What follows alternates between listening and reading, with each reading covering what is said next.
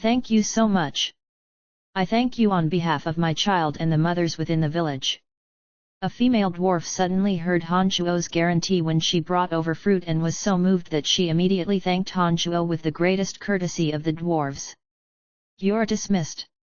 Calvin admonished, and then also said with gratitude, Han, we only create fine wines and forge weapons.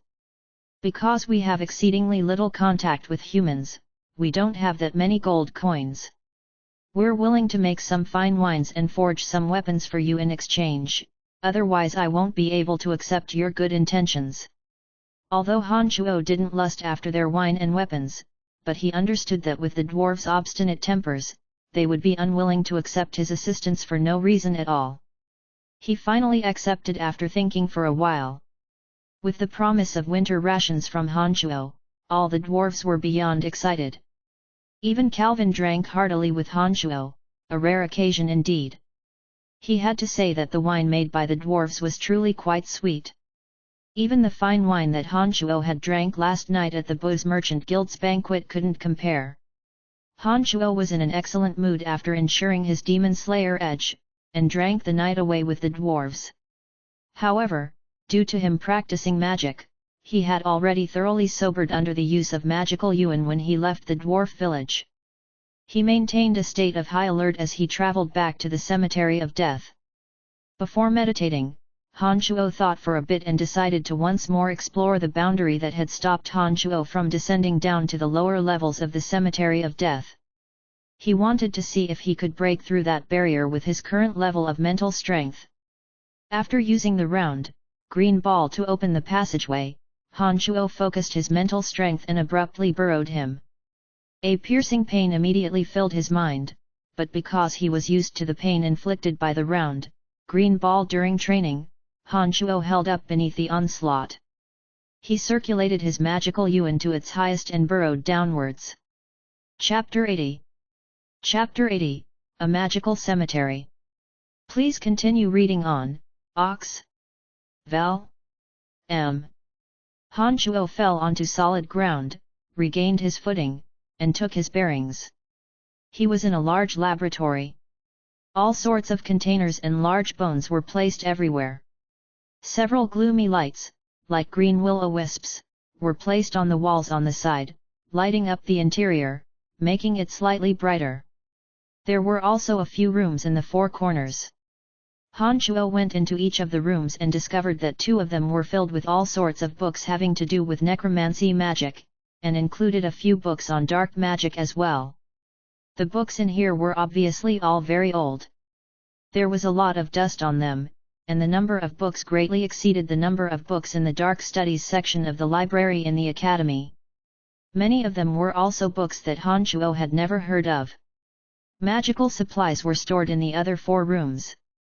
Each of the containers were sealed tightly and were filled with colorful liquid, with some holding strange bones and teeth of vicious beasts that sparkled with light. Just as Han Shuo was taking measure of his surroundings, the round, green ball in his hand suddenly sent out an eye-dazzling flash of green splendor. The light encompassed the entire laboratory as a black shadow like a ghost suddenly materialized in one of the circular magical symbols within the laboratory. My child, when you arrive here and see this mirror image, I will have already returned to dust. If you seek to understand everything about the cemetery of death, then you must pay attention and listen to all that I have to say. The black shadow was a concentrated mass, whether it was his eyes or the light from the round, green ball, Han Shuo was unable to see its original form. An unpracticed voice slowly formed each word with a bit of difficulty. Han Shuo was shocked and then immediately realized that this was a way that mages left messages mirror images. According to the meaning of the words, Han Shuo hastily focused his concentration and listened to every sentence he was saying. First, you must know that the cemetery of death was the sacred ground of necromancers during my time. It represents the peak of necromancy magic. The cemetery of death can move. When you finally grasp all that is present here, you will find that you own a frightening city. The wispy voice explained ceaselessly. Han Shuo concentrated and listened to the voice's slow descriptions. When the voice said, "You will still be able to see me on the next level," the black shadow suddenly disappeared as well. Apart from the magic matrix above grounds in the Cemetery of Death, there were 2 more levels apart from the laboratory and library on this level. In order to fully grasp all the secrets of the Cemetery of Death, he must travel to the 2 lower levels as well. Han Shuo had gained this understanding from the black shadow that the Cemetery of Death was actually a castle that could move, and it was an incredibly powerful castle. This greatly shocked Han Shuo.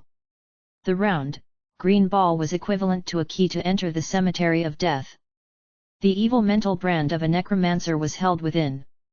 If an ordinary person obtained this round ball, they would be unable to escape the corruption of the ball and would finally turn into a senseless zombie, apart from necromancers with the feel of necromancy magic about them.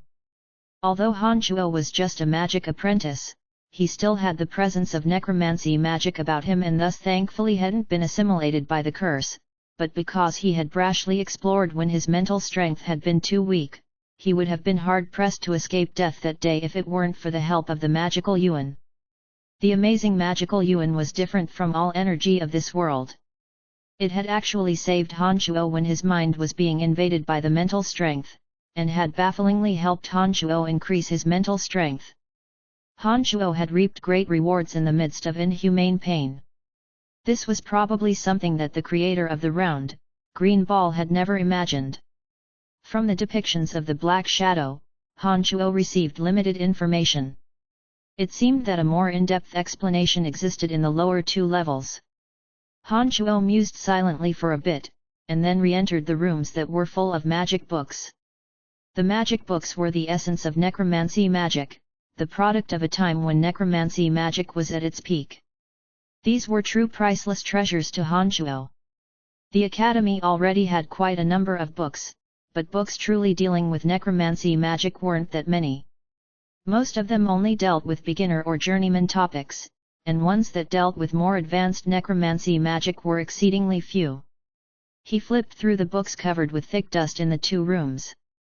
Han Shuo had to sigh in admiration. The magical books here were much more superior compared to the ones at the academy, whether in terms of quality or quantity.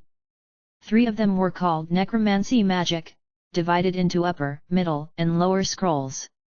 They were placed in the most eye-catching place and had obviously received special treatment. They were placed in a magical container and still looked quite new. They probably wouldn't be damaged even in tens of thousands of years. The upper scroll of necromancy magic was already quite thick. Han Shuo discovered that it recorded, in detail, everything from the beginning of necromancy magic to the true essence of necromancy magic. The knowledge held within was quite different from what was taught by the academy. Much of the necromancy knowledge and magics recorded were those that Han Shuo had never heard of. There were handwritten notes on every page starting from the middle scroll, providing detailed footnotes to the content on the page, but it looked like the 3 scrolls were of one entity. When Han Shuo read the middle and lower scroll, he still couldn't understand some of the knowledge within even with the aid of the notes. Han Shuo could just barely understand the first half of the upper scroll, but unfortunately, without the presence of handwritten notes, Han Shuo still felt it very difficult to understand. Perhaps the person who had prepared this set of magical books had felt that people wouldn't need notes to understand the upper scroll, and that's why he didn't leave any explanations. After thinking for a while, Han Shuo decided to start with the first scroll. He planned on using this complete set of necromancy magic as his textbooks and slowly study and train from them. After forming his determination, Han Shuo took the round ball and departed from this level, returning to the surface level. He wasn't affected by the boundary and began to study this scroll, foregoing meals and forgetting to sleep. Han Shuo was preoccupied with this scroll of necromancy magic for many days in a row, understanding all the words inside by studying every word. From this set of necromancy magic, Han Shuo understood that the knowledge and spells currently taught at the academy were much more shallow than the explanations in the books. There were many evil magics that Han Shuo would be unable to learn from Fanny. Corpse reanimation was a basic kind of necromancy magic. It used necromancy magic to turn those who had died into zombies, and would start fighting according to the caster's will. If mental strength was sufficient enough, a terrifying zombie army could be reanimated. Canopy of Necromancy was another evil magic. As long as Canopy of Necromancy was released, the battle strength and agility of dark creatures would be greatly increased beneath the coverage of the canopy, and the enemy would have difficulty adjusting to this area spell, decreasing their battle strength. Numerous spells similar to Corpse Reanimation and Canopy of Necromancy were listed within the scroll. It was said that these magics had been lost for a long time and none of the necromancers today could grasp them, but there were detailed descriptions within this scroll of necromancy magic. Han Shuo understood that he had picked up a precious treasure. If this scroll of necromancy magic was circulated, then it could possibly immediately change the current condition of necromancers, noticeably increasing the level of the necromancer's strength. The terror of necromancers would then once again materialize. He studied for nearly 10 days, either meditating or studying the scroll of necromancy magic. Corpse Reanimation was a basic spell, but unfortunately Han Shuo had no corpses to practice on. Canopy of Necromancy was an advanced spell. Han Shuo was equally unable to practice it because he lacked the mental strength to do so. But through his practice during this time, Han Shuo mastered the bone spear magic. Even the zombie summoning spell was almost at hand, but he met with some resistance when communicating with the other dimension. After calculating the time, it was about time that the Demon Slayer Edge was complete. Han Shuo thought for a bit and left the Cemetery of Death with the small skeleton, carefully evading a few level 3 and above magical creatures. He hunted a few low-level monsters and took them with him, once again walking to the dwarves' village. Midway there, just when Han Shuo was about to enter the dwarves' village, he heard the sound of weapons clashing. Han Shuo was greatly shocked and picked up his speed, threading through the trees and bushes with the little skeleton and rushing towards the source of the sounds. A couple dozen man-eating monsters and almost 100 goblins were wielding weapons and besieging the dwarves. The dwarves held brand new weapons in their hands, and were so much sharper compared to the ones that the man-eating monsters and goblins were using. The goblins in particular were using a few crude blades and wooden sticks, breaking into many pieces whenever they clashed with the dwarves. It was the superiority of their weapons that had enabled the vastly outnumbered dwarves to defend until now.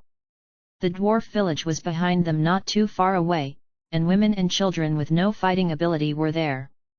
For the safety of the village, they couldn't even retreat into the village in case they exposed the village and endangered the women and children. Han Shuo took in this scene and immediately became enraged. His crossbow had already appeared in his hand as he ran, and several crossbow bolts broke through the air with a whistling sound, shooting down a man-eating monster and 2 goblins. The little skeleton seemed to sense Han Shuo's anger from the depths of his heart and flew towards the front. The 7 bone spurs on its back shot in all directions, and lines of blood appeared on the bodies of these man-eating monsters and goblins after ear-piercing sounds rang out. "Oh, it's Han. He's here." Bennett, who was hoisting up an iron club and surrounded by 5 or 6 goblins, when he suddenly saw Han Shuo's figure and exclaimed in surprise. Like a wolf entering a herd of sheep, the arrival of Han Shuo and the little skeleton immediately heralded a slaughter. The little skeleton was particularly fierce. Its 7 bone spurs danced amongst the crowd of man-eating monsters and goblins, causing injuries and fatalities to them. After Han Shuo had arrived, he first summoned a few skeletal warriors, and they all wielded bone daggers as they dashed towards these villains.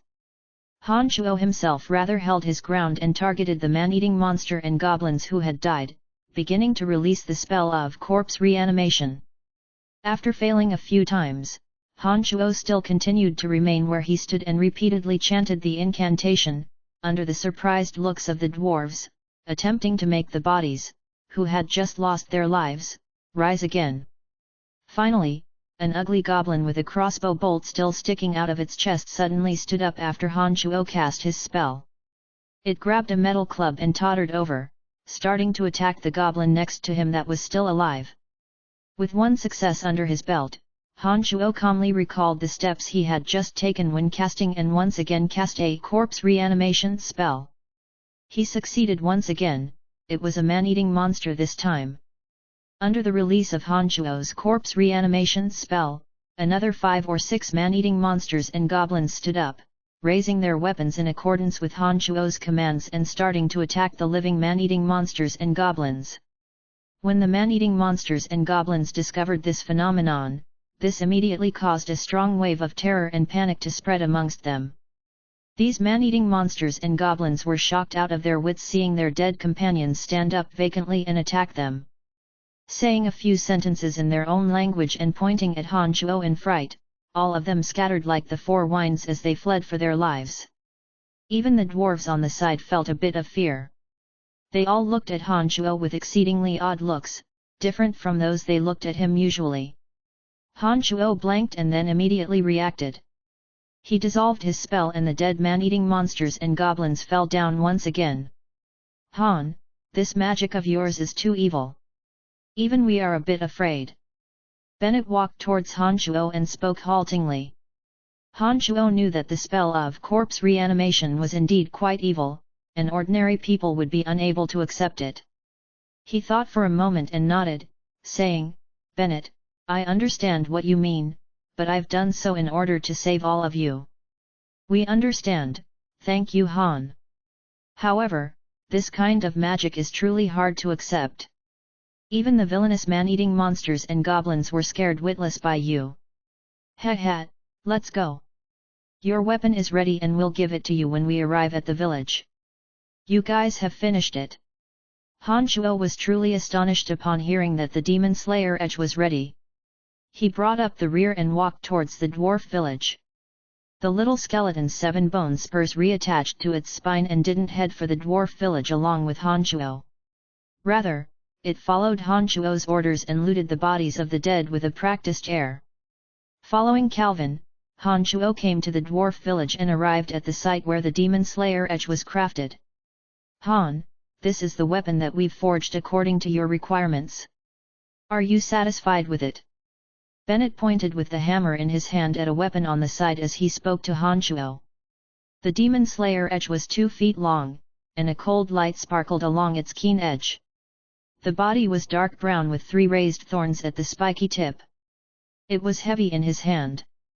Han Shuo held the Demon Slayer edge and carefully observed it, suddenly stabbing the whetstone beneath it. The Demon Slayer edge sank into the whetstone. Nodding, Han Shuo looked at the somewhat uneasy Calvin in satisfaction. He smiled, "Elder, thank you for your crafting. I really like this weapon." "Ha, as long as you like it. This weapon has black iron and black gold mixed in as well as more than 10 rare metals. I'm also very satisfied with this weapon." Calvin breathed a sigh of relief and looked at the Demon Slayer edge as he spoke. "Be on the alert, man-eating monster and goblins may appear again during this period of time.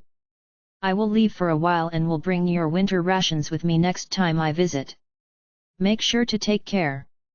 After reminding these dwarves, Han Shuo eagerly returned to the cemetery of death, circulating the magic within his body. He used the essence of his blood as a circuit to the Demon Slayer edge, refining the weapon for the next 3 days and 3 nights according to the memories left behind by Chu Kinglan. Han Shuo's blood was intermixed with magical yuan as it slowly flowed into the Demon Slayer edge.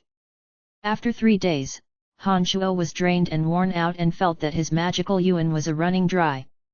The originally dark brown Demon Slayer edge had turned dark red. After Han Shuo's magical yuan recovered over the next couple of days, he started practicing the law of activating magic with the Demon Slayer edge, attempting to manipulate the weapon with his mind. During this process, the meridians of Han Shuo's body would occasionally swell painfully. Han Shuo still gritted his teeth against the enormous impact of the waterfall on this day, continuously using magical yuan to refine the meridians in his body. He suddenly sank into a mental state. Under unbeknownst circumstances, Han Shuo slowly woke up. He discovered that at some unknown time, he had already fallen into the deep pool. When he emerged from the frigid waters of the deep pool, he suddenly discovered that the Demon Slayer edge had disappeared. Startled, he wanted to quickly find the Demon Slayer edge again. At this moment, a dark red light suddenly shot out from the waters and flew towards Han Shuo. Han Shuo had thought danger had found him and was planning on evading it when he realized that a bizarre feeling had risen in his heart. It was as if the dark red light shooting towards him had some sort of connection to him. He first blanked, and then a thought flashed through his mind. Suddenly enlightened, Han Shuo's thoughts moved. The dark red light shooting towards him suddenly started dancing in mid-air.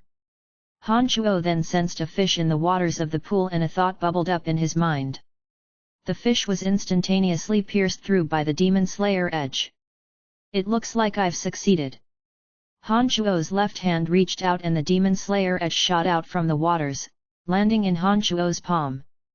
Circulating his magical yuan, the speed of the mystical glacial spell fire was many times faster than usual. Han Shuo was shocked again, and then suddenly discovered that traces of frosty air was leaking out from the Demon Slayer edge, held in his left hand with the mystical glacial air being infused into it. Because the Demon Slayer edge was pointed at the deep pool, a layer of ice had already formed on the surface of the pool as the waters gave off frigid air. He knew that these were the signs of having broken through the open passages and reaching the molded spirit realm. Han Shuo was gratified to know that after a few life and death struggles and several sleepless nights of magic training, he had finally once again achieved a breakthrough. Han Shuo's magic had once again improved now, and a most excellent Demon Slayer edge was now in his hands. Han Shuo felt that it was time to leave the cemetery of death and thoroughly eliminate the threat known as Grover. Walking out from the tombs in the mountains behind the academy, Han Shuo didn't immediately find Phoebe. Han Shuo harbored feelings of affection towards Fanny. He had planned on asking her a few questions on magical knowledge after their last meeting, but it was a pity that he had received the black gold ore from Phoebe and had eagerly returned to the cemetery of death. The upper scroll of necromancy magic contained much knowledge that Han Shuo did not fully understand. This scroll didn't have many notes. As an adept mage, Fanny was bound to have a more in-depth understanding. Therefore, Han Shuo had long since noted the topics he didn't understand and wanted to find a chance to ask Fanny again. The Babylon Academy of Magic and Force had an exalted position within the empire. Although Grover hated Han Shuo's guts, he wouldn't dare brazenly make a move against Han Shuo on school grounds. The teachers of various majors were all quite strong. Apart from the necromancy major, the other majors had even more stronger characters acting as overseers. Even if the killers of Shadow Ghost came looking for him, it was impossible for them to leave alive once they had been discovered. It was now dusk and the students were now relaxing or eating meals after a day of learning. Han Shuo didn't directly go look for Fanny at her lab, afraid that this would attract the attention of others. He waited a while until the sky had completely darkened, before walking to the small building that Fanny lived in without anyone knowing. Han Shuo had stayed in the necromancy major for so long and had long since learned of where Fanny lived because of his feelings for her. He skillfully deciphered the appropriate direction under the cover of the night, walking to the teacher dormitory building in which Fanny resided. Chapter 81. Chapter 81, Caught in the Act in Bed. Please continue reading on, Ox. Val. M. Fanny's quarters bordered those of some other female dark major teachers. However, there was still a bit of a distance between them. His sensitive perceptions could clearly hear voices in low conversation from within the teacher's dormitory building. It looked like they had yet to go to sleep at this time. All of the teachers at the Babylon Academy were extraordinarily strong. When Han Shuo neared, he purposefully concealed his presence and even slowed down the rate of his heartbeat. Just as Han Shuo arrived in front of Fanny's door and was about to reach out and knock, the door suddenly opened. Fanny was wearing silk pajamas and an expanse of snow-white skin showed at her chest. She was wearing the ruby necklace that Han Shuo had given her, further displaying her beauty. "Brian, what are you doing here so surreptitiously?" Fanny was a bit unhappy as she looked at Han Shuo. Looking around, Han Shuo asked askance, how did you know I was here?" "I felt that someone was following recently times and so became wary. I've cast life reconnaissance in front of the door so I discovered you as soon as you came over." Fanny rolled her eyes at Han Shuo and said in an ill temper upon seeing him cast shifty looks around the area. Master Fanny, can I come inside? After all, it wasn't too convenient to stand and talk at the door. Add to this that several teachers had yet to go to sleep, it would be a bad thing if they were seen. Who knew that when Han Shuo spoke these words, Fanny's charming cheeks would flush faintly red. Fanny hesitated, then also stuck out her head to look around, finally dragging Han Shuo in with a red face and hastily closing the door. Han Shuo discovered the room was filled with the presence of femininity when he entered Fanny's room. Pink bed curtains, neat and clean tables and carpet, as well as some elegant decorations that demonstrated the female identity of this room's owner. A thought suddenly striking him, Han Shuo remembered that in his original world, ordinary young girls wouldn't easily let strangers into their rooms. The room of each girl was the window to her soul. One would be unable to enter without her acceptance. When his thoughts traveled here, ripples grew in Han Shuo's heart as he looked at Fanny with a hot gaze. What are you looking at? Where have you been again the past couple days? There will be a test in half a month and you must participate, otherwise the school authorities have the power to expel you. Fanny glared at Han Shuo viciously upon seeing his hot and bothered glance, then seemed to think of something and turned her back to Han Shuo, taking off the ruby necklace from her snow-white neck. I know. I've come to find you this time in order to ask you a few questions regarding magical knowledge. Why did you take the necklace off? I feel that you are very beautiful and moving when you wear this necklace. None of your business. It's already night now, I've taken the necklace off in order to prepare to rest. If you want to ask about magical knowledge, then come find me in the lab tomorrow during the day. It's already night, so it won't be too good if someone discovers that you're here. Fanny looked at Han Shuo, out of sorts. Footsteps sounded outside the door at this moment, and they had already arrived in front of Fanny's door within the blink of an eye. The door was knocked on twice as a female voice sounded, Master Fanny, you're not asleep yet, can I come in? It was truly that whatever one was worried about would happen. Fanny and Han Shuo looked at each other, their faces both stilling at once. Fanny then glared viciously at Han Shuo and then reached out with her hand to make a shushing motion. She opened her mouth to say, Master Camilla, just a moment, I'll open the door for you shortly. After Fanny spoke, she suddenly started walking around in the room, her eyes patrolling over everywhere. It looked like she was trying to find a hiding spot for Han Shuo. Fanny's room wasn't too big, there didn't seem to be a place able to hide Han Shuo's entire body.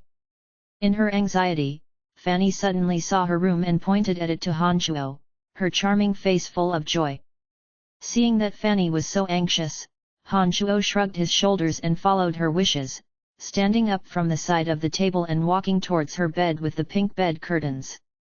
He hopped onto Fanny's bed with a whoosh, an expression of great enjoyment showing on his face. Having walked to the door, Fanny was about to open the door when she was extremely surprised after turning her head. Her mouth opened with no sound, her right hand pointed frantically at the bottom of the bed. It looked like she'd meant for Han Shuo to hide beneath the bed, but Han Shuo had gotten the wrong impression and actually already gotten on the bed that she'd never allowed strange males to touch before. Master Fanny, hurry and open the door. Camilla stood in front of the door and could already see from the light that Fanny was at the door. She opened her mouth and hurried Fanny. Lying sideways on the bed, a wonderful fragrance wafted around him. Han Shuo ignored the anxious Fanny giving hints by the door and smiled as he undid the bed curtains, taking Fanny's nicely scented blankets and covering his body. Fanny gritted her teeth angrily with regards to Han Shuo's actions, but Camilla's continued hurrying in front of the door left Fanny no other choice but to open the room door and pretend to be calm. She smiled and responded, Master Camilla, how come you've come to find me so late at night? Camilla was an adept mage of the Dark Major and was already middle-aged. Her looks could only be described as ordinary. When she walked into Fanny's room, she automatically sat down next to the table and said, Your necromancy major actually won out over the light major through the trials of the Dark Forest last time. This has given us a lot of face. Our major will be heading out for our trials shortly. I'm here to ask you for tips and tricks. What tips and tricks? Our major only managed to hunt down those magical creatures last time simply because we were lucky. Master Camilla, you've been in the dark major for many years and have taken the students out on many outings. You should be very experienced. I think you're asking the wrong person by coming to me. Fanny felt uncomfortable with Camilla in the room, deathly afraid that she would discover Han Shuo's presence. The more she worried, the more her gaze flitted to the edge of her bed. She continued to keep an eye on the movements on her bed, afraid that Han Shuo would emit some sounds and arouse Camilla's attentions. Master Fanny's bed curtains are very pretty, where did you buy them? Camilla suddenly stood up and unexpectedly walked towards Fanny's bed, her eyes staring at Fanny's bed curtains, and an expression of extreme interest appeared on her face. Her heart shuddered as Fanny quickly closed the distance, arriving before Camilla and sat down to block the former's line of sight. Her spine ramrod straight, she hastily said, "From the Meyer decorations shop. If Master Camilla likes them, then you can go buy them as well. 1 gold coin should be enough." Fanny's bed was not that big to begin with. Han Shuo was already flush against the wall as he lay on his side. In her hasty anxiousness, Fanny abruptly sat down on the bed and actually placed her butt on the back of Han Shuo's left hand. When Fanny came to the end of her explanations to Camilla, her light already explained that she also felt things were inappropriate. "So you bought it from the Meyer decorations shop, no wonder it's so pretty. Too bad I'm old and not as pretty as Master Fanny. If I bought these curtains, I'll be sure to be ridiculed behind my back." Master Fanny's well-rounded bottom was sitting on the back of Han Shuo's hand. Han Shuo was feeling the wondrous sensation as his heart was like a caparrowing monkey and his mind like a galloping horse. Just as he was enjoying the sensation, he suddenly felt that the wondrous sensation on the back of his hand was no longer there. Disappointment rose from Han Shuo's heart as he carefully snuck a peek. He discovered that Fanny's body still remained in the same position, but had used the muscles of her waist to slightly lift her wonderful behind. The place where Fanny was sitting just happened to block Camilla's line of sight. If Fanny shifted her body, it was very likely that Han Shuo would be discovered. Fanny clearly felt that she had sat in a place she shouldn't have sat in, yet couldn't move her body and could only lift her buttocks to avoid Han Shuo taking advantage of her. Watching from the back, Han Shuo could see a red flush creep up Fanny's neck, slender shoulders, and delectable back. Because she had tightened her body, Fanny's curves were fully on display and her well-rounded behind fell completely into Han Shuo's view. Han Shuo had no idea what Fanny and Camilla talked about afterwards. His lustful gaze roved greedily over Fanny's body. As a mage, it was very difficult for Fanny to maintain her position that was akin to a horse's stances. Her body started trembling after a while. Perhaps it was because she could no longer hold up, or felt that Han Shuo should have moved his hand from the area. Fanny's body relaxed and her 2 butt cheeks dropped down as she once again sat down. Another light emitted from Fanny's mouth. Han Shuo had flipped his hand from the back to his palm facing up. His fingers curled vaguely from the pressure of Fanny's buttocks, curling into the space between them, immediately causing Fanny to cry out slightly as she couldn't bear up beneath it. "Master Fanny, are you all right? Your face is so red and your body is trembling so. Are you sick? Let me take a look for you." "No, nothing much. If you don't have any other matters, Master Camilla, why don't you leave? I'm tired and want to rest early." Fanny trembled as she tried to lift her butt as she spoke, wanting to stand up from the edge of the bed. Han Shuo had been enjoying the well-rounded, slippery sensation of Fanny's butt.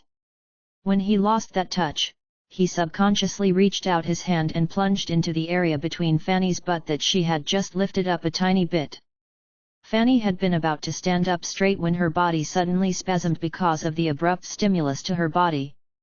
Her body once more sat down uncontrollably, swallowing Han Shuo's rampaging left hand. What's wrong, Master Fanny? Something's dreadfully wrong with your body," Camilla said frantically and then lifted the bed curtains, wanting to relieve the dazed Fanny from their embrace. She suddenly saw Han Shuo's burning hot gaze and a startled shriek emitted from Camilla's mouth. This scream startled the dazed Fanny awake. She recollected her senses and hastily stood up, not paying any attention to Han Shuo. She frantically explained in a panic, "Master Camilla, he's my student and has come to ask me some questions. I was afraid you'd misunderstand. That's why I told him to hide." "Master Fanny, you don't have to explain. This is your private matter." "Ha ha, no wonder you've rejected the advanced of many young men and ignored even Jean. So this is why. Your relationship is to the stage of sleeping together, this is truly surprising." "Master Fanny, I apologize, I've disturbed you. I'll leave now." Camilla exclaimed in shock and apologized in a bizarre voice, walking directly outside.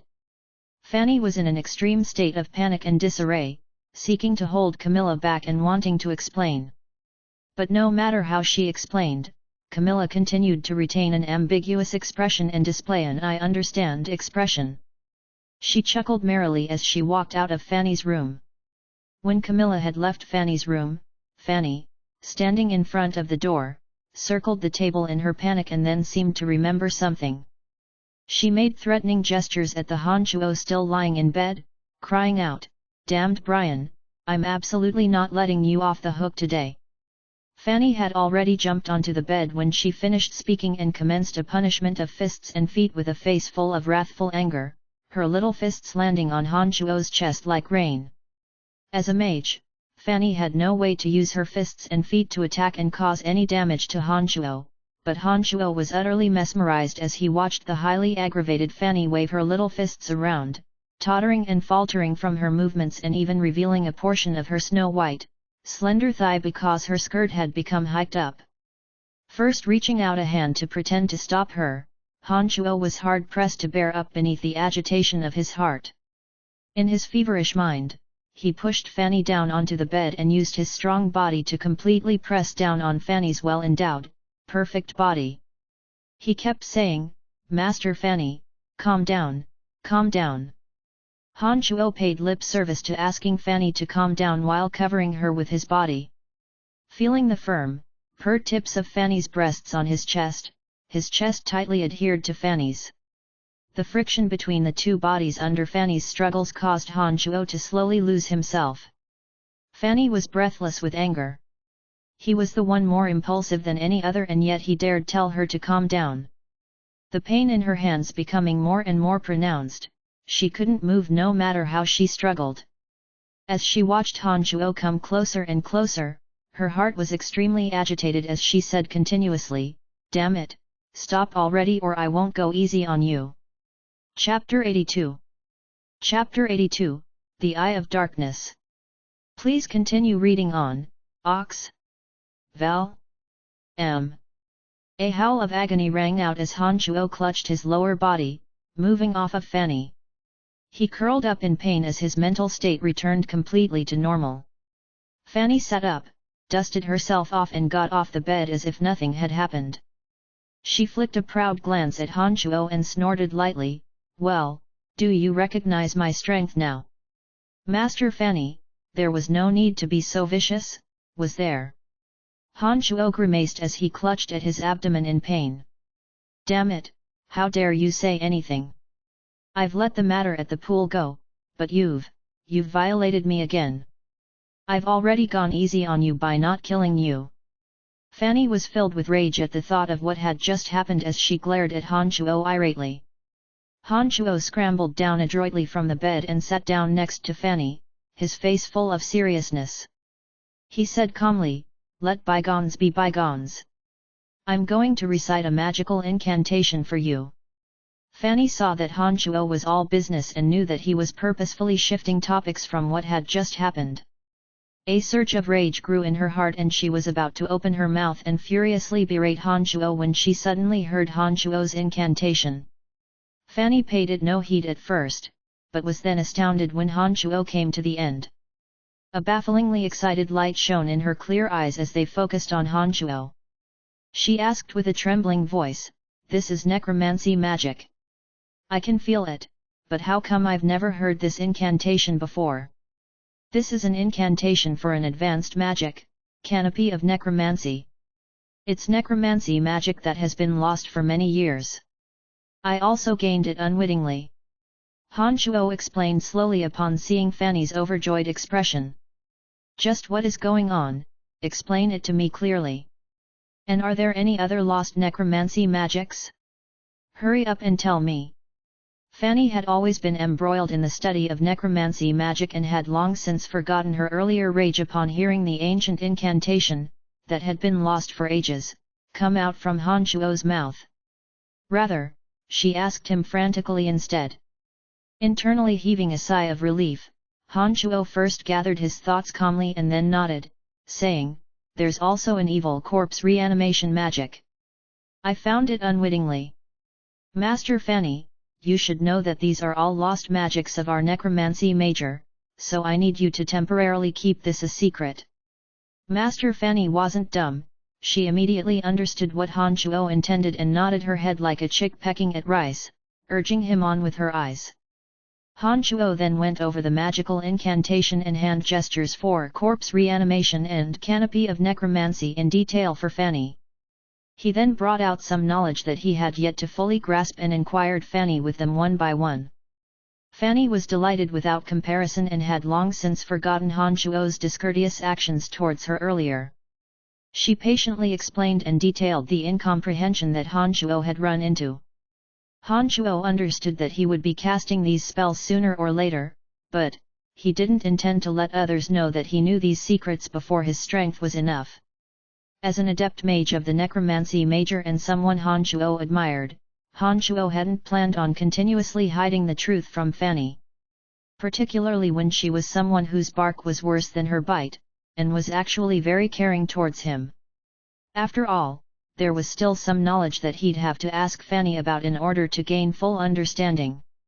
Han Shuo stayed in Fanny's room and talked until the middle of the night unbeknownst to both of them.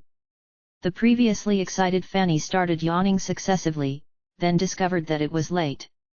Fanny covered her mouth as she yawned and said lazily to Han Shuo, "It's late, I'm going to rest. I've explained these questions to you, so you should return to the dorms and rest too."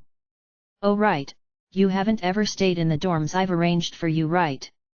Nodding, Han Shuo got up and walked to the door.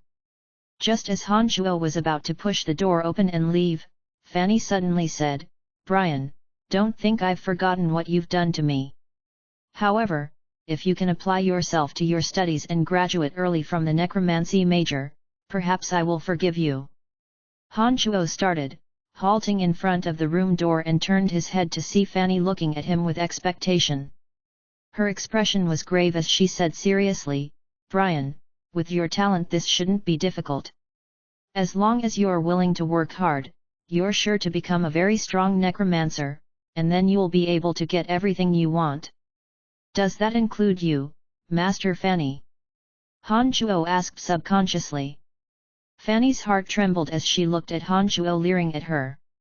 Her cheeks suddenly reddened and she became irate, admonishing, "Get out! Scram, you sex-crazed bad boy!" His heart full of joy, Han Shuo felt that Fanny seemed to be a bit interested in him. From their recent conversations, he could tell that Fanny had certain expectations for him. He thought carefully and suddenly understood. He realized that if he wished to gain Fanny's heart, his current strength and status were truly a bit unrealistic. "Don't worry, I'll work hard.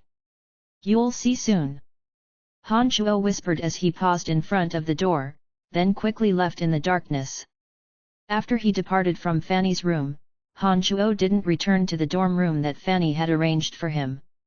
There were people guarding the doors and some of the rooms were connected to each other.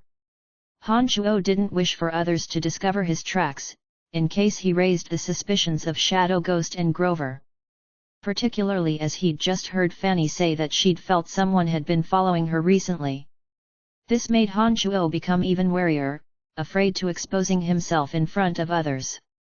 Turning over these thoughts in his head, he felt that perhaps he should buy a house outside of the school grounds, otherwise he wouldn't even have a place to stay in the future when he returned to the Empire.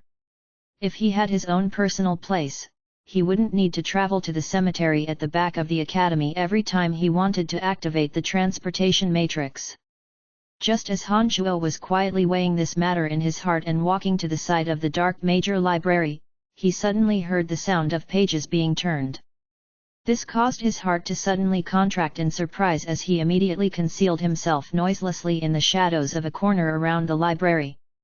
Moving his neck slightly, 3 original demons flew out soundlessly, sneaking into the library under the cover of deep night.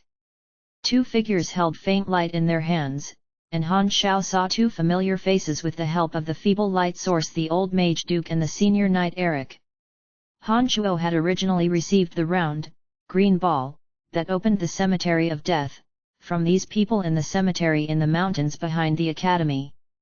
The confident Eric had thought that Han Shuo would be dead without a doubt after his fighting aura imbued slash. Thus, he hadn't checked Han Shuo's body. After a few months, Han Shuo hadn't thought that he'd see these 2 again in the dark major library.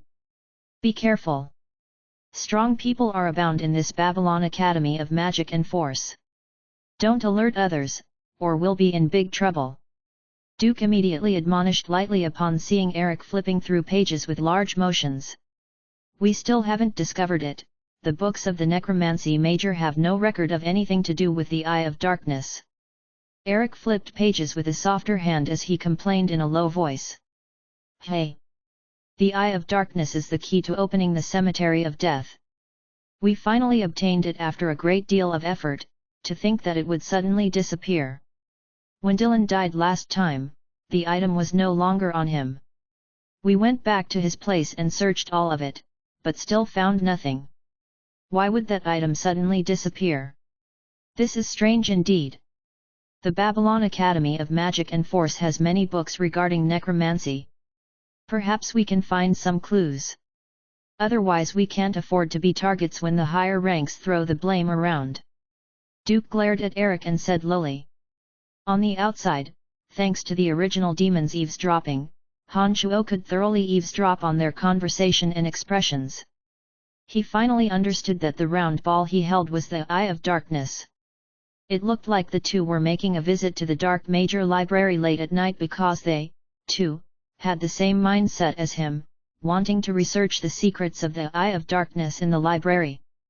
After a short while, the 2 had gained nothing and left the library dejectedly.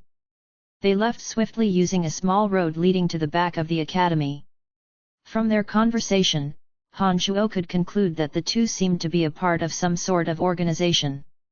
He had now obtained the Eye of Darkness and wanted to know more of their secrets, and see if they would be a threat to him. He made use of the 3 original demons to trail them from a distance, slowly moving to the mountains in the back along with them. The 2 didn't pass through the cemetery in the mountains, only changing their direction after they'd left the academy grounds. They left quickly, using the streets of the northern district, finally walking into an isolated yard in the northern district. The 3 original demons had followed them here and were about to sneak into the yard for a good peek, according to Han Shuo's instructions, when he suddenly felt the original demons crash into something. Who? Immediately sounded out from the yard. Han Shuo was startled and immediately understood that some sort of boundary must have been set up around the yard. Otherwise the original demons, being without shape or form, would have never been discovered.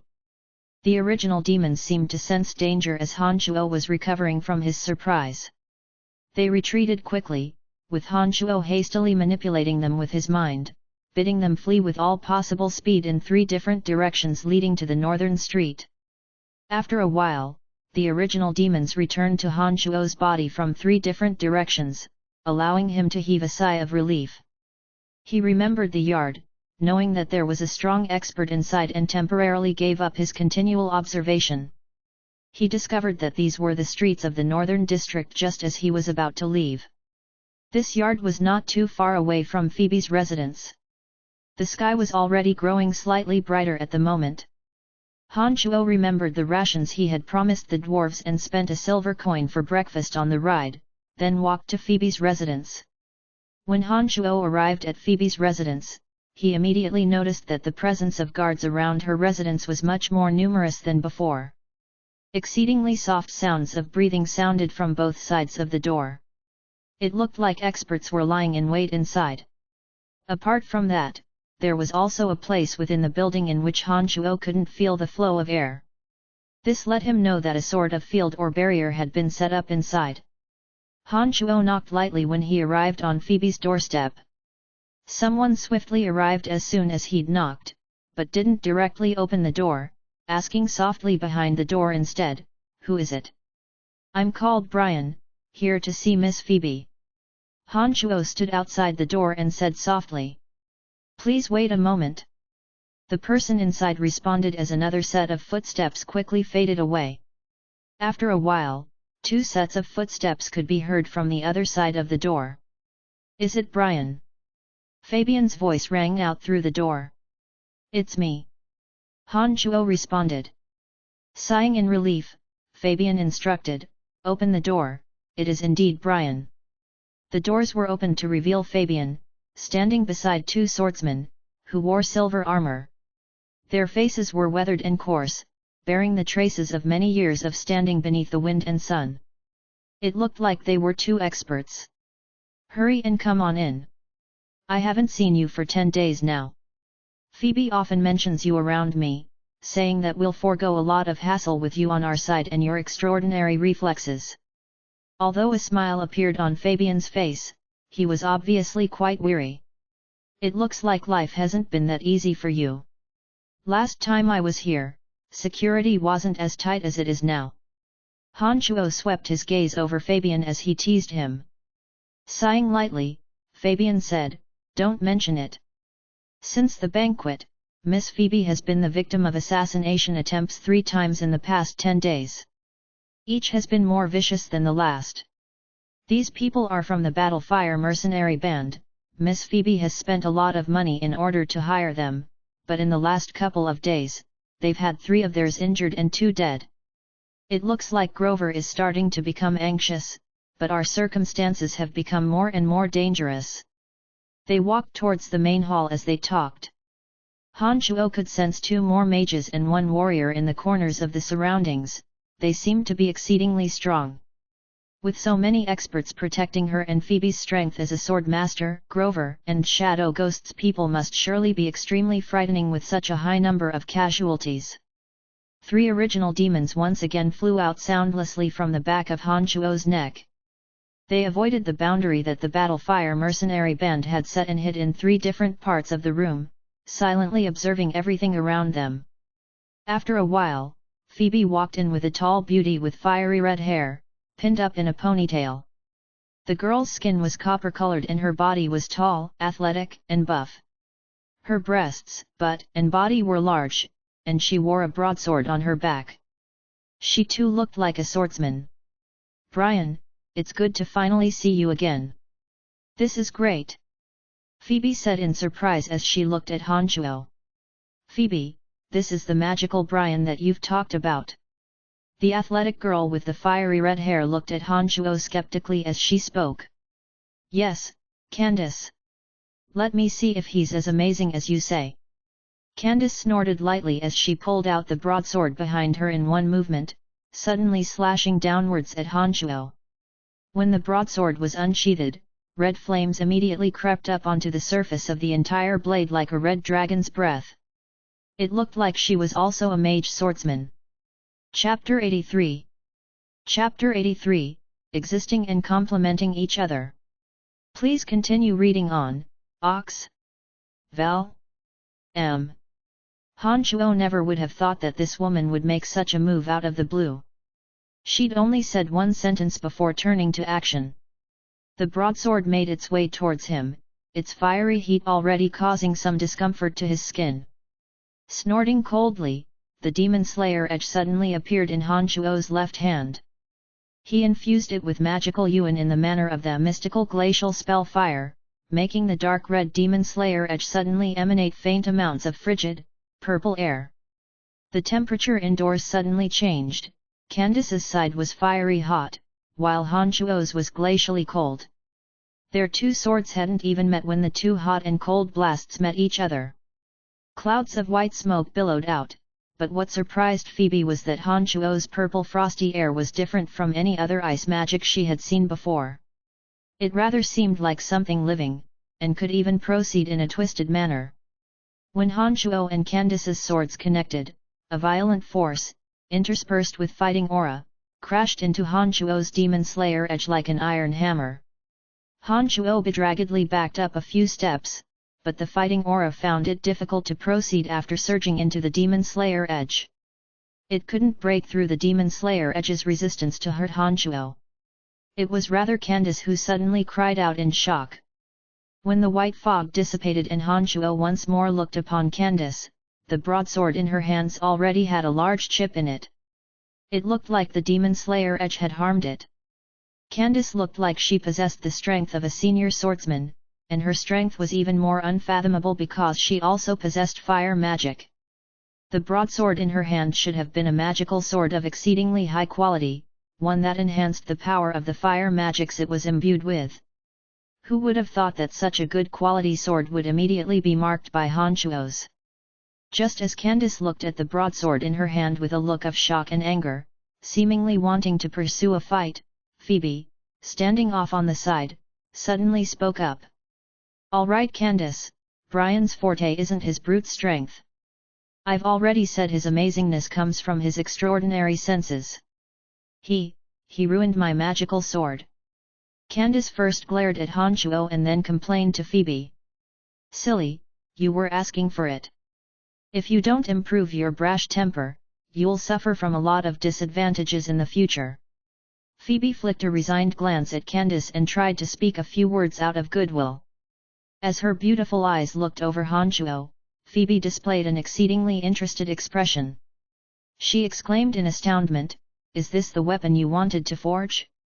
Can I have a look at it?" "There's nothing to see, it's just a bit sharper than ordinary weapons." Han Chuo put the demon slayer edge away without a change in expression, only smiling at Phoebe once he'd put it away. "Hey! Grinch!"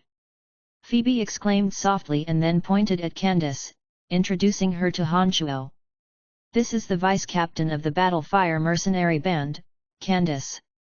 She's a friend that I've known for a while. Although her temper is a bit brash, she's a nice person. Don't mind her." Nodding, Han Chuo flicked a glance at Candace, smiling, "I won't mind, but I hope she doesn't hold a grudge, heh heh. It's just a magical sword, and it's not completely broken. I'm not that miserly. Phoebe, you chat about your private matters, I'll go guard the door outside. I hope that damned Grover will come to his senses." Candace glared at Han Chuo with disdain, and then walked outside with a look of heartache on her face as she looked at the broadsword in her hand. As he watched Candace walk out of the room, Han Chuo felt that although this girl was a bit hot-tempered, she wasn't the petty, grudge-holding sort. Otherwise she wouldn't have left so easily. "I've come to purchase some rations from you, and would like to ask you to find a secluded residence for me. It doesn't have to be big, as long as it's guaranteed that no one will find me easily." Han Chuo didn't conceal anything as he looked at Phoebe, directly speaking frankly. "No problem, how much food do you need?" Phoebe was quite decisive and didn't hesitate at all. She agreed first, and then asked how much food was needed after. "Roughly enough for 100 people to weather the winter," Han Chuo responded. Phoebe looked at Han Chuo oddly as soon as he'd spoken. When he started to feel completely uneasy from her gaze, Phoebe asked, perplexed, "What are you going to do with enough winter rations for 100 people? Are you planning on leaving the Empire?" Shaking his head wryly, Han Chuo knew that she would be suspicious. He said, "Don't think too much, I'm helping friends resolve a difficult matter. I won't leave the Empire in the short term without getting rid of Grover first. There's no problem regarding the food, but you'll have to give me a few days to prepare it. As for a secluded residence, I advise you to not live alone outside for the time being because Grover and the members of Shadow Ghost have continuously viewed you as a thorn in their side. If I look for a residence for you through my means, that may enable Grover to pick up a few clues. If you don't mind, you can stay here at my place for now." This way we can help each other as well. When the threat of Grover is neutralized, I can leave this house to you and will return to the guild again. What do you think? Phoebe thought for a moment and looked directly at Hanchuo. Hanchuo thought carefully about Phoebe's suggestion and felt that what she said did make some sense. However, he was less enthused about accepting the house. After all, even if the threat of Grover was eradicated, there was still a threat if an enormous killer organization like Shadow Ghost knew of his hiding place. I know what you're worried about, so don't worry. As long as Grover is eliminated, I have ways to ensure that Shadow Ghost will never make trouble for us again. I've formally taken control of the guild lately and am collecting evidence on Grover's crime. Grandpa Andrew is also fully supporting me. Grandpa Andrew has even found the tracks of Old Thing Grover's mistress. He's already sent men to take the items back. I think Grover is even more frightened than us right now. Phoebe spoke words of comfort upon seeing Hanchuo's brow knit into a frown. Nodding, Hanchuo said, then all right, I'll stay here for the time being. I'll leave after the threat of Grover has been removed. That's great. With you here, those damned assassins won't be able to ambush us. Phoebe was overjoyed to see Hanchuo agree. Phoebe then let Fabian arrange a room for Hanchuo. Hanchuo's room was also very spacious, with all of the daily amenities present. It was separated from Phoebe's room by only one wall. Hanchuo sat cross-legged on the bed at night and started circulating his magical yuan, practicing magic as usual. Hanchuo's magical realm had now reached the molded spirit level. This level was a process that unlocked the potential of the brain. As long as he made it past this level, Hanchuo's memory, comprehension abilities, and observation skills would all increase enormously. His mind would be much smarter than an ordinary person's. Except, because this level was a type of awakening the mind's potential, it was particularly risky. One misstep could result in the mind sinking into a state of befuddlement, moving completely according to instinct. If it was serious, then the practitioner might lose their memories or have a split personality even after recovering from that state. Sitting on the edge of the bed, Hanchuo's head was enveloped by a cloud of black light. It was like a cloud of black lightning had encircled Hanchuo's head and was continuously releasing incredible amounts of lightning. This status was maintained for who knew how long. Hanchuo breathed out lightly and stopped training with a sense of trepidation. After learning the horrors of the molded spirit realm, Hanchuo himself proceeded with all due caution. He always chose the most quiet conditions to train, and didn't dare let any outside matters disturb him. After he stopped training, Hanchuo saw that he was still in a good mental state and began to cautiously meditate again, wanting to increase his mental strength through meditation. Suddenly, his mind trembled with a crash and his mental strength started gathering at a speed many times faster than normal according to Hanchuo's thoughts. Death energy was present everywhere beneath the heavens and earth. Hanchuo could feel very clearly this time that through the use of mental strength, he could even slowly, bit by bit gather death energy. He could sense that the manner of gathering death energy was something that was completely unattainable in the normal course of casting magic. This time's meditation brought Hanchuo into a marvelous world. Hanchuo could clearly feel that his mental strength was increasing much faster than before. Although the benefits weren't as large compared to when he used the Eye of Darkness, the mental strength gained from this type of meditation was quite pure and clean and wasn't accompanied by pain. When Hanchuo awoke from his meditations, he suddenly remembered that the first two levels of demonic magic emphasized training the meridians and bones of the body, but the level of molded spirit was completely made for training the potential of the mind. The meditation of mages were completely used to gather mental strength in the mind. They would never use it to train other parts of their body. Judging from this, if Hanchuo's brain potential received a high degree of improvement, then the speed in which his mind gathered mental strength would naturally greatly increase. This would then lead to unquantifiable benefits for when Hanchuo practiced his magic in the future. Indeed, it looks like the same evil methods of training from two different worlds can complement each other. It looks like even without the Eye of Darkness, the amount of mental strength I receive from meditating is much more than that of ordinary mages." Han Shuo was gladdened and murmured to himself, "Phoebe, do you like this brat?" At this moment, light sounds of conversation floated in from next door. This house's soundproofing was good to begin with. If it were any other person, they absolutely would have been unable to clearly hear the conversations from the other rooms through the wall, but Han Shuo wasn't an ordinary person. The perverseness of the sensitivity of his ears allowed him to clearly hear the murmured conversations of the two girls in the dead of the night. "Candace, what nonsense are you talking? Brian's helped me a few times, we're just friends who fight side by side." Phoebe had lowered her voice to the utmost and argued, "I don't think so. If it's just friends who fight side by side, then how come you keep defending him and give him such high praise? I just think you treat him a bit differently, that's all. Has something happened between you two? From my high experienced instinct as a mercenary, you absolutely treat him differently from others." Candace's voice was suffused with thick mistrust and seemed to speak quite professionally. "Really, there's nothing. We've been friends for so many years, would I lie to you?" "Oh, right, what do you think of Brian?" "What do you mean?" "One word: strange.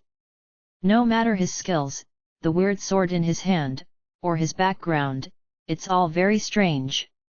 I think this person must have a secret he's concealing, you better be careful." "I'm not asking you that, I knew about that a long time ago, why would I need you to remind me? I'm asking you, how is he as a person?" Phoebe's tone was odd as she asked again. "Hey! And you say you're ordinary friends? I don't see you caring this much about your other friends. His looks are okay, but he isn't handsome or charming either. I haven't come in contact with anything else, but according to your descriptions, he doesn't seem like much. Petty, profit-seeking, and sex-craved don't seem like pros." Han Shuo heard everything they were discussing and was cursing Candace inwardly when the three original demons in a further location suddenly sensed the approach of assassins. There were 10 assassins this time. One of those in front was dressed in all black and his body was hovering in mid-air. It looked like he was at least of the archmage level. Through the vision of the original demons, Han Shuo could see that Grover had also appeared in the distance. His face was gravely cautious, and the experts by his side, such as Ellis and the others, were all part of this time's operation. It seemed that Grover was betting everything on a single cast of the dice. He was planning on making it difficult for Phoebe to escape this time. The three original demons slowly changed their directions according to Han Shuo's instructions. They carefully avoided the area covered by the Archmage's mental strength, and carefully felt out the strength and numbers of those coming. It was the wee hours of the morning at this moment, and the guards were in the heavily fortified northern part of the city. This needed a few minutes and was when security was most lax in the entire northern part of the city. It seemed like these people had already carefully scouted out the conditions here. Han Shuo measured the strength on his side and he felt that the odds were stacked against him. He could no longer pay attention to Phoebe and Candace's conversation. He rushed out of his room with the fastest possible speed, kicking the door to her room open with his foot and rushing inside with no reservations for anything whatsoever. Chapter 84. Chapter 84, See Who's a Master of Concealment. Please continue reading on, Ox. Val? What are you doing? Candace squealed in shock and suddenly stood up. Phoebe had been about to undress for bed when she saw Han Shuo rush in.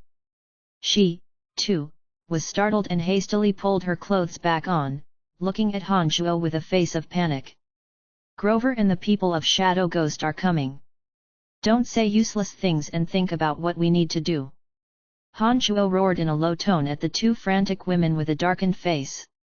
Candace was still vaguely suspicious when he finished speaking and was about to express her opinions with a war face, whereas Phoebe had an extremely grave face and admonished, "Listen to him, Candace, Brian wouldn't be wrong."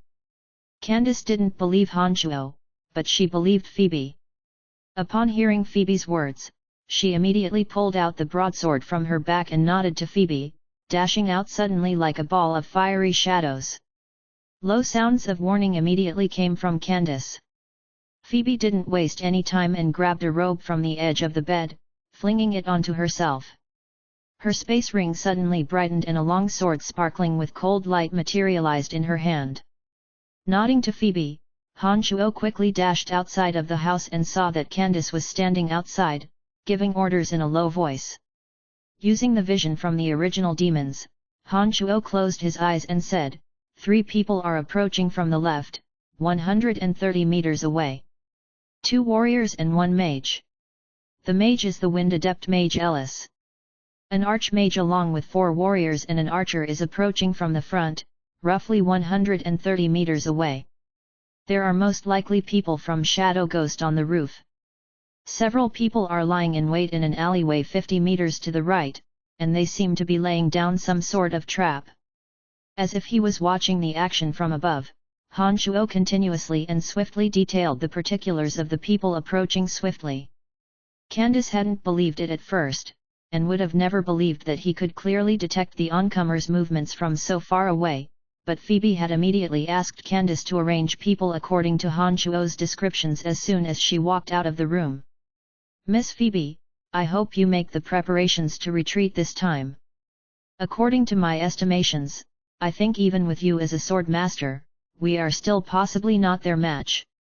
If the situation goes south, I hope you don't linger here, but no matter how dangerous it is, don't retreat to the right.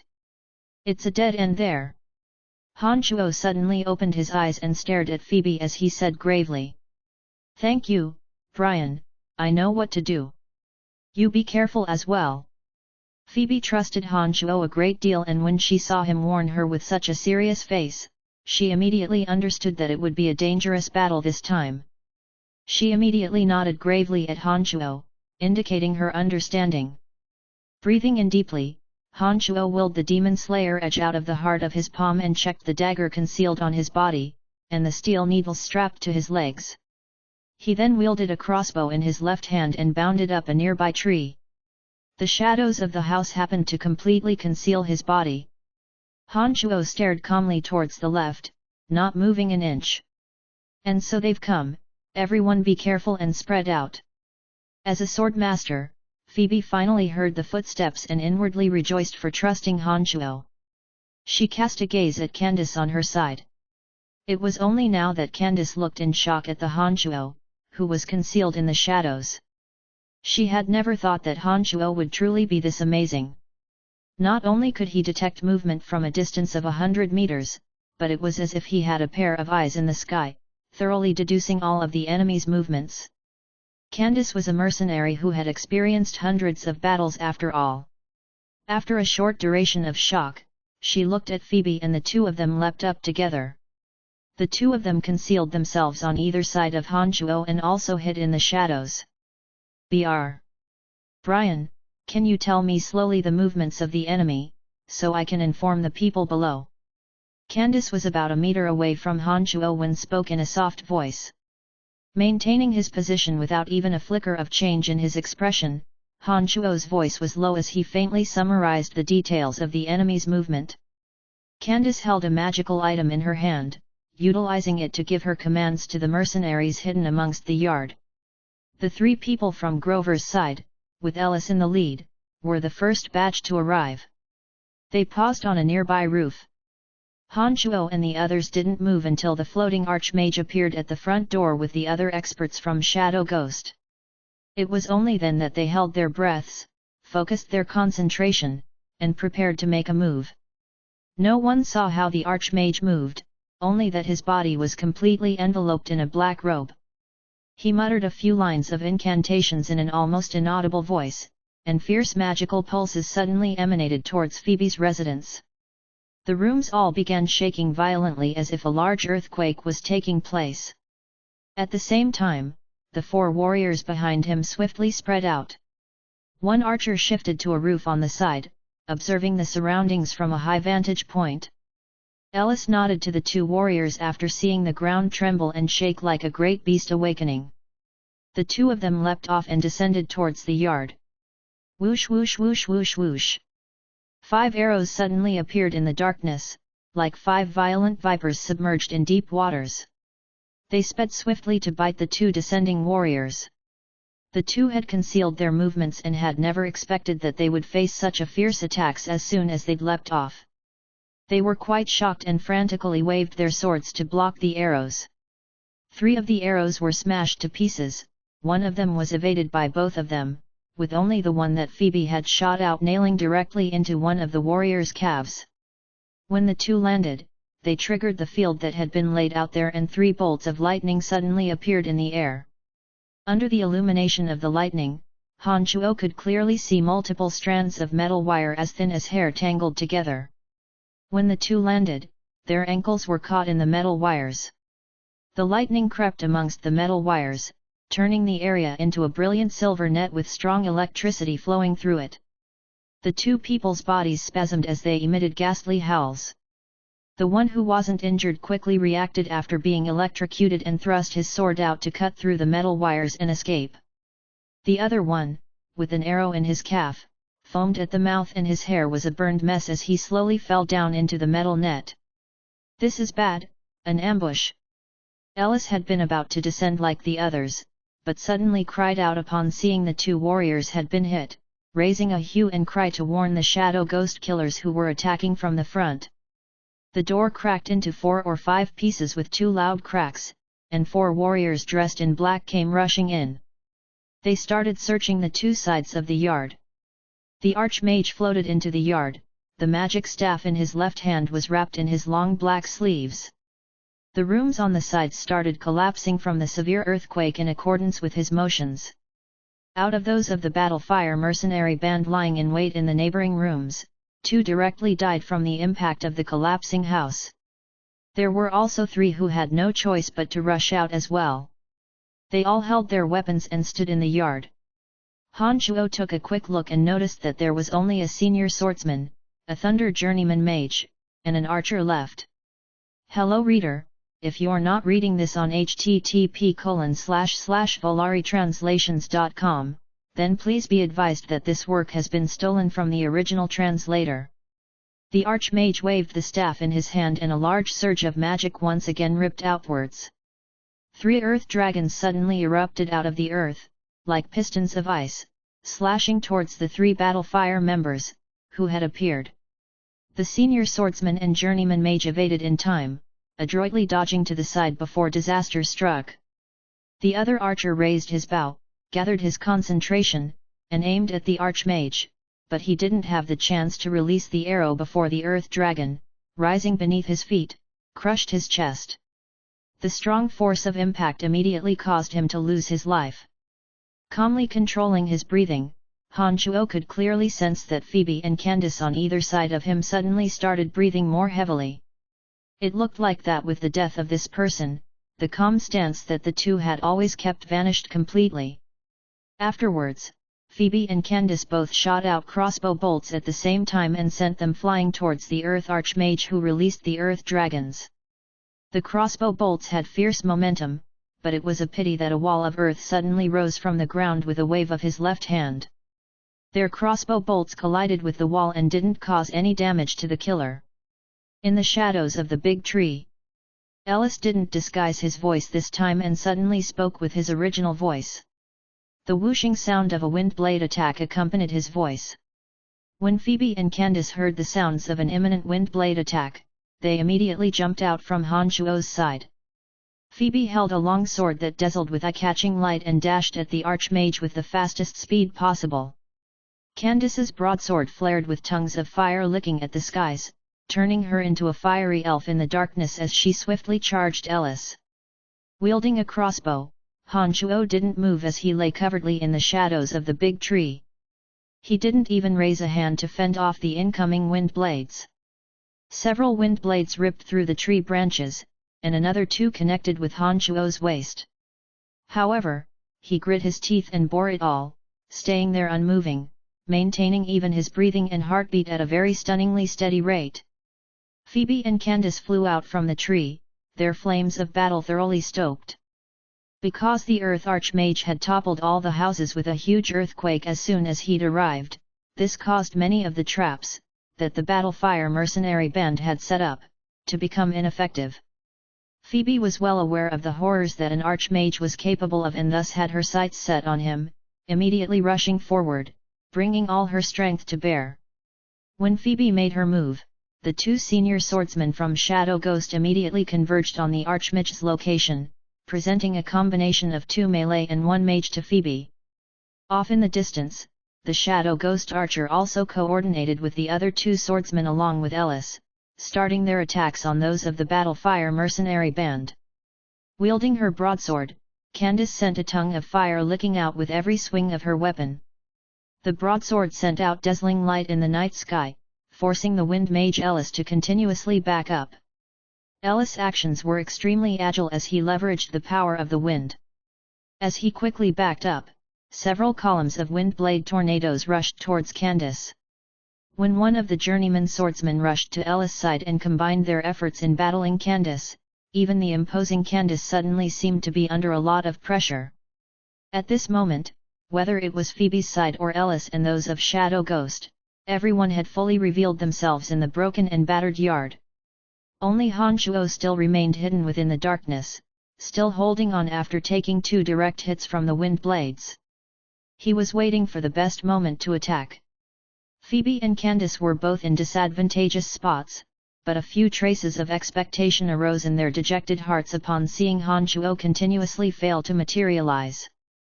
The 2 girls were both smart ladies, and had already guessed that Han Shuo must be planning something despite his injuries. They all moved in unspoken accordance and slowly brought their opponents towards the big tree. After a short while, the struggling Phoebe and Candace had both gathered beneath the tree where Han Shuo was concealed, their movement cut off by the archmage, Ellis, and the other assassins. "Beautiful Miss Phoebe, after a few battles, I greatly admire your strength. However, you'll have no more chances this time. My deepest apologies." Ellis laughed gently as the sky in front of him howled and roared after his words, forming a violent tornado. The broken tree branches and rocks around them were all swept into the sky by this tornado as it moved towards Phoebe and Candace. The archmage said nothing as he extended his left hand, 4 high walls of earth rising from the ground, thoroughly enclosing Phoebe and Candace in a cage. The long sword in Phoebe's hand rippled with a blinding milky white aura, the light forming into the shape of a cross. It blasted through one wall of earth as she hopped out with Candace. The swordsman waiting on the side immediately started attacking Phoebe and Candace. Ellis had a sinister smile on his face as he focused his concentration and slowly manipulated the tornado to churn up the 2. Just at this moment, a crossbow bolt suddenly pierced through the air and shot towards the earth archmage wrapped in black robes. The archmage leaned to the side and a swordsman next to him waved his hand to ward off the crossbow bolt. A bone spear then materialized out of thin air, also shooting towards the archmage with a sharp whistling sound. The archmage seemed to feel a bit irritated as he slightly flexed his left hand. Earth magic once again gathered and a stone slab on the ground suddenly flew out, smashing the bone spear flying towards him into 2 halves. The archmage had just breathed a sigh of relief and was about to search for the enemy hidden in the shadows when a ghastly wail suddenly sounded. Ellis, not too far away, clutched his chest and raised a face full of fear to look at the top of the big tree. A sharp weapon burrowed out like a poisonous dragon, leaving his chest with a whistling sound. Pfft! An arrow of blood sprayed uncontrollably from Ellis' chest and Ellis raised his head to the sky. His knees suddenly gave way and he sank listlessly to the floor, pausing, and then fell stiffly backwards. Chapter 85. Chapter 85, Earning a Profit Without Working for It. Please continue reading on, Ox. Val. M. Ellis' sudden death also completely revealed Han Shuo's existence. As the weapon returned to his hand, Han Shuo also jumped down from the tree as well. At this moment, there was also an arrow sticking out of the side of the Thunder Journeyman mage of the Battle Fire mercenary band. It looked like he'd been hit by the archer from Shadow Ghost on the far roof at some point. The other senior swordsman was also spitting out blood. His body seemed to have been injured by the wind blades as fresh blood dripped out of his wounds onto the floor. "Leave this place." Han Shuo jumped down adroitly, took in the situation, and understood that even with Ellis dying in the ambush, they were still at a disadvantage. He immediately made the decision to retreat. Only a few moments had actually elapsed since the arrival of these killers until those several rounds of attacks just now. Before the change of the city guard had completed, the killers from Shadow Ghost would have more than enough time to slowly kill his companions, particularly when the original demons that Han Shuo had set up further away sensed that the others, who had been setting up traps, were also rushing this way. He naturally understood that their arrival would mean their chances of living had further decreased. Phoebe and Candace's beautiful eyes were already sparkling when Han Shuo's command to retreat sounded out, seemingly already considering how to retreat. Before the two had decided, a thought struck Han Shuo as he suddenly remembered a place and a crafty smile spread across his face. He suddenly said, "Follow me." Han Shuo's body suddenly dashed towards one of the fallen walls of the house, the demon slayer edge flying out of his palm like a poisonous dragon. A large hole suddenly opened, accompanied by violent explosions. Han Shuo caught the demon slayer edge as he arrived, charging out from the hole. Phoebe and Candace were close already to Han Shuo and were also the closest to the opened hole. When Han Shuo's body moved, the two beauties didn't hesitate and also flew over, escaping through the hole in the blink of an eye. The remaining two Battlefire mercenaries looked at each other after seeing Candace and Phoebe leave, and also started escaping in two different directions. "Don't chase after them? After the two girls?" The black-robed archmage suddenly opened his mouth at this moment. His voice was exceedingly sharp and unpleasant to the ears.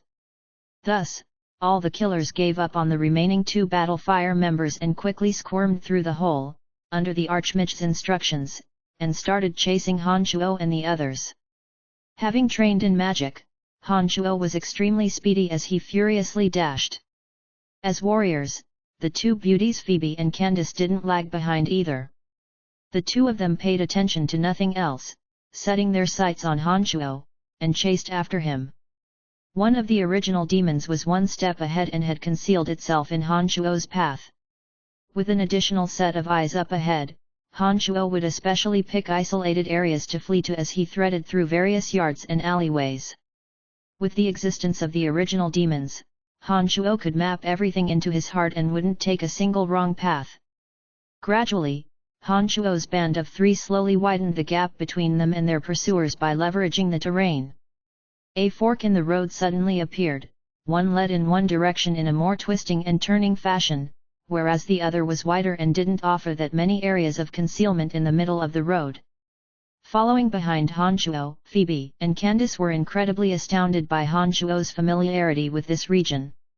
They watched as Han Shuo used his knowledge of the land to leave their pursuers far behind them.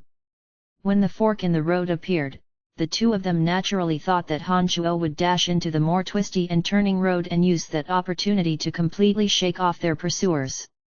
They hadn't thought that Han Shuo would suddenly stop and take out a black mask and cover his face, throwing another two at Phoebe and Candace, hurriedly urging them, "Wear it." While Candace was still hesitating, Phoebe had already pulled the mask on without another word, covering her beautiful face entirely.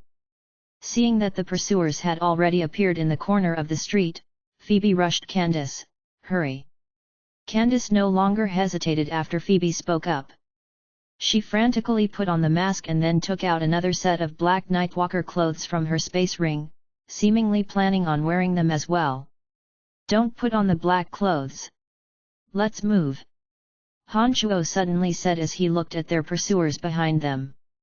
Having paused briefly for a few seconds, his body moved again, running past the quiet, windy path and making for the other broad street without any concealment. Even Phoebe was startled as she didn't understand why Han Shuo did so, but this wasn't the time to ask extraneous questions. Based on her trust in Han Shuo, Phoebe lightly tugged Candace and ran after Han Shuo decisively. "Don't run full out, make sure that those who are following us can follow our tracks." Han Shuo briefly dropped his speed and pulled up side by side with Candace, whispering to the two girls. "What the heck are you doing? If we didn't slow down and went on the other path, I think we would have escaped by now. Why are we going to such lengths?" like using masks to cover our faces. They know what we're wearing, there's no point in doing so and rather makes us appear like idiots. Candace complained. Heh, I'm using a mask to cover my face, not to deceive them, but in order not to reveal our faces to another group of people. When I came through here yesterday, I discovered a set of shady, surreptitious people in the house ahead. These people are also very strong and must not be up to anyone good. If the people of Shadow Ghost met with them, I think some trouble can be caused. Perhaps we can use this to resolve our Shadow Ghost troubles in one go.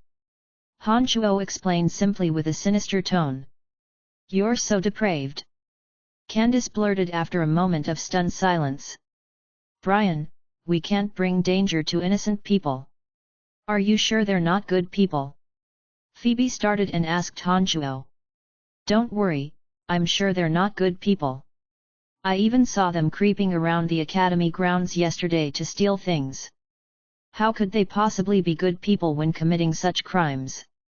Han Chuo promised to Phoebe and then suddenly said lowly, Be careful, it's that yard up ahead.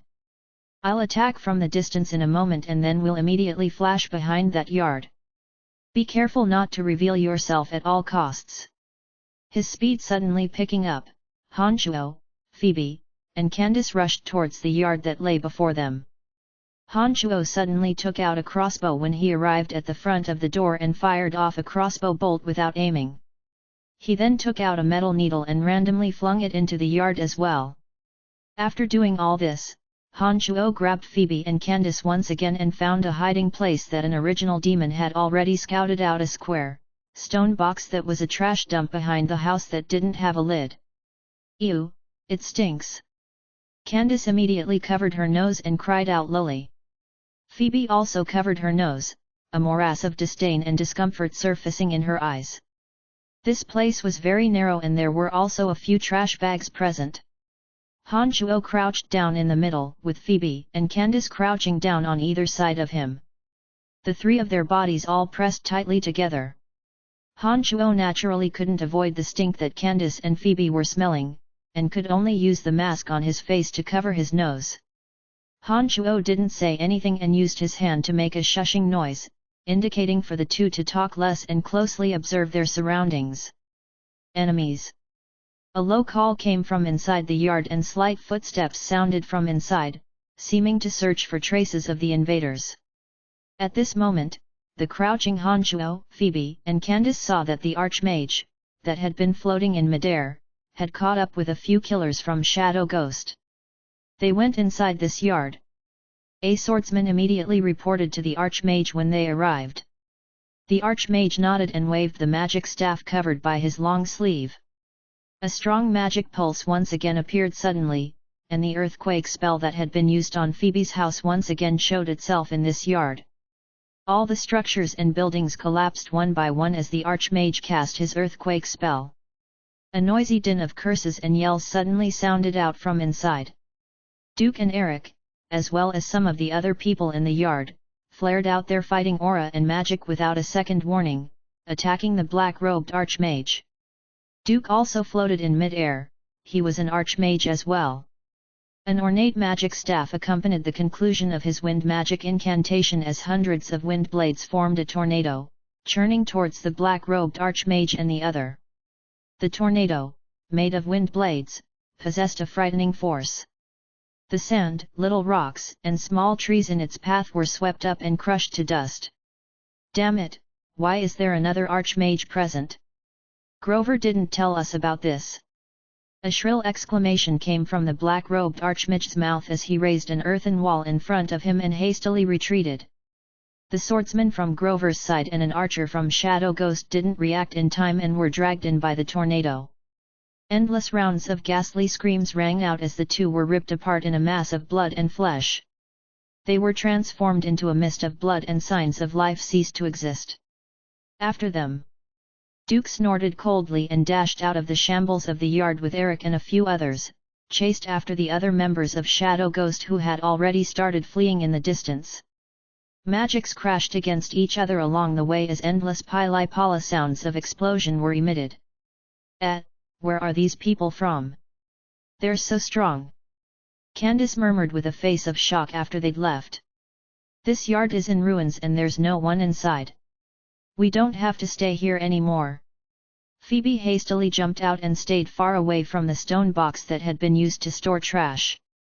Candace and Hanchuo walked out from inside as Hanchuo laughed lightly.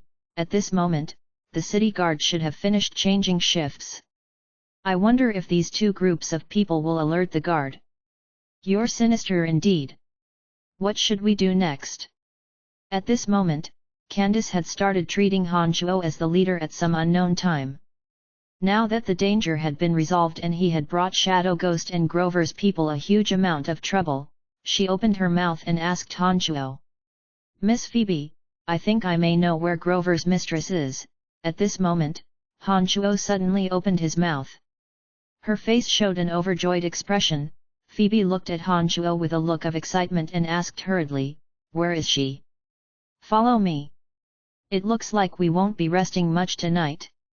Hanchuo shrugged his shoulders with resignation, took his bearings and led them to traverse the wide road, walking towards a dark and narrow path. Grover had revealed himself at the very beginning. When Ellis and those of Shadow Ghost had rushed into Phoebe's house, Grover had stayed in a house a short distance away and awaited the news. One of the three original demons had stayed by Grover's side, monitoring him. Grover left alone only when Phoebe's house had collapsed. He didn't return to the guild, but boarded a carriage that had been prepared prior, saying to the groom, "Go to Kara's place, be careful." Hanchuo had heard from Phoebe last time that Grover's mistress was called Kara. This was why he'd notified Phoebe and Candace. The three original demons would become harder to control if they were too far from Hanchuo's side. When Grover had left, Duke and the members of Shadow Ghost on this side had just made contact. Hanchuo's control over the original demon became more and more difficult as Grover's carriage rushed away. When Phoebe and Candace agreed, they immediately traveled at full speed towards Grover's location. The sky was starting to grow hazily bright when Hanchuo appeared on the streets in the west of the city with Phoebe and Candace. Compared to the northern and southern sides of the city, it was dirty and messy here, with trash everywhere on the streets. A few beggars were wearing thin clothes in this frigid weather. They had curled themselves up and lay next to the piles of trash, seeming to want to obtain some warmth from the trash bags. To think that Grover, with his status, would come to the slums. He'd hidden his mistress away here, no wonder we couldn't find her. Grover is a difficult person to move against, all right. Phoebe frowned as she looked around and said lowly to Hanchuo. All right, this is the place. Follow me, I don't think Grover will be able to escape this time. Hanchuo had seen through the eyes of the original demon that Grover had entered a dirty and broken house. He immediately circled past the piles of trash in front after speaking to Phoebe, darting into an alleyway in which flies and bugs danced in flight. Although they were disgusted by this place, Phoebe and Candace still grit their teeth and darted in after Hanchuo. The two continuously flapped their hands, trying to shoo away the flies around them. Chapter 86. Chapter 86, New Pursuits. Please continue reading on, Ox. Val. M. Hanchuo, Phoebe and Candace walked into the dirty and run-down house. It was actually very clean and neat inside, with a few decorations that could even be called luxurious. To think that it was only dirty and broken down on the outside, but quite fancy on the inside. After entering the house, Candace abruptly closed the door tightly, emitting a thumping sound that she was unable to conceal. Her broadsword in her hand, she barred the way out. Candace, you don't need to be that careful. My dear uncle doesn't know any martial arts or magic, he won't be able to escape this time. Phoebe's mask had been taken off and she displayed her stunning features. She sat down leisurely at random, coldly looking at a room with its door open. Hanchuo inspected his surroundings and observed by using the original demons. When he ascertained that no suspicious characters were around, he then poured a cup of warm water and took 2 greedy sips. Grover walked out of the room, through the open door, with a face full of dejection. He released a ghastly laugh and looked at Phoebe. Good niece, dear niece. To think that you'd been hiding your strength all along. Was Kara already taken by you? Phoebe started and looked in surprise at Grover. She shook her head, no, I've only just discovered this place. Let Kara live, I'll give you everything you want, including my life. Grover knew it would be difficult for him to escape death with the way things were now, and had let everything go. I'm sorry, Kara isn't in my hands. If my guess is correct, Grandpa Andrew sent men here already and she's been taken by them. I don't have the authority to decide whether she lives or dies. Phoebe shook her head and stared at Grover with a cold look. She asked again, did you kill my father? Yes, I poisoned him. Since you already know everything, I have nothing further to hide. What else do you want to know? Grover's face was wooden as he nodded stiffly. Inhaling deeply, Han Chuo could clearly feel the suppressed anger surging from Phoebe. Phoebe slowly stood up and looked at Han Chuo and Candace. I want to speak privately with my good uncle. Brian, will you guys go outside and wait for me? Nodding, Han Chuo put the teacup in his hand down and left with Candace, walking towards the alleyway entrance far away. Hey, can I ask you something? Candace kept sizing up Han Chuo when they had left the house and finally couldn't help but ask after a while. Han Chuo had been contemplating Duke's background with a lowered head when he heard Candace's question. He raised his head and looked at her in confusion. As a girl, Candace's height was a bit taller than ordinary girls. Her skin wasn't pale, but rather the copper tone of one having spent many years in the sun. Her body was quite fit and muscular, and her breasts looked like they would explode out of her top. Her thighs were supple and full of explosive power. She looked as difficult to handle as a feisty mare. What would you like to know? Han Chuo wasn't kindly disposed towards Candace, but he didn't hate her either. How were you able to locate the assassin's movements so clearly, like you saw them all with your own eyes?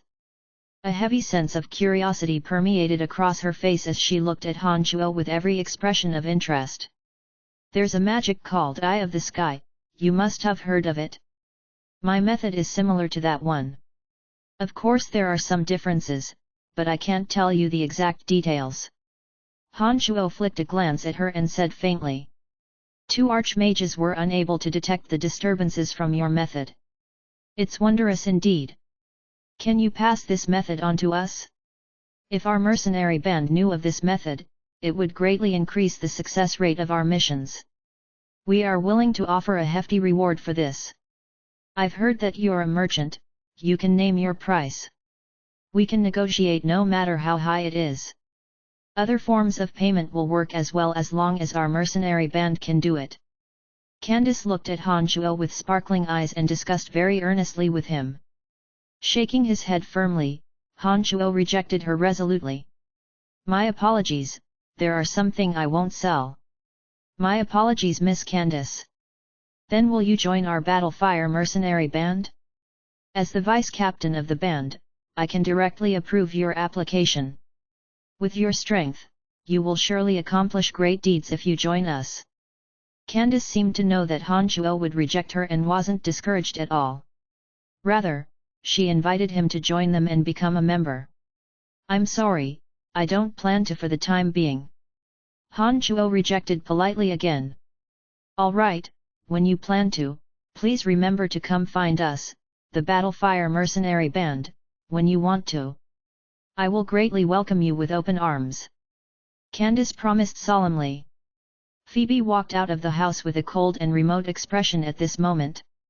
Her face only softened when she saw Candace and Han Chuo. She asked, what are you guys discussing? Nothing much. Oh right, Phoebe, what about Grover? Candace pouted a bit awkwardly as she asked Phoebe. He killed himself just now. I've already gotten what I wanted from him, we can leave now. Phoebe's expression was strange as she looked at Candace. Then there shouldn't be anything to do with me after this. May I leave now? Han Chuo suddenly spoke up when he saw the two conversing. Phoebe once again focused her beautiful eyes on Han Chuo and looked dumbly at him, then said to Candace, Candace, 2 of your people from the mercenary band made it out. Go contact them first and see if anyone else survived in the wrecked yard. Candace looked at Phoebe and Han Shuo with an ambiguous expression and displayed a smile of understanding. She nodded at Phoebe and walked off with large strides. Brian, will you take a walk with me?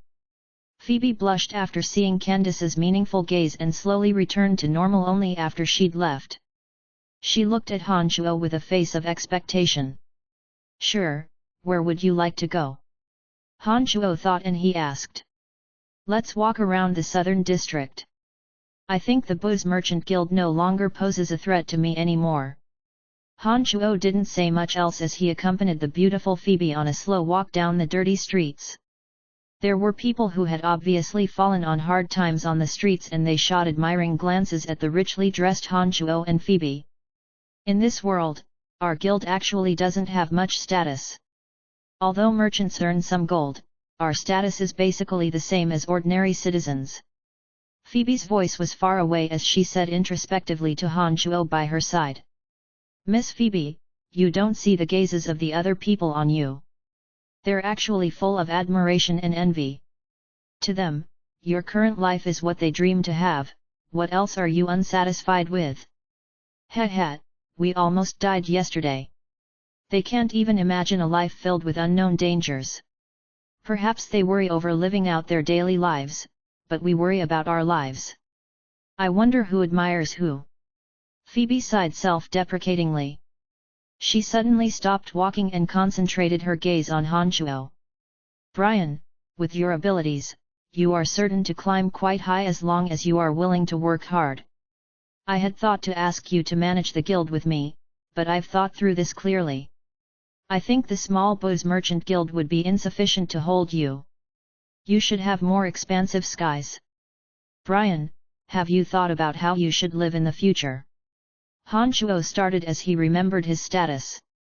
Although he had left behind the label of errand slave, he was still a student of the academy. With his status, even if he swiftly graduated from the academy, there was still nothing to his name. Of course, this wasn't the life he wanted, but just that Han Shuo didn't have any other plans for the time being. Power in a lofty position is what you should be reaching for. As much money as a merchant has, he is still a small character at the mercy of others. Only those with an illustrious reputation and an extraordinary position have the right to control over and determine the lives of others. You should become one of those types of people. A mesmerizing light shone in Phoebe's beautiful eyes as she stared directly at Han Shuo, her voice full of persuasion. His mind had never been so agitated before. Han Shuo had thought of these things before, but never as clearly as in this moment. Since he had been lucky enough to be reborn, he should enjoy everything there was to life without reservations.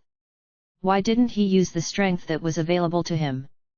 Under Phoebe's persuasion, Han Shuo's mindset of not wanting to remain ordinary slowly started to catch on fire and he became full of resolution. After a while, Han Shuo took in a deep breath and nodded, saying lowly, I understand your meaning, but my opportunity hasn't seemed to arrive yet. A brilliant smile spreading over her face, Phoebe seemed to have been waiting for these words. When she heard Han Shuo's words, she immediately stared at Han Shuo and said, You're wrong, the chance has always been there. The fastest way to obtain power and status is to achieve meritorious acts in war. The empire has never been at peace, and our battles with neighboring countries has never stopped. I think a large war will break out in the near future. I think you should get involved. As your good friend, I'm willing to help you and do all that I can to help you. I appreciate your good intentions, but I would like to obtain all that I deserve through my own hands. Han Shuo said resolutely to Phoebe, paused and then said again, Miss Phoebe, please prepare the rations I need. I'll come by the guild in a few days to pick them up. I think we'll have many opportunities to cooperate in the future. Then all right, I've said all that needs to be said and won't need you to accompany me further on this random stroll. I trust that with your abilities, you will soon rise to prominence within the kingdom. Don't forget that I'm your friend then. Phoebe winked at Han Shuo and said cutely. Heh, your words today have greatly inspired me, I will remember them. Farewell Miss Phoebe, Don't forget my rations. Han Shuo smiled and suddenly changed direction, heading for the northern part of the city. Phoebe pouted angrily after quite a while had passed since Han Shuo had left. She said huffily in a voice that only she could hear. Damn it, you only care about your rations.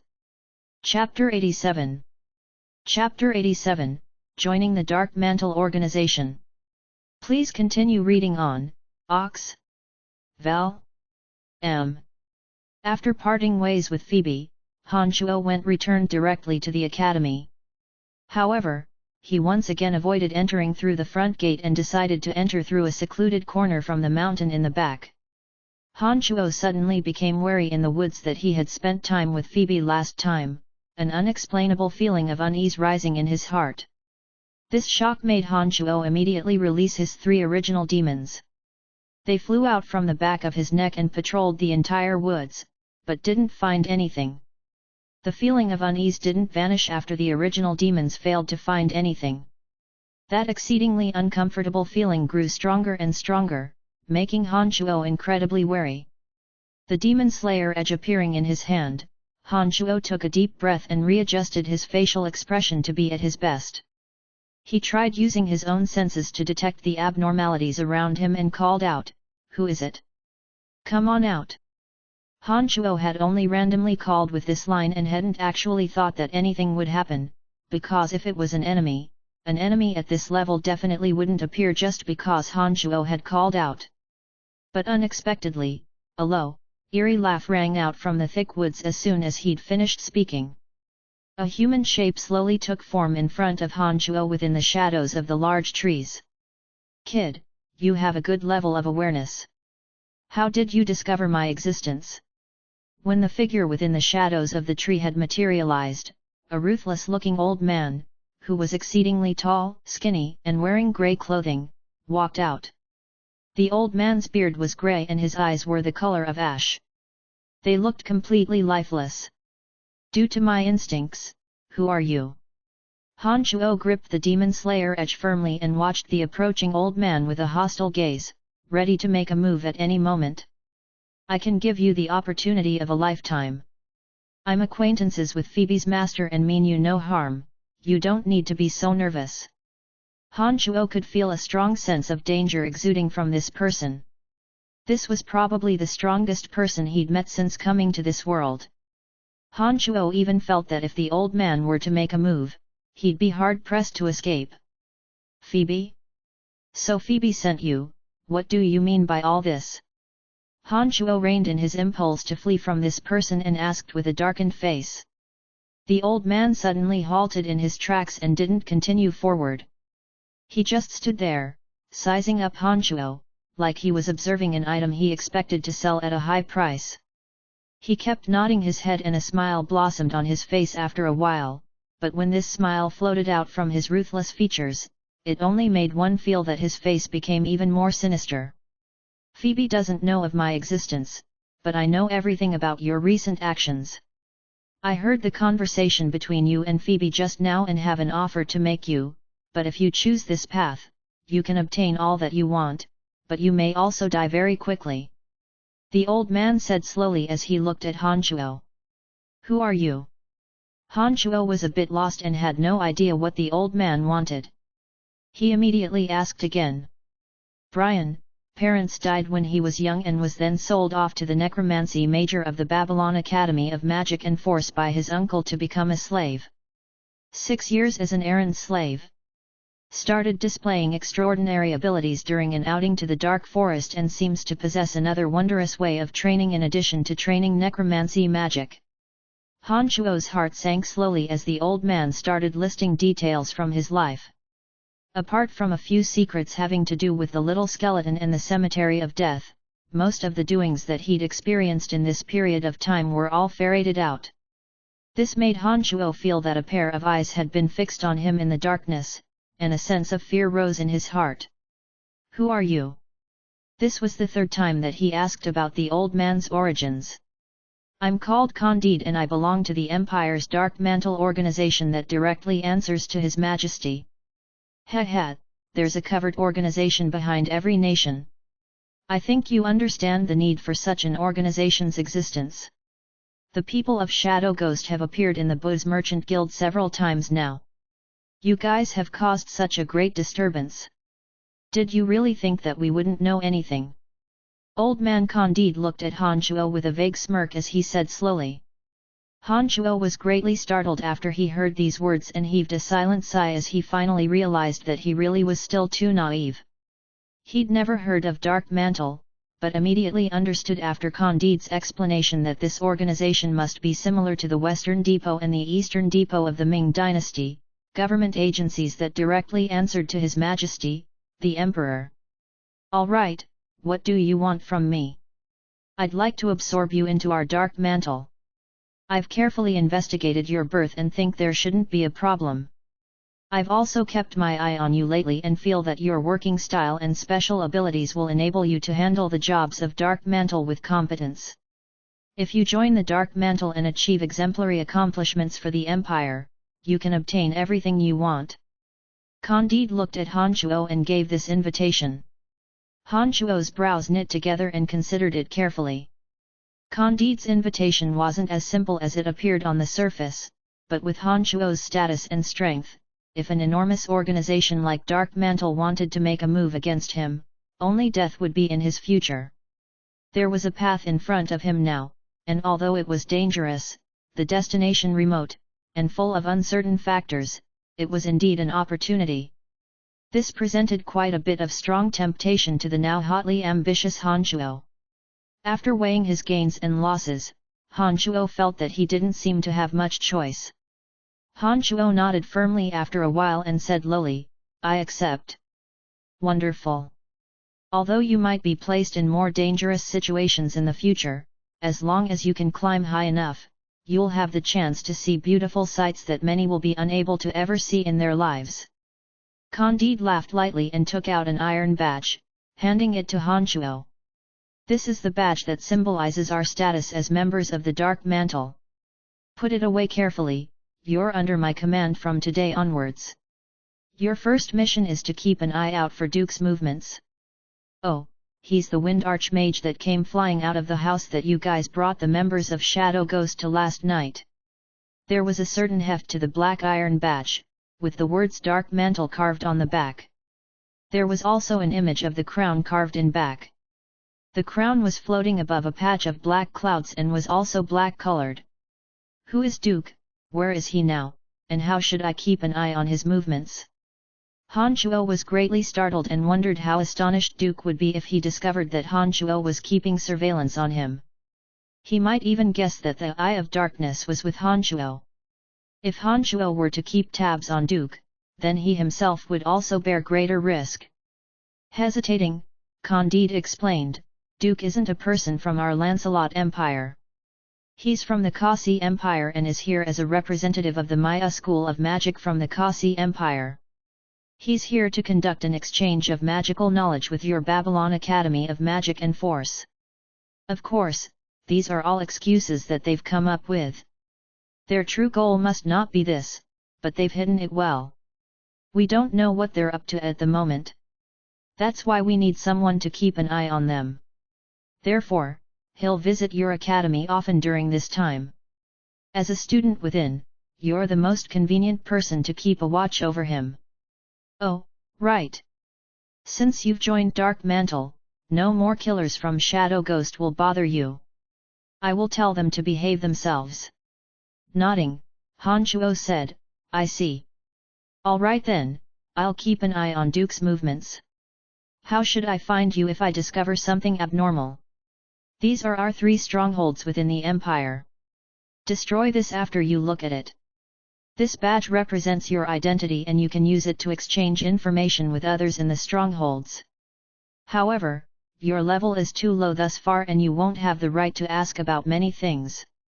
If you can advance to a higher status, you'll be able to use the resources of Dark Mantle and can even deploy the Empire's army. Heh, you must work hard. Candide said to Han Chuo. A thin piece of paper landed in Han Chuo's palm. He looked it over once and ripped it to pieces in front of Candide after he'd memorized the contents. He then said, All right, my mind's a mess right now and I need some time to think. I'll report to you if Duke does anything out of the ordinary. I'm going to leave now as well. The members of Dark Mantle have a lot of freedom. We won't intervene in your private affairs, and will only come for you when there's a mission that needs to be conducted. We won't affect your life under normal circumstances. Candide was surrounded by a cloud of black mist and his figure became fainter and fainter. A thin pulse of magic travelled out of the mist, and he then vanished from Han Shuo's sight as the breeze blew past, like he'd never appeared. Han Shuo had clearly identified what he needed under Phoebe's persuasion not too long ago. Who would have thought that an olive branch would be extended as soon as he'd left Phoebe? He'd joined this Dark Mantle organization after a round of discussion with Candide. This made Han Shuo subtly feel that something was wrong, and he started to suspect whether or not Phoebe knew of Candide's existence. This would simply be too much of a coincidence otherwise.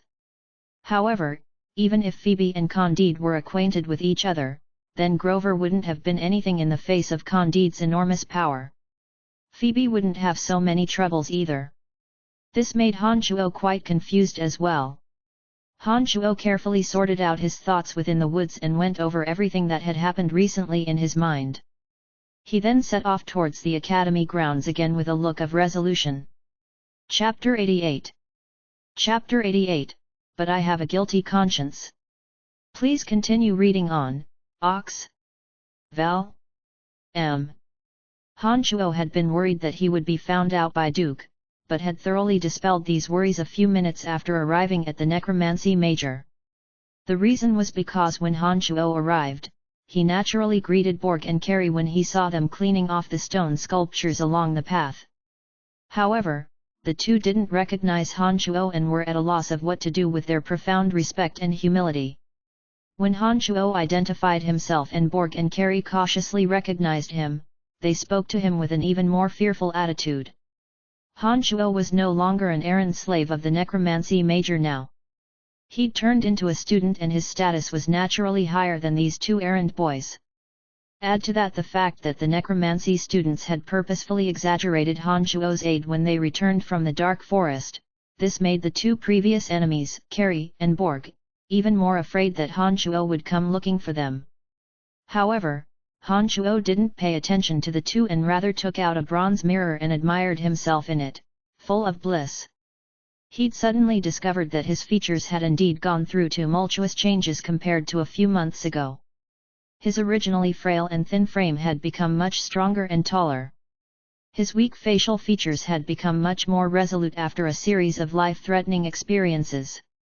His features had become much more pronounced, and had changed from those of an old child half a year ago to that of a dashing and charming young man. If even Borg and Carrie, two errand boys, who were well acquainted with Han Shuo, couldn't recognize him easily, then Han Shuo wouldn't need to worry about Duke and Eric, particularly after Candide had promised to take care of the overhanging cloud known as Shadow Ghost. Han Shuo suddenly felt completely relaxed and didn't continue to conceal his traces. He returned to the academy openly in public. It's Brian. You haven't come back to the academy in so long, I thought something happened to you. Amy, from the Necromancy Major, had been on her way to the classroom building when she suddenly exclaimed upon seeing Han Shuo. Hello Amy. Han Shuo smiled as he greeted her and walked towards the Dark Major's classroom building with her. When Han Shuo arrived at the Necromancy Major's classroom, he lost himself in thought for a little while. Just 2 short months ago, he could only hold his broom and make use of the time that he had while cleaning to stand outside and listen to Jean's lectures. Who would have thought that in just a short period of time, he'd turn into a Necromancy Major student and had the right to enter the classroom to sit down and listen to lessons with the other students? Don't just stand there, the second class is about to begin, come on in. Amy suddenly spoke up to rush him when she walked up to the door and saw that Han Shuo was standing dumbly outside the window. Han Shuo immediately came to his senses and smiled kindly at Amy, nodding as he walked into the classroom. As soon as Han Shuo walked in, the gazes of several students inside suddenly all focused on Han Shuo, particularly Lisa in the back row. She had been lazily shutting her eyes when her eyes suddenly gleamed as she stood up and waved at Han Chuo. Here, over here. Bok and Bella's gazes upon Han Chuo, as well as those from some other majors, were exceedingly odd as they murmured something lowly. Brian's back, heh. Amy, do you believe the rumors? Athena suddenly asked Amy in a low voice after she greeted Amy. I don't really believe it. It doesn't look like anything would ever happen between Master Fanny and Brian. Camilla, that old witch, loves to carry tall tales, you believe stuff that she says. Amy pouted and shook her head. It wasn't just Amy and Athena. When Han Chuo walked towards Lisa, he heard all the students talk about him and Fanny. They talked vividly about Camilla finding Han Chuo on Fanny's bed, as if they'd personally been there. In their mouths, he and Fanny became a couple caught in the act. Han Chuo felt quite speechless. He hadn't thought that Camilla would be such a busybody and make it so that all the necromancy students knew of this matter. This probably meant the other teachers, including Fanny herself, had gotten the news even earlier. Lisa's originally excited expression turned into one of interrogation after Han Chuo sat down with a wry smile. Her gaze first made a surprised circuit over Han Chuo, as if marveling over his changes. She then said coldly, Hey, the things they're talking about, are they true or not? Is there really something between you and Master Fanny? Lisa, how could even you not believe me when they don't believe me? If I were someone like that, Master Fanny would never be someone like that. I can't believe someone would actually believe such ridiculous things. This is too outrageous. Han Chuo explained softly to Lisa with a wry expression. Lisa breathed a small sigh of relief after Han Chuo's words and her expression also eased off, but she still asked suspiciously, rumors don't come from nothing, it should be true that you went to Master Fanny's room in the middle of the night, right? Although that old witch Camilla has a fat mouth, she wouldn't implicate you with no evidence at all. Shrugging, Han Chuo said, I only went over to ask Master Fanny a few questions. The old witch made a mountain out of a molehill and I can't stop her from speaking. She can say whatever she likes, it doesn't affect me at all. But, this has a large effect on Master Fanny's reputation.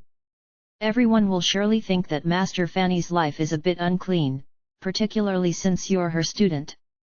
Perhaps the school authorities will keep an eye on her or something like that. Lisa frowned as she reminded Han Chuo. Han Chuo was suddenly enlightened after Lisa's words.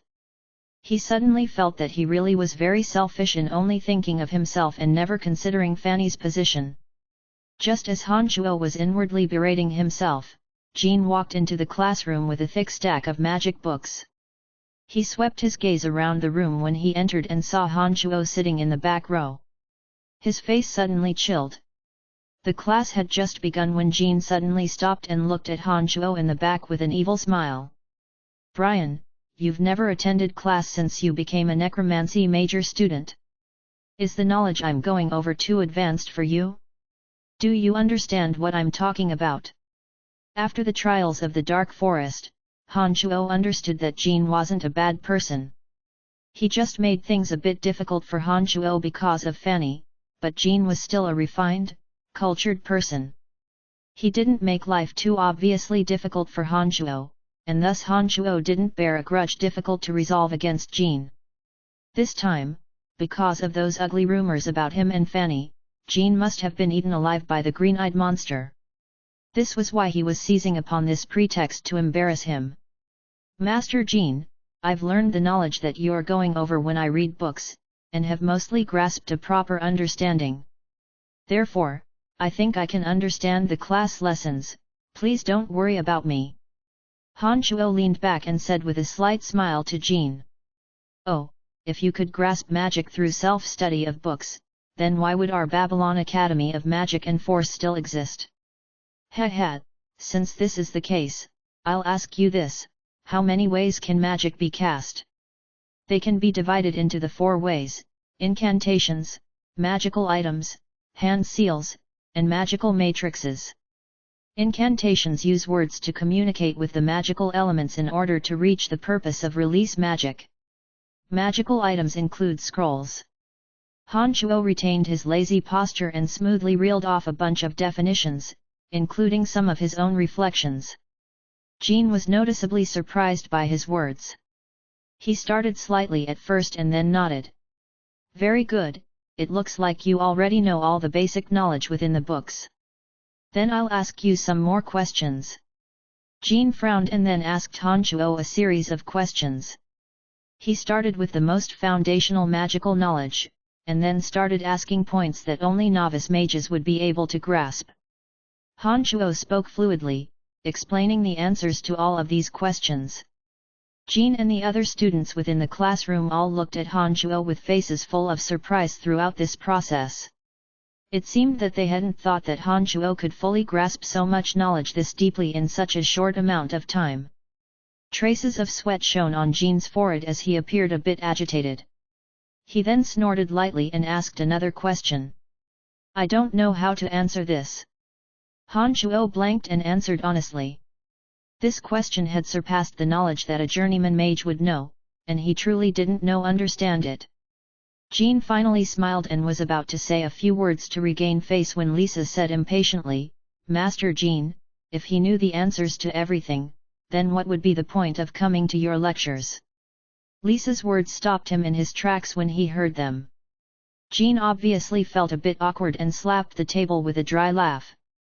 All right then, I won't keep asking. Let's continue with class. How come you suddenly know so much? Lisa retracted her head as she asked Han Chuo in a low voice. Didn't I tell you earlier? I asked Master Fanny about all this. Otherwise, how would that old witch Camilla have material to spread rumors with? Han Chuo responded and started listening to class seriously. Some of the material that Jean was currently going over included some of the journeyman mage knowledge, which was something that Han Chuo still needed to grasp. This was why Han Chuo didn't harbor ill feelings towards Jean's jealousy. Lisa seemed to still want to chat with Han Chuo after class, but Han Chuo didn't give her the chance to as he immediately headed over to Fanny's lab after class. Fitch, I've already explained this magic many times. I think with your powers of comprehension you should have understood this long ago. Why can you still not successfully cast it? Han Chuo's sensitive ears allowed him to clearly hear the conversation inside as he stood outside the laboratory doors. Master Fanny, I think you're well aware of my feelings, but why don't you give me any chances and would rather be with that lowly errand slave? Why? Fitch's strong complaints traveled out from inside. Han Chuo pulled the door open slightly and could clearly see Fitch's furious face. Master Fanny wore black-rimmed glasses and a demure, regulation-style magic robe. A look of resignation appeared on her face as she sighed, Fitch, I've become more and more disappointed in you. First of all, Brian is the same as you now, one of my students. You shouldn't treat him as an errand slave anymore. In addition, I've noticed that you've never focused your concentration whenever you come to me with a question. You're always distracted and I have no idea what you're thinking of. Brian is much better than you when it comes to stuff like this. Brian again, in what way is that damned errand slave better than me? Why are you willing to be with him, but unwilling to give me any chances? Is the witch Camilla really speaking the truth, and you really did sleep with him with no sense of shame? The fury on Fitch's face grew as he suppressed his voice, almost roaring as he spoke. Pa! Fanny flung a slap at Fitch. She was truly incensed, an uncommon occurrence. She looked at Fitch with cold eyes and said, I think I have nothing further to say to you. I told you before that we could only talk about matters of the heart once you'd advanced to the level of adept mage in order to encourage you, but now I see that not everything is all right with you. I can tell you clearly that there is no possibility of anything developing between us.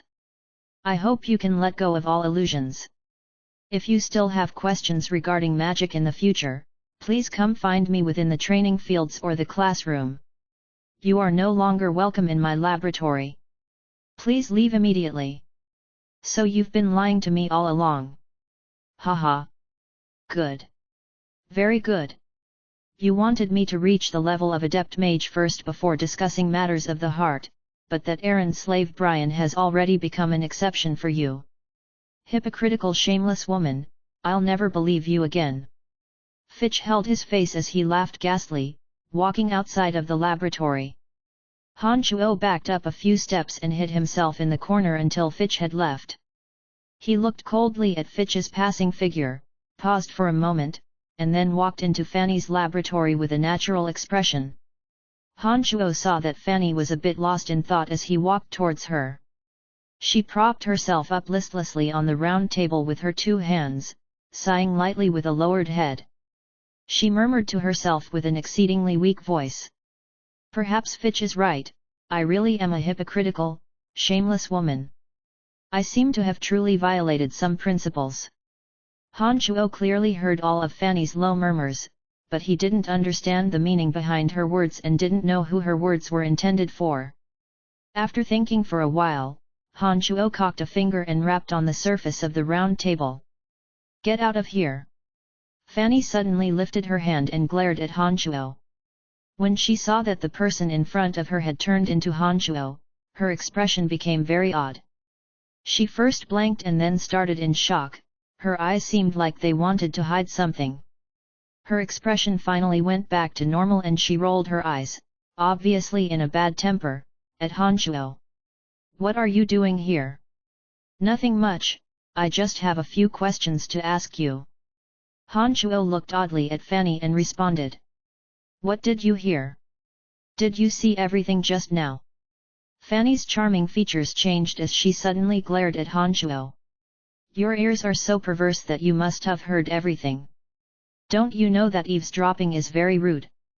I didn't want to listen in, but they all landed in my ears. I didn't have any choice either.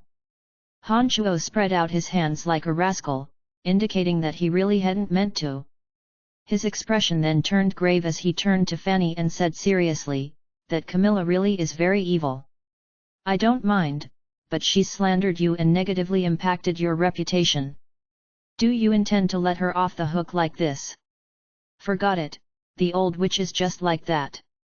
There's nothing between us anyways, what other people say have nothing to do with us. The more we explain, the more they'll think we have a guilty conscience. Let's just ignore them since people of moral integrity do not fear slanderous attacks. Fanny sighed lowly as she too seemed a bit worried, but spoke peacemaking words. But I have a guilty conscience. Han Chuo said with a wry expression. Damn it, what do you feel guilty about? Fanny's charming face blushed hotly all of a sudden, but her expression was infuriated as she lowered her head and cursed lowly at Han Chuo. It's because of my mistake that's caused other people to misunderstand you so. I feel that I have wronged you and so, of course I feel guilty. Han Chuo explained with a poker face. Fanny started slightly and then reacted afterwards, saying huffily, so this is what you meant by guilty conscience. I thought you meant something else. What other meaning is there? Han Chuo asked. No, nothing. Fanny hastily responded like she wanted to cover something up, and then immediately changed the topic and asked Han Chuo. What questions do you have for me this time? Han Chuo had been about to open his mouth to answer when he suddenly felt someone approaching. He didn't respond and looked to the door instead. After a while, Han Chuo saw the Wind Archmage Duke walk into Fanny's room with a benevolent smile. Master Fanny, are you free today? I'd like to ask you a few more questions. Duke smiled and greeted Fanny after entering the room.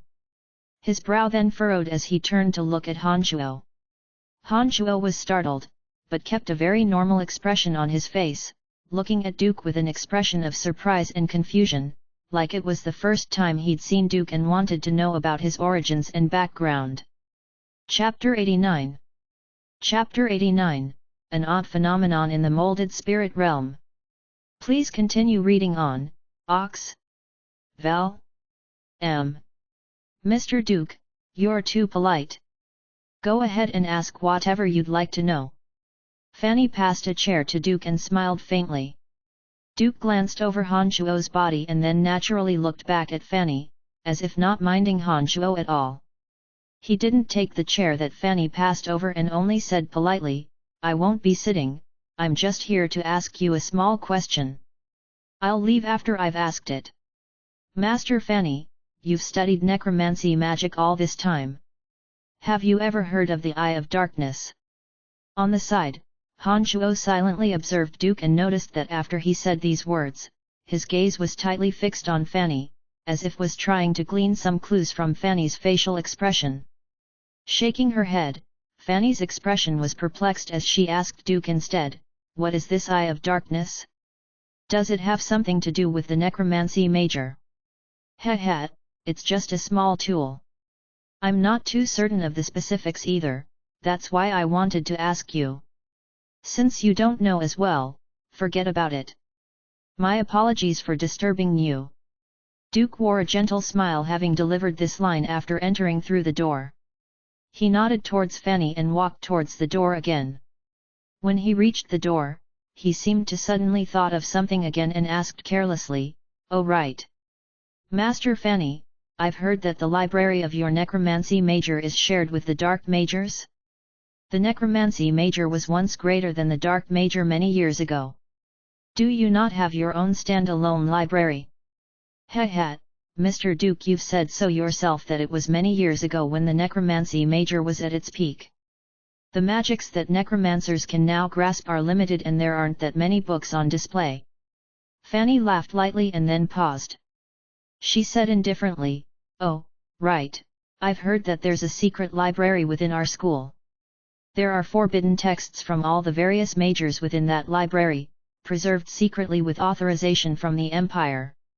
I've only heard about it from one of the other teachers and have never known where this secret library was hidden." "I see, then I'll be taking my leave. I'll be taking up residence within your academy for the immediate future. May I inconvenience you with any other questions I may have? I'll be happy to be of service." It looked like Duke hadn't recognized Han Shuo. The former hadn't paid any attention to Han Shuo after his initial glance when he walked into room. Han Shuo rejoiced inwardly after Duke left. "All right, what questions do you have?" Fanny flicked a glance at Han Shuo after Duke left and asked with ill temper. His space ring lit up faintly. Han Shuo brought out the questions that he'd previously organized. He sat down naturally in the chair that Duke hadn't occupied just now, and started with his first question. As an adept necromancer, Fanny had a very complete grasp of theoretical knowledge. Questions that had troubled Han Shuo for quite some time were all easily resolved through Fanny's explanations. Summoning zombies is a bit more troublesome than skeletons because the volume and weight of zombies are greater. You'll need to expend more mental strength when summoning them. In addition to this, controlling zombies is also more complicated than skeletons. The bodies of zombies are much more durable than skeletons. If you wish to agilely control them, you must practice repeatedly. Fanny's voice was gentle as she concentrated on pointing out a few things to take note of when summoning zombies. When Fanny finished explaining, Han Shuo's brow knit fiercely together as he sank into a state of contemplation. Fanny didn't make a sound as to not disturb Han Shuo when she saw that he was deep in thought. After a while, Han Shuo exhaled easily and smiled, so it was an issue of insufficient coordination between the deployment and retrievement of mental strength. I've grown accustomed to summoning skeletons and am used to using the same amount of strength to communicate across the other dimension. It looks like this was the core of the problem. I think I understand now. After those words, Han Shuo started reciting the incantation to summon zombies again within Fanny's vision. When the first incantation finished, the figure of a zombie flashed through the air and then immediately disappeared. Han Shuo wasn't in a hurry as he tried to control the amount of his mental strength, but still hadn't succeeded after 4 or 5 tries. Fanny's face wore a gratified smile as she watched Han Shuo. She understood that Han Shuo had already understood the meaning of her words and was searching for the appropriate amount of mental strength through practice. Once he felt the proper amount of mental strength, he would be able to completely summon a zombie. Never mind it, you don't need to practice for now. Your direction is definitely correct, and you just lack a bit of repeated practice. I think you'll be able to fully grasp the magic of summoning zombies when you are able to fully control your mental strength. Brian, it's only been 2 or 3 months, yet you've already reached the level of novice mage. I've never heard of such speed in all my years of teaching in the necromancy major. Then how do I compare to Fitch? Han Shuo temporarily gave up further practice beneath Fanny's encouragement and chuckled honestly as he looked at her. It feels so unnatural to see your honestly smiling face. Don't act dumb in front of me anymore. Oh, I'd forgotten about Fitch until you mentioned him. He seems very off right now. I'm worried that he'll hold a grudge and purposely create trouble for you. Be careful. Fanny first rebuked Han Shuo, and then spoke to him with a tone of concern.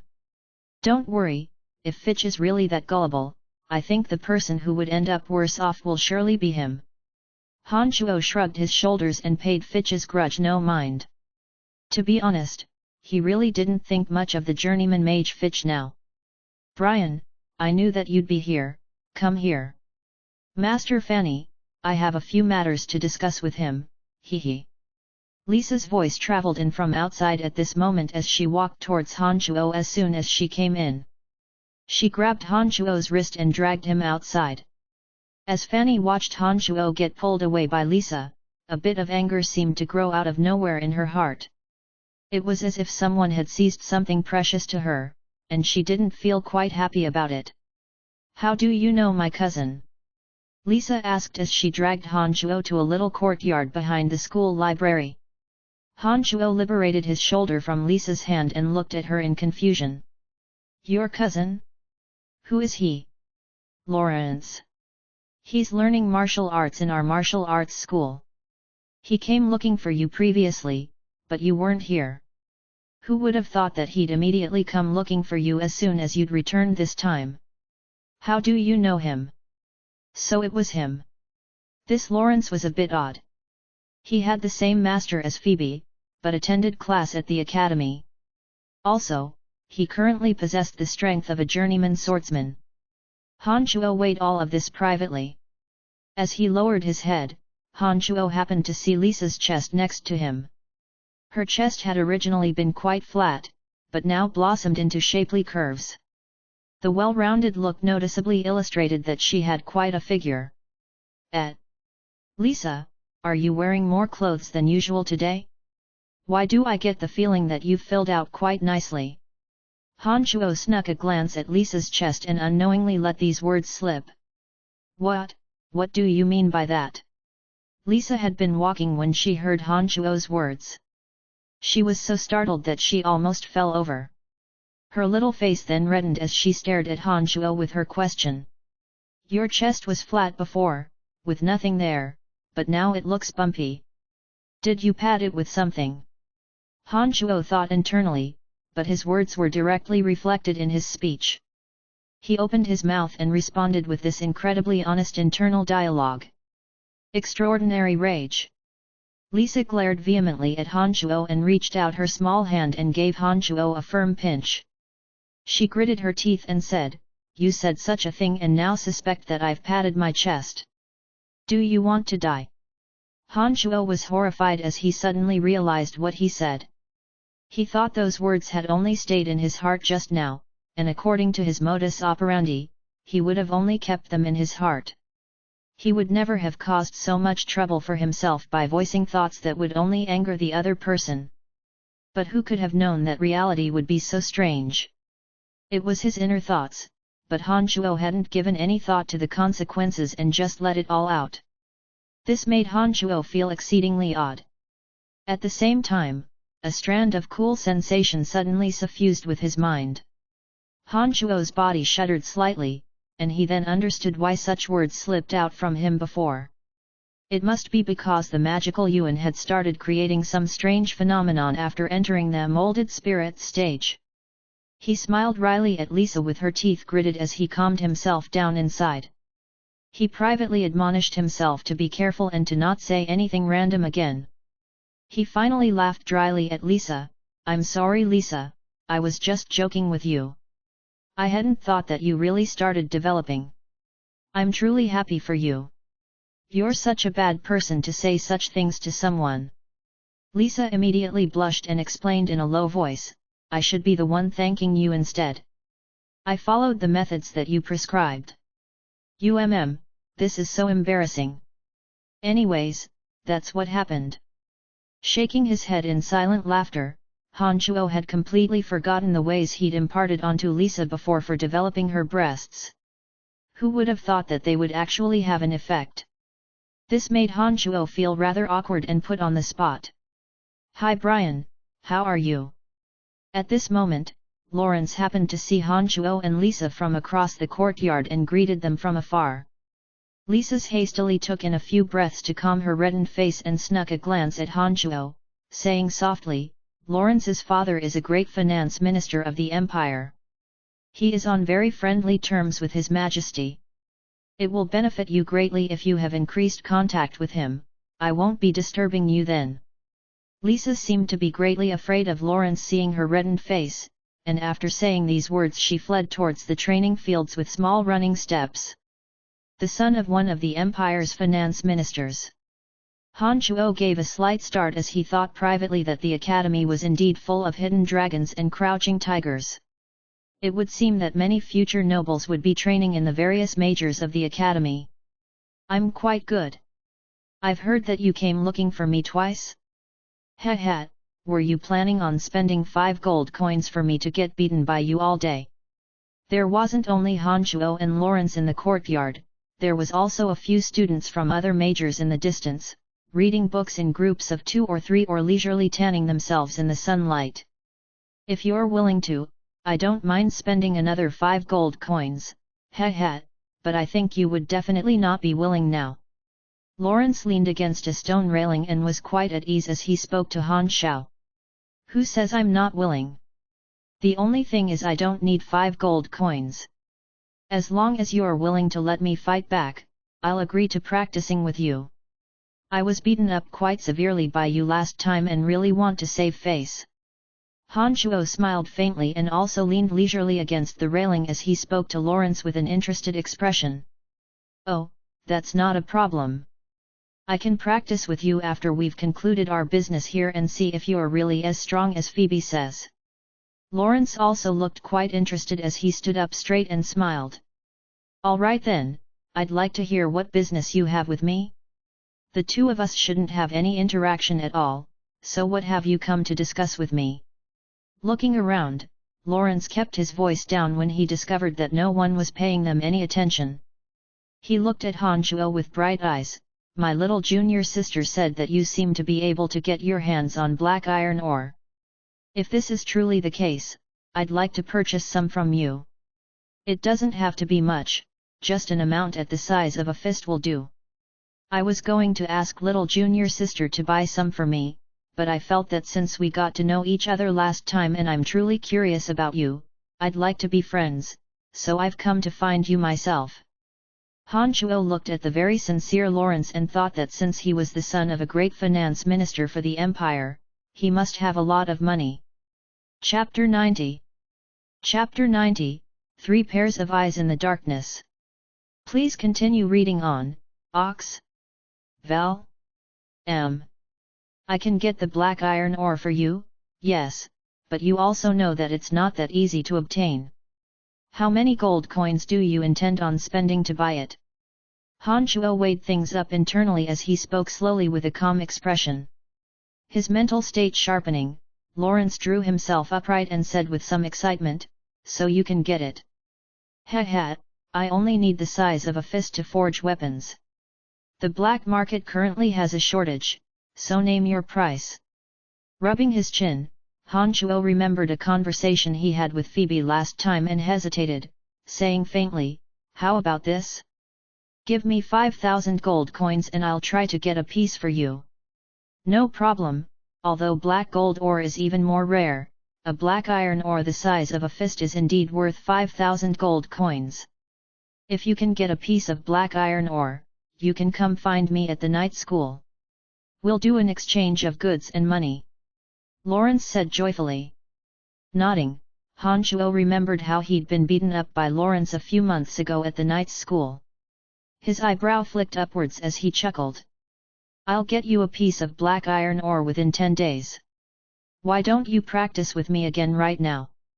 I'll be very happy to be a human target for you again." "All right, Then let's begin. I can check out just how wonderful you are. Even someone as proud and aloof as Phoebe continuously complimented you in front of me. I'm quite curious about your strength. Lawrence struck a pose excitedly and was prepared to immediately fight with Han Shuo. It was noon, and most of the students in the courtyard had just put their things away and were getting ready to go to lunch. Only 2 or 3 students sunbathing in the far distance seemingly hadn't left because they'd fallen asleep.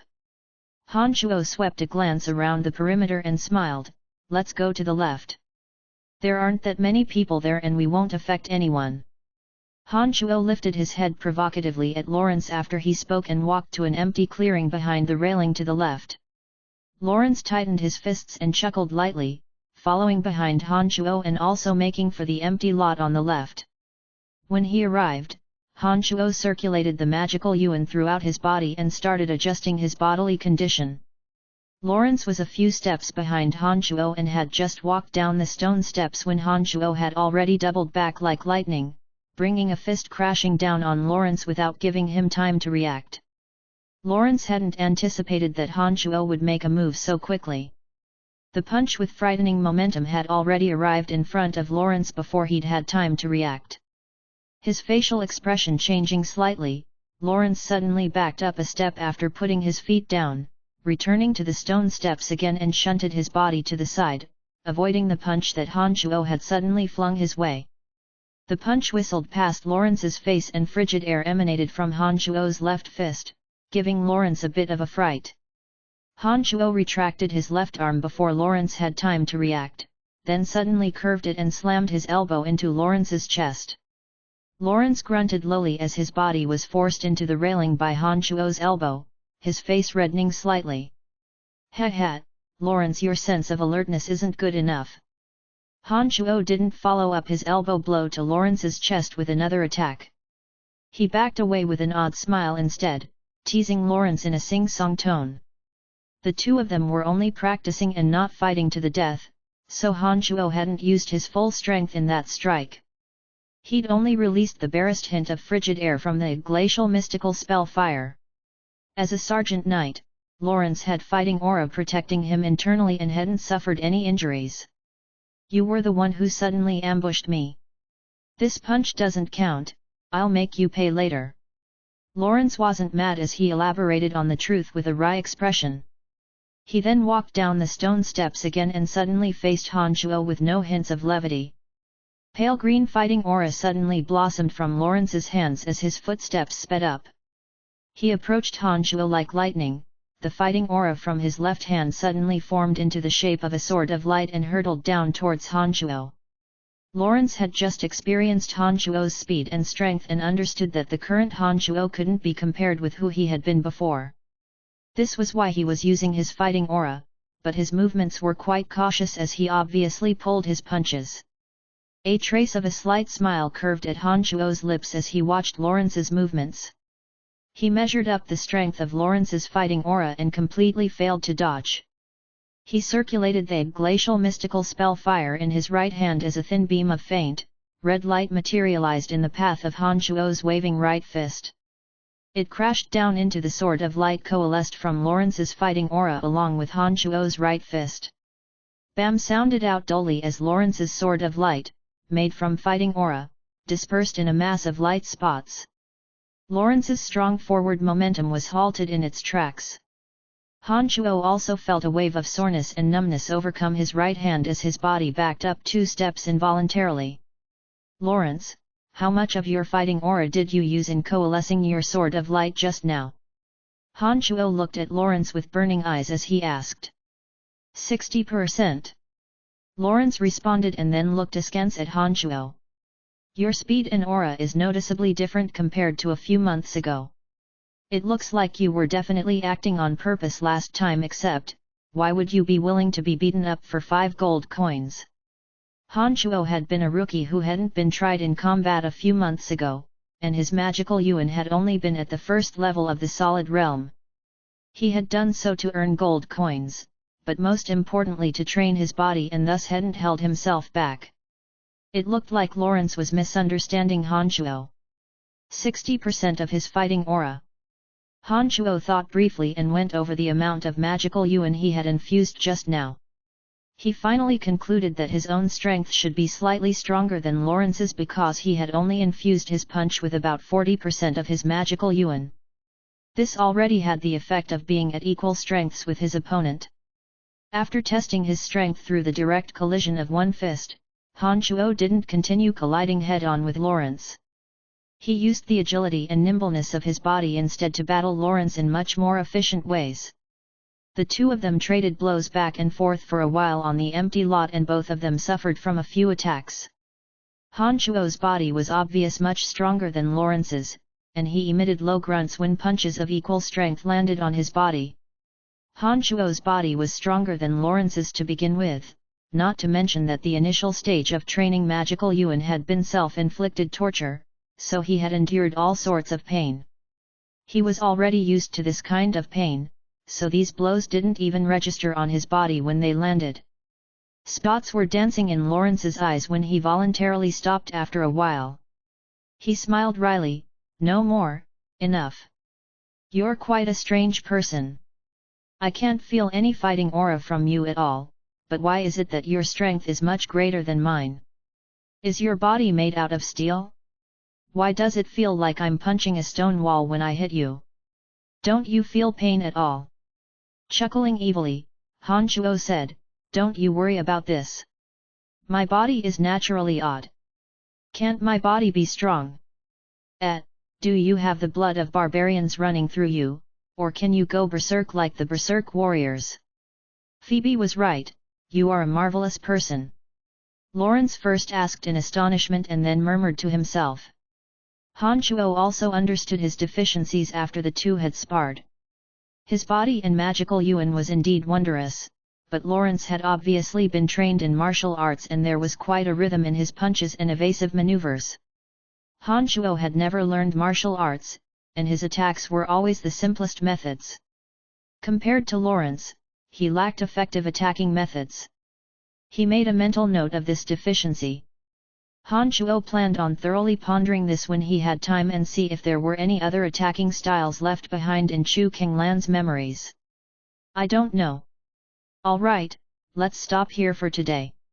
I've finally redeemed myself for last time. I'll come to the night school when I obtain the black iron ore." Han Chuo mentally weighed a few things and made his careless farewells to Lawrence as he returned to the necromancy major with furrowed brows. Lawrence didn't get mad after coming off a bit worse for the wear this time. After he bid farewell to Han Chuo with a smile, he walked towards his night school and muttered, "A strange person indeed. The durability of his body can probably be compared with orc warriors." Han Chuo mused privately as his footsteps continued to take him towards the necromancy major. Phoebe needed some time to prepare the rations and he didn't intend on returning to the cemetery of death in the short terms. Duke was currently residing within the school and Han Chuo still didn't know his exact plans. Therefore, he decided to remain within the necromancy major after some thought. Han Chuo's dorms had long since been arranged by Fanny, but he'd never lived in them.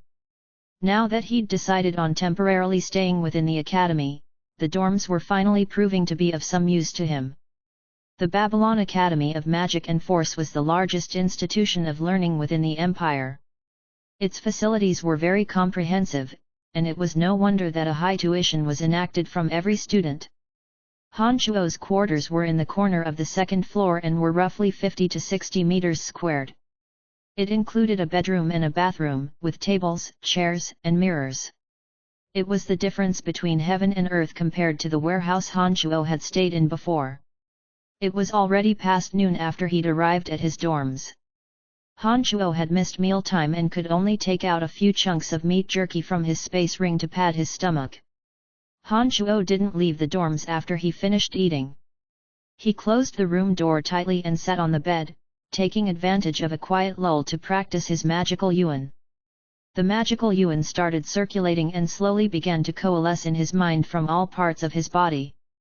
A sort of clear, slightly cool feeling permeated through his brain, making Han Chuo feel that his brain was immersed in a refreshing pool of water. However, this feeling only lasted for a short while. The comfort of his mind was replaced by a soul-wrenching pain.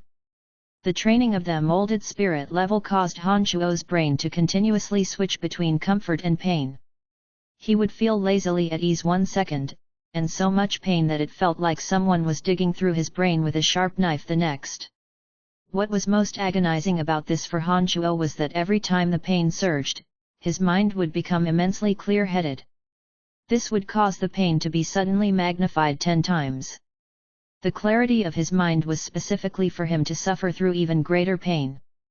This made Han Shuo wish to curse whoever created this magical Yuan technique was seriously a perverse masochist.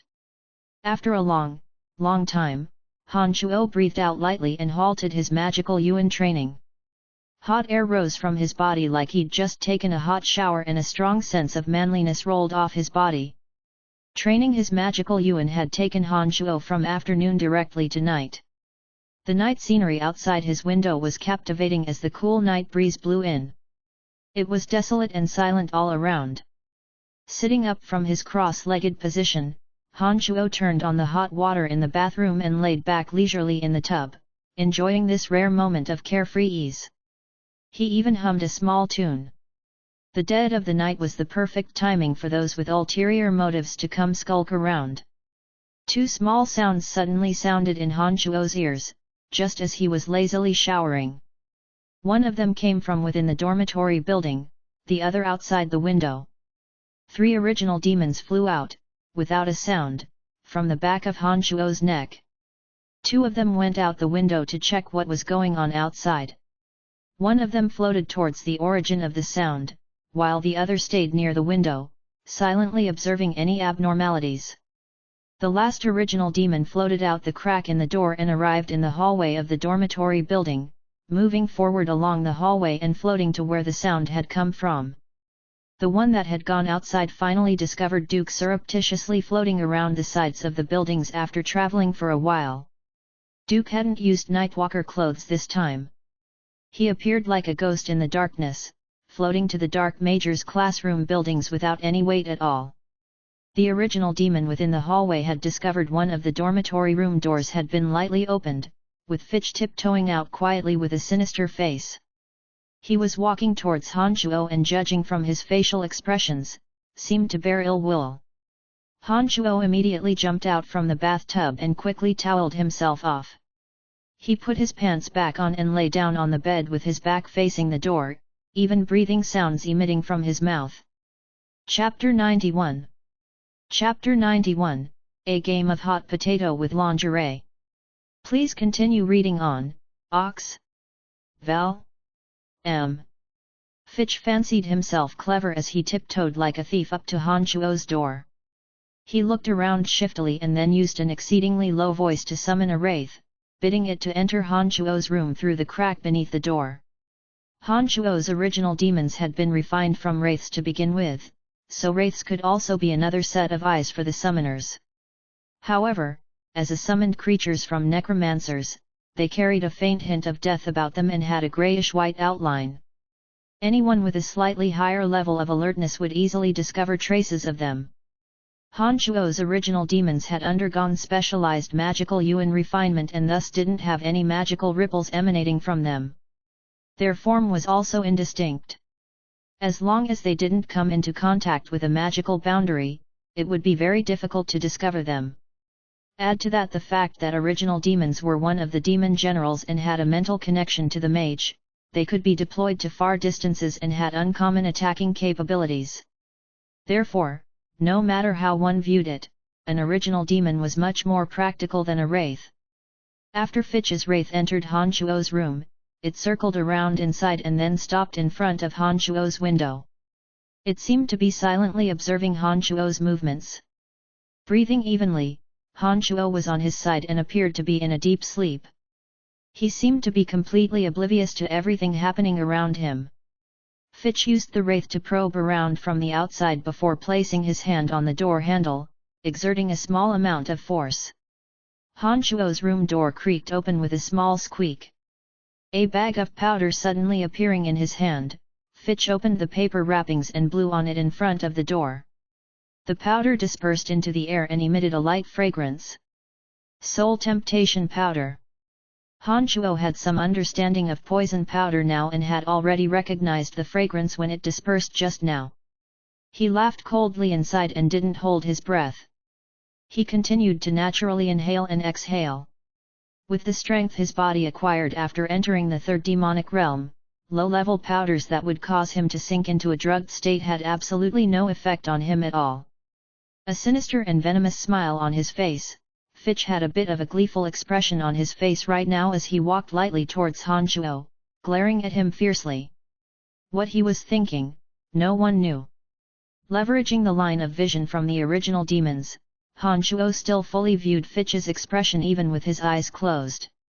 Although he maintained a sleeping posture with his body, Han Shuo had long since readied himself. He was prepared to make a move as soon as things went south. Han Shuo was prepared to kill as soon as Fitch laid a hand on him. However, Fitch didn't seem as bold as Han Shuo thought. He stared at Han Shuo and then murmured to himself, "You lowly slave, you're completely unworthy of Master Fanny. I should have run you out of the necromancy major a long time ago, but you weren't around for a long time. However, let's see where you'll run this time. After tomorrow, everyone will be sure that you're a pervert. Even if Master Fanny helps you, the school authorities will expel you from the necromancy major. I've spent quite a lot of effort and time in wanting to make a move against you, heh heh." Fitch murmured as he fished out a large package from his being. He bent down and shoved the package under Han Shuo's bed, then slowly backed out of Han Shuo's room with a proud air, cackling in a low tone as he did so. He then carefully closed the door to Han Shuo's room and walked easily to his own room with a face full of satisfaction. Han Shuo immediately sat up in his bed after Fitch had left and bent down to look around. He discovered that Fitch had hung this package from the wooden slats beneath the bed. He would have been hard-pressed to discover it if he hadn't looked carefully. When Han Shuo took down the bundle and opened it, he was flabbergasted by what he saw. A collection of flimsy, thin female lingerie greeted his eyes. These colorful articles of clothing were lace-trimmed and all had very small amounts of cloth on them. They were either cute or sexy. Some had just been washed, with two looking like they'd just been taken off and hadn't had time to be washed. There were still a few traces of the female body on them. Han Shuo stared at the female lingerie items within the bundle and looked them all over twice, sighing that Fitch really did possess amazing methods of revenge. He started to grow a healthy appreciation for Fitch. However, what he admired wasn't Fitch's schemes, but his methods. Who would have thought that he would be able to silently and unwittingly obtain so many articles of female lingerie? He wondered if there were any in this pile that belonged to Master Fanny. Shaking his head with involuntary laughter, Han Shuo knew that once the girls of the school realized that their lingerie had gone missing, they were bound to raise a huge furor tomorrow. Fitch was certain to have other tricks up his sleeve. Perhaps there would be a room-by-room search of all male students tomorrow. If this bundle were to be discovered beneath his bed, Han Shuo was sure to gain the title of Great Perverted Demon. He wouldn't have to wait for the school to expel him then, since he himself wouldn't have the face to face anyone and would never appear within the academy again. "I won't do anything to you if you don't do anything to me. Fitch, ah Fitch! You can't blame me for being vicious this time." Han Shuo picked up the package and snickered softly as he got out of the bed and walked towards Fitch's room with the original demon leading the way. He used almost the same exact methods of leveraging the original demon's vision to copy Fitch's methods. He traveled soundlessly to Fitch's room, shoved the bundle beneath Fitch's bed and then left, with none the wiser. Once this matter had been completed satisfactorily, Han Shuo returned to his room and didn't go back to sleep, but rather used the other original demon to observe Duke's movements. Duke had flown directly to a classroom on the 4th floor of the building after arriving at the dark major building. There was not a soul within the classroom building at night. Duke didn't move after setting foot in this room, becoming one with the night. Han Shuo gazed upon Duke in the darkness, through the eyes of the original demon parked in the shadows of a great tree. Except, he didn't make another move after arriving and had no further movement. This made Han Shuo feel quite confused. He wasn't sure what Duke was doing in the classroom building in the middle of the night. After a while, just when Han Shuo started to feel a bit impatient, a fat cloud of black light suddenly appeared in the distance and slowly moved towards the classroom building. It would have been difficult to discover the cloud's existence if he hadn't been paying attention in the darkness. Han Shuo gave himself a mental shake and immediately increased his attention. He carefully observed the movements within this ball of light. The dark light was thickly concentrated like a dense patch of clouds, making it difficult for Han Shuo to see what was going on inside. The motionless Duke only detected this cloud of light after it entered the dark major classroom building, and he suddenly coughed lightly. The cloud of black light halted briefly upon hearing Duke's light cough, then quickly traveled up the steps and made for the room that Duke was in. Duke and the cloud of dark light finally met with the room between them. Duke flicked a glance at the cloud of dark light that had halted in front of the door and displayed a trace of a smile, saying softly, "The Empire's Black Underworld organization is everywhere, all right. There are even people from Black Underworld within this organization. It's very nice to make your acquaintance. I think you can reveal your true appearance now. I've been in this academy for many years, and expended a lot of the organization's resources just to gain entrance to this place from the beginning. My identity must not be revealed at any costs. There are many archmages like you within the Babylon Academy, and the head of the school is even a Grand Magus. It would be no trifling matter if we alarmed her." A familiar voice travelled out from the cloud of black light. It was then peeled back like layers of clothing being cast off, revealing the figure of the Dark Major's old witch Camilla. It was her. Han Shuo was startled as he observed everything inside with greater caution, deathly afraid that he would miss any bit of their conversation. There was a dark mantle organization within the Lancelot Empire, and hence there would certainly be a similar organization within the Kasi Empire. It seemed that Camilla was from the Kasi Empire and was a member of the Kasi Empire's Black Underworld. This was quite interesting. "So it's you. Heh heh. I even saw you today. Who would have thought that you're one of us? The Black Underworld of the Empire is indeed infinitely resourceful. It looks like my mission this time will be a lot easier than expected." Duke was also quite surprised when Camilla revealed herself. "It's very dangerous for the two of us to meet here. The Dark Mantle organization of the Lancelot Empire isn't that easy to handle either. I've had a few run-ins with them here. They're like flies that buzz around you. If my identity is revealed, not only will I immediately die a gruesome death, but I'll also fail to live up to the Empire's cultivation of me. Cut the blather. What business did you have in contacting me?" Camilla rushed Duke impatiently to get down to business. Nodding, Duke said gravely, "I have many responsibilities about me on this trip to the Lancelot Empire. If it wasn't for the inability to resolve them myself, I wouldn't dare to call upon your Black Underworld's agents. I've asked Master Fanny of the Necromancy Major today and heard that apart from each major's library, there's also a secret library. We need to look up a few materials and would like to ask you where the library is located, and how we get in. There is indeed a secret library with many rare books stored inside. I've not only heard of this library, but I've been so privileged as to make it inside before. However, there's a magical boundary personally cast by the headmaster. No one can go inside without the headmaster's approval. I was going to research curses of the Dark Major last time, that was how I made it in, accompanied by the headmaster. If you want to break into the secret library, I'm sure you'll be discovered by the headmaster. You'd best think of another plan." Camilla gravely warned Duke with a face full of resignation. Duke thought with a darkened face for a while after hearing Camilla's words and said to her, "If this is the case, then I'll have to impose upon you and think of a way inside. The Empire would like to know everything regarding the Eye of Darkness. Go inside and see if there's anything with regards to this. Before I made this trip, those on top in the Black Underworld said that I could make use of you in critical moments. I hope you understand. If the Empire wanted to investigate this matter, they could have directly given me orders through the Black Underworld. Why would they trouble you with a personal trip? Camilla looked at Duke in confusion and didn't immediately agree, opening her mouth and asking Duke. You don't need to know that much about this matter. The Empire has its own arrangements in sending us. You just need to go to the secret library and help me understand everything there is to know about the Eye of Darkness. Duke's forehead creased as he said a bit unhappily. What item is that? It sounds like something from our Dark Major. Tell me what it looks like and its basic information. It's not something from your Dark Major.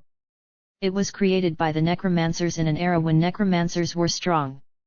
The secrets of opening the Cemetery of Death are hidden inside. It's said that the Cemetery of Death is sacred ground for necromancers.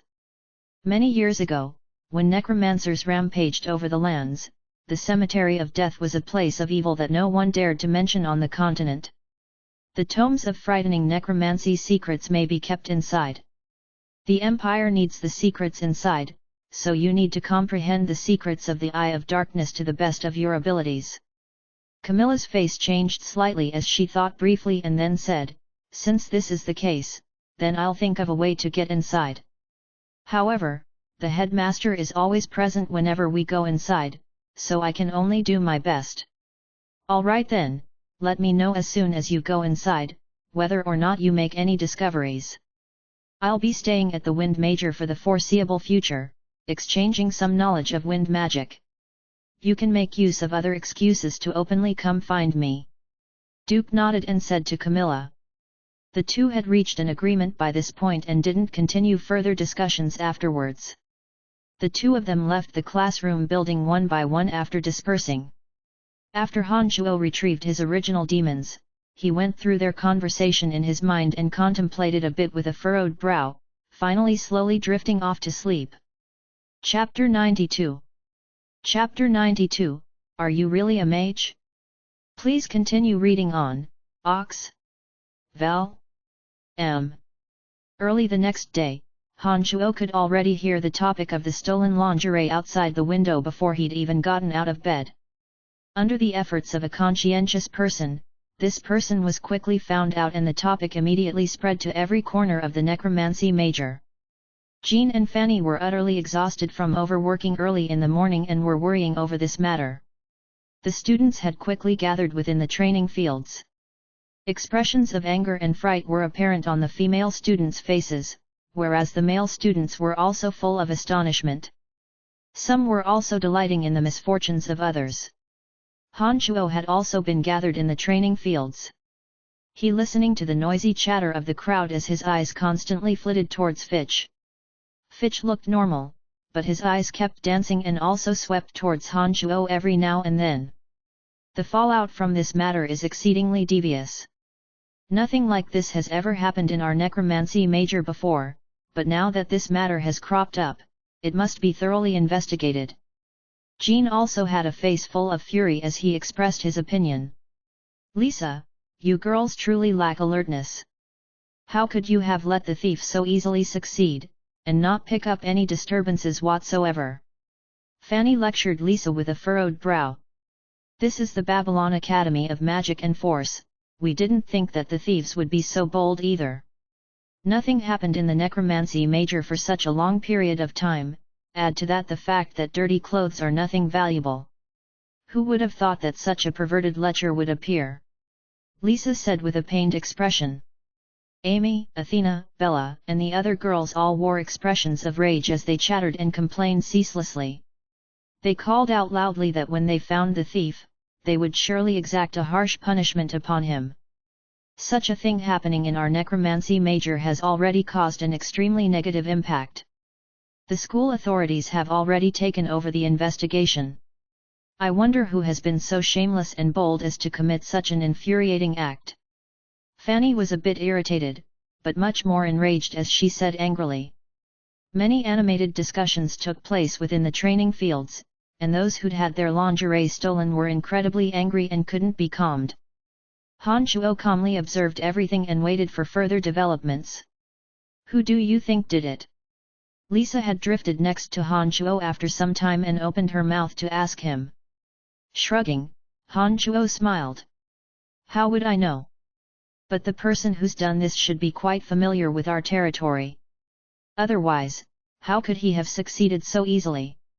Although you're a bit weak, but I think you girls would have noticed something if someone ordinary and unfamiliar with the surroundings tried to do something like this. None of you girls noticed a thing, so I quite admire this person's methods. How can you still be cracking such jokes at a time like this? My bra was stolen too. This person is a shameless lecher. If I know who did it, I'm not going to let him off the hook. Lisa clenched her fists and bit off her words. You'll have to catch him first. Han Shuo conversed carelessly with Lisa, but his eyes roved continuously over Fitch's face. Just as there was a hubbub on the training fields, a middle-aged swordsman walked in. His name was Vita, and he was in charge of all trivial matters within the academy. Han Shuo had seen him once before. This person was famous for having great strength. If there were any fights that broke out between the students, or any strange circumstances that appeared, it was always him who appeared to handle things. I have already grasped the general gist of the situation. I looked around the girls' dormitory building just now. Hey! I can already hazard a guess as to who committed this act. Vita's eyes immediately swept towards where Han Shuo and the others had gathered when he arrived and spoke coolly. Uncle Vita, who did it? Hurry and tell us. Amy stood next to Vita and asked anxiously. Vita's expression was stiff as he looked towards Han Shuo. The person who did this would be most aware of this in his heart. I hope that he will voluntarily admit his mistakes. As long as he steps forward voluntarily, I can at least promise that I won't send him to the Empire's judiciary, but if he stubbornly refuses to plead guilty, then I won't be kind to him. Mr. Vita, what do you mean by that? You've been yelling at our students all along. Do you think that one of them has committed this act? That's too ridiculous. Fanny said unhappily when she saw Vita's glance patrol continuously over a few male students' faces with a cold and stern look on his face. Master Fanny, this isn't ridiculous at all. It has to be one of your dear students. I looked around the girls' dormitory and found a pair of exceedingly faint footprints that went from the female students' dorm windows, avoiding the trees and shrubbery, and making for the boys' dormitory. Heh, I've handled many cases like this before and don't even think of concealing the truth from me. I think Master Fanny should well understand what problem this lays out. Vita thought himself clever as he chuckled and made a judgment on this matter. It looked like Fitch had paid quite a bit of attention to detail. He'd even purposefully left footprints behind for Vita to point the way. However, this Vita didn't seem too intelligent. This caused Han Shuo to somewhat dismiss him and lowered his view of this person in his heart. When these words were spoken, they immediately caused an uproar. All the boys immediately called out and denied that they'd been the ones to commit such a dastardly act. The group of girls with Bella at their head looked angrily in their direction. Their gaze at all the boys was quite unfriendly, as if every was under suspicion for doing the deed. Lisa, you don't need to look at me that way. I feel quite uncomfortable. Lisa also swept an odd gaze over Han Shuo's face. Although Han Shuo hadn't done anything, he still felt all the hair on his body stand on end when she stared at him with that look, as if he'd really become that shameless perverted demon. Hee, I'm just having fun with you. I believe that you would never do something like this. Lisa smiled sweetly at Han Shuo when she saw that his scalp was a bit numb. Vita was already a bit impatient at this point and spoke with a cold expression on his face. I think one amongst you can admit your guilt at this time. We can resolve this matter privately within the academy if you are willing to voluntarily admit your wrongdoings. However, if you hold the mentality of getting by on a fluke and have no intention of repenting and mending your ways, then don't blame me for being harsh. As the thief, Fitch had already safely stowed the items in Han Shuo's room. He was quite proud right now and naturally wished ardently for Vita to investigate. All the other students had done nothing and naturally weren't afraid of anything. Each of their expressions were more serious and with a clear conscience than each other. Fitch even spoke with a noble spirit, this should be thoroughly investigated. Such a matter should definitely not be treated with leniency. Bach and the others murmured noises of assent, expressing the attitude that this thief should be harshly punished. It was as if the firmness of their attitude would be enough to prove their innocence. "Brian, why don't you say anything?" Amy couldn't help but ask curiously when she saw Han Chuo standing there with a faint smile on his face, saying nothing and presenting a sharp contrast to the other students full of noble wrath. "Is he feeling guilty? Heh, but it's rather odd. Nothing happened in the days when he wasn't in the necromancy major. Something immediately took place when he happened to be in the dorms last night. This seems like quite a coincidence." Bella had some old grudges with Han Chuo. It was as if she'd discovered a new frontier when she suddenly exclaimed softly. Her exclamation and her words seemed to make a bit of sense. The gazes of all assembled fell onto Han Chuo. All of them were filled with suspicion, and disdain could be even found on a few people's faces, as if Han Chuo was that pervert. "There's no point in proclaiming my stance. I think Mr. Vita will be able to successfully investigate who did it. I await his discovery with great anticipation." Han Chuo shrugged his shoulders and said faintly. Seeing that no one was stepping forward, Vita snorted coldly, "All right, since this is the case, don't blame me for taking drastic measures. Not too much time has passed since the matter occurred till now. I think the thief would have only hid the items on him or in his room. Master Fanny and Jean, we'll search their bodies first. Once we've concluded the body search, we'll move on to searching their dorms. I think he wouldn't have buried the items." Under Vita's requests, the male students all stripped off their clothes until they were standing in their shorts. It was up to Vita and Jean to search through the clothes on their bodies. When Han Chuo also took off his clothes, Vita displayed a surprised expression as he looked hotly at Han Chuo's naked body. He suddenly asked, "Are you really a mage?" Everyone present couldn't help but pay attention to Han Chuo when Vita spoke these words. They were greeted with the sight of even and perfect muscles on Han Chuo's naked body, a body full of masculine energy and strength. His figure looked even stronger and more perfect than ordinary warriors. This was a stark comparison to the short, skinny, or fat students. No wonder Vita was so surprised. "When did you become so fit? I remember you were skinny and small before." Lisa's eyes gleamed as she stared intently at Han Chuo's revealed naked body and sighed in the best of spirits. All the other female students were incredibly surprised when they saw Han Chuo's greatly alluring masculine body. When they compared it to the room full of fat and bones, they immediately felt that Han Chuo's extraordinary body was absolutely perfect. The shy Amy blushed faintly and lowered her head to whisper something to Athena. This also made Athena's face redden as her gaze towards Han Chuo became a bit odd. Fanny's face was also flushed and she didn't seem to dare to look at Han Chuo's body directly. She first looked away and then snuck intense glances at Han Chuo's body when no one else was paying attention. "I was malnourished before and wasn't well developed. Of course I develop well now that I'm eating well." Han Chuo looked ambiguously at Lisa's chest and said meaningfully, "You suck." Lisa became panicked upon seeing Han Chuo stare at her chest and admonished Han Chuo embarrassingly. When this interlude had passed and everyone's clothes had been turned over by Vita, he opened his mouth after failing to discover anything. "It looks like it's been hidden within the dorms. Let's begin our investigation of the dorms. Brian seems to also have a space ring." Bella suddenly spoke up just as everyone was about to leave. Vita's departing form halted upon hearing Bella's words. He then looked with astonishment at the space ring on Han Chuo's hand and exclaimed, "So that's a space ring, I almost missed it, but space rings aren't easily searched. This will be a bit difficult. How about this, give me the space ring first and I'll go find the headmaster. As a space archmage, she'll have the ways to open your space ring. I hope you cooperate with the course of my duties." Han Chuo first looked coldly at Bella in the distance, saying directly to her, "Ugly woman, you are seriously unlikable."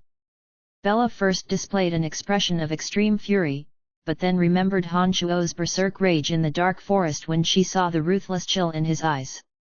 She involuntarily took one step back in fright and opened her mouth, but couldn't bring herself to say another word. Han Shuo's heart had sank at this moment as he suddenly felt put on the spot. There were some sensitive items within his space ring. It would create a lot of trouble for him if the headmaster discovered them. What's wrong? Is there something that shouldn't see the light of day in your space ring? Vita asked as he saw Han Shuo hesitate to cooperate. I trust that he wouldn't do anything like this. I think we should investigate the dorms first and then discuss his space ring if nothing is found. Fanny thought for a moment and spoke up when she saw Han Shuo display a conflicted expression. Vita looked in surprise at Fanny and then woodenly nodded his head. Then you look after him during this time. Don't let him out of your sight and get up to any tricks. You're responsible if anything goes wrong. Let's go search the dorms.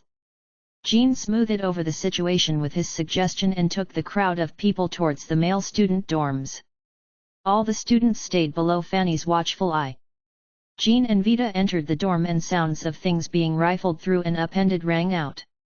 Fitch watched Han Shuo and Fanny stand together with a look of cruel joy. He gleefully went over the punishment that Han Shuo was about to face and he felt a contentment that he'd never felt before. Thank you, Master Fanny. Han Shuo thanked her sincerely as he looked at Fanny by his side. Rolling her eyes at him, Fanny whispered with her sweet voice, "What awkward items are within your space ring?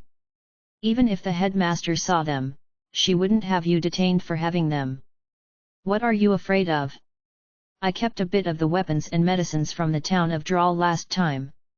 If the headmaster searched my space ring, she'll surely discover this bundle of stolen goods. Our major has divvied up the items and the gold coins. If the headmaster saw it, our entire major will be strung up for it. Don't you think something's wrong with Bella's brain?" Han Shuo said. Fanny suddenly felt like a fool after hearing these words.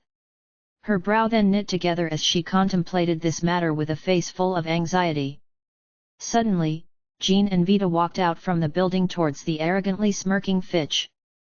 Vita asked coldly, "Did you think I wouldn't discover them simply because you hung them on a hook beneath the bed?" All the looks full of disdain and disgust suddenly landed on Fitch's proud face. Just as Fitch was dumbfounded, he was utterly drowned by a shrill, angry tide of curses from the female students. Chapter 93. Chapter 93, Great Formation of the Divine Zombies and 5 Elements. Please continue reading on, Ox. Val. M. Fitch was utterly destroyed this time. He was mercilessly hauled away under everyone's curses and contemptuous gazes as he continuously called out, "This is an evil plot. I was framed." Vita said to Fanny before he left, "This filthy piece of scum will never appear in the academy ever again." Everyone kept discussing Fitch's despicable acts for a long time after he'd been dragged away. Several of the female students' fury still hadn't abated as they chattered busily, cursing Fitch. No one sympathized for him. Fanny was a bit flabbergasted. She hadn't expected that Fitch would be that kind of person. She even suspected the truth of the matter a bit, but the truth was right in front of her and she had nothing to say. She could only continuously shake her head and sigh. Having caught the thief, Han Shuo naturally didn't have to worry about the issue of his space ring being searched. He laughed coldly inside as he watched Fitch caught in his own trap. He'd been asking for it and couldn't fault Han Shuo for being ruthless. If Han Shuo hadn't discovered this beforehand, he would most likely be the one facing the crowd's jeers and taunts now. This matter made the students buzz with excitement and discussion all day, but Han Shuo didn't get involved. He didn't attend class in the morning, but rather headed to the training grounds alone, practicing how to summon zombie warriors over and over again. Since his direction was correct, he only needed time. After a morning of repeated practice, he finally successfully summoned a zombie warrior. This meant that Han Shuo had added another powerful spell to his arsenal. The manipulation of zombies was much more difficult than skeletal warriors. In order to fully deploy the exceptional offensive capabilities of the buff and clumsy zombies, the technique and familiarity of the manipulator was even more critical. Han Shuo stayed within the training grounds for the next 3 days and practiced controlling the zombies with more familiarity. As he stood in the midst of the various obstacles within the training field, Han Shuo summoned a zombie that wielded a heavy iron club. Under the control of Han Shuo's mental strength, the zombie twisted its body and evaded a few of the obstacles. The iron club in its hand crashed solidly down on a target under Han Shuo's guidance. Han Shuo kept careful surveillance on the Dark Major's old witch, Camilla. During these 2 days, the old witch visited the headmaster's office once, but strong magical pulses were present in the headmaster's office. Han Shuo was certain that a magical boundary existed within the headmaster's office. As a grand magus of space magic, the headmaster possessed extraordinary magic. Han Shuo didn't dare brashly insert his original demons into her office to eavesdrop. Therefore, he had no way of knowing what Camilla discussed with the headmaster, and he didn't know whether or not Camilla had already visited the secret library. However, judging from the amount of time that Camilla had spent in the headmaster's office, Han Shuo felt that Camilla hadn't paid a visit yet because she walked out a few minutes after entering the office. "You're in the training grounds all right, I knew I'd find you here." Han Shuo had remained within the training grounds this morning while the others were listening to the lecture within the classroom. Fanny suddenly walked in and spoke to him. "What are you doing here? Don't you only have classes in the afternoon?" Han Shuo didn't stop practicing after Fanny had walked in and only responded carelessly, continuing to manipulate the zombie to agilely circle past another obstacle. "I came looking for you." You've grasped it quite quickly." "Heh, according to the speed of your improvement, I think you'll be able to make it into the next stage before too long." Fanny smiled faintly and complimented him when she saw that Han Shuo could already adeptly control zombies. She halted, crinkled her slender brows, and then asked in confusion, "Brian, although your potential is quite good, the speed in which you're concentrating mental strength shouldn't be this quick. The meditation of mental strength doesn't have much to do with the quality of potential, particularly when one is just starting out. Mental strength is slowly increased through accumulation over many months and years. Why are you able to possess the mental strength of a novice mage after just a few months? This is quite queer, just how are you doing it?" It was natural for Fanny to be perplexed. Han Shuo's mental strength had increased quickly largely due to the effects of the Eye of Darkness. Han Shuo improved with rapid speed without rhyme or reason whenever his mind was about ready to split open from pain. Now that his magical yuan had entered the molded spirit stage, the potential of his brain had been unlocked and the speed in which he gathered mental strength increased yet again when he meditated. With the overlapping effects of his training, it would have been difficult for his mental strength to not increase in speed of concentration. Shrugging, Han Shuo said, "How would I know? My body's quite strange to begin with. Not only am I much stronger than ordinary mages, but the speed at which I gather mental strength when meditating is also quite fast. Can it be that you possess the legendary body of divine favor?" Fanny first blanked, with a look of extreme joy appearing on her face as she spoke with excitement. Han Shuo was also dumbfounded by her words. He asked blankly, "What's a body of divine favor?" There are an exceedingly few amount of people in this world who are born with bodies different from others. It's rare for even one of these people to appear out of 10,000 people. Their bodies are different from ordinary people. Some of them have natural aptitudes for training fighting aura, and some are naturally born to become mages. If these people can find the correct realm for them, their accomplishments are often incredibly brilliant. Because these people's bodies are different from ordinary people's, the legends say that they've attracted the favor of the gods. Some of the preeminent characters on the continent now possess these bodies of divine favor. Can it be that you're one of them too? An inexplicable light of excitement danced in Fanny's eyes as she stared at Han Shuo and exclaimed in surprise. Perhaps. Han Shuo knew that the peculiarities of his body were completely attributed to the training of magical yuan. That likely had nothing to do with a body of divine favor. However, Han Shuo naturally couldn't find any reasonable explanation. If he was tagged with such a label as a body of divine favor, it would be a reasonable excuse. After Fanny had finished being excited, Her face suddenly became solemn and she said, "If this matter is true, then you can't tell anyone before you become strong enough. This body of divine favor may bring to you untold riches and glory, but it can also lead to your murder by those who harbor evil designs before you've fully matured." Han Shuo fully understood Fanny's words. If it was as she'd said, these kinds of people were a priceless treasure to every country, and would be the targets of seizure between countries. Some would also seek to destroy this kind of potential at all costs. Therefore, people with these kinds of bodies were actually quite dangerous. Nodding to indicate his understanding, Han Shuo evaded the subject and asked Fanny, "You said you were looking for me earlier, is something the matter? I mentioned a test to you last time. It's conducted to understand the true strength of all the students and to record the students' current level from Magic Apprentice to Adept Mage. Our Academy has the authority to confirm the levels, and these levels will be recorded within the files of Magic Association and will follow you for the rest of your life. It's also the symbol of your strength and identity. You will be viewed as having graduated from the Academy after surpassing the level of Adept Mage. When you wish your strength to be confirmed after raising it in the future, you must pass the specialized exams of the Magic Association. To a mage, a verified and defined level is the certificate for your future development, and thus it's quite useful."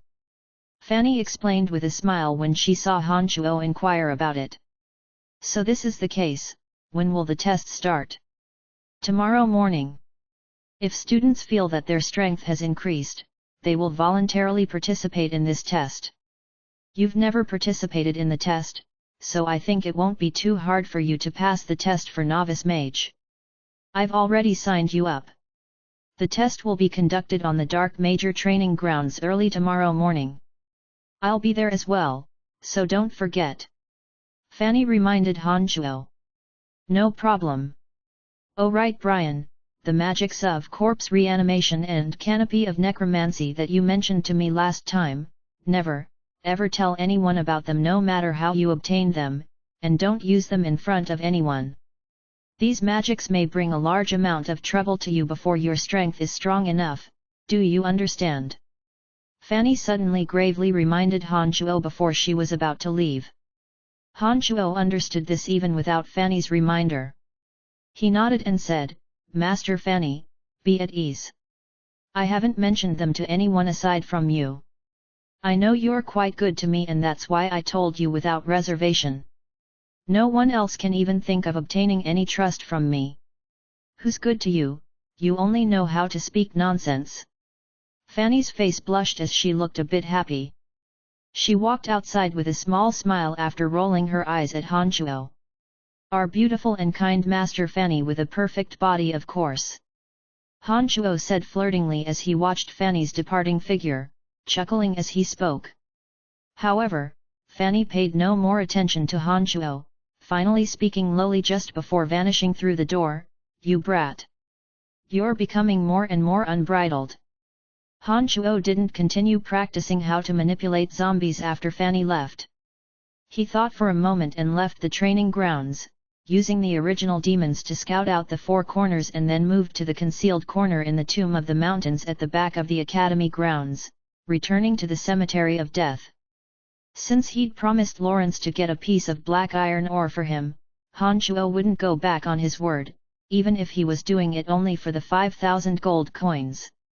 He brought the little skeleton with him into the mine and busied himself with roars and thuds all afternoon before mining a small piece of black iron ore. It looked like it would satisfy Lawrence's request. The supply of black iron ore within the mining cave wasn't inexhaustible. As mining went on, Han Shuo discovered that he had to penetrate even further into the depths of the mine and needed to excavate for quite some time before digging up a few black iron ores. Black iron ore was an exceedingly rare metal, and this seemed to prove that point. They'd only started digging for a short while and were already exhausting the supply. He trained his magical yuan for a bit beneath the raging waterfall, and suddenly recalled something on his way back to the Cemetery of Death. There was something about zombies left behind in Chu Kenglan's memories, and Han Shuo had also heard of the previous existence of zombies in his original world. When he carefully went through Chu Kenglan's memories, Han Chuo suddenly felt a bit agitated. According to Chu Qinglan's memories, zombies were only a lower form of existence. They were normally created when someone died in a place with a heavier concentration of yin qi, and formed after absorbing some of the yin qi of the heavens and earth. Low-level zombies were also a special herd creature. If they happened to be buried in a place with a thick concentration of yin qi, and that place also happened to be an extreme place of the 5 elements, there was a very small possibility that it would turn into a very strong zombie after absorbing the yin qi and rare resources of the extreme place of 5 elements over many months and years. According to the elements of metal, wood, water, fire, and earth, the 5 extreme places were divided into extreme place of metal, extreme place of wood, extreme place of water, extreme place of fire, and extreme place of earth. Once sufficient yin qi and power of the 5 elements were absorbed, there was a small chance that it would become a metal elite zombie, wood elite zombie, water elite zombie, fire elite zombie, and earth elite zombie. When the 5 types of zombies were formed, their bodies were much stronger than ordinary zombies. The most wondrous thing was that these zombies, that had formed after absorbing enough yin qi and 5 elements, could use the powers of the 5 elements of metal, wood, water, fire, and earth. If the 5 types of zombies congregated together, they would form the great formation of the divine zombies and 5 elements, and their strength would be incredibly frightening. However, these zombies were rare to begin with, and they historically couldn't be controlled by anyone.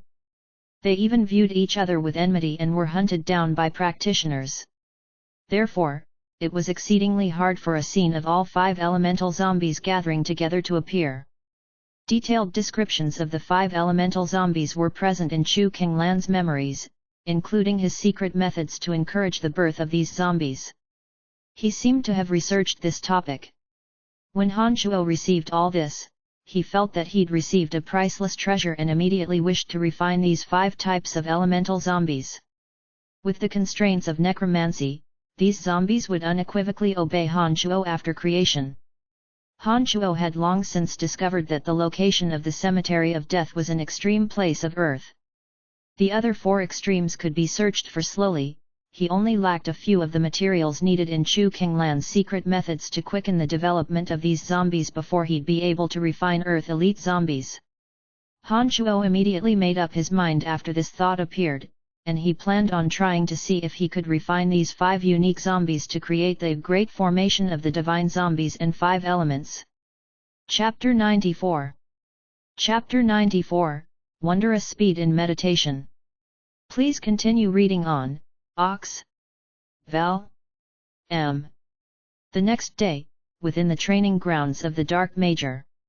The Dark Major was a large major within the academy, and its training ground facilities were more comprehensive than the necromancy majors.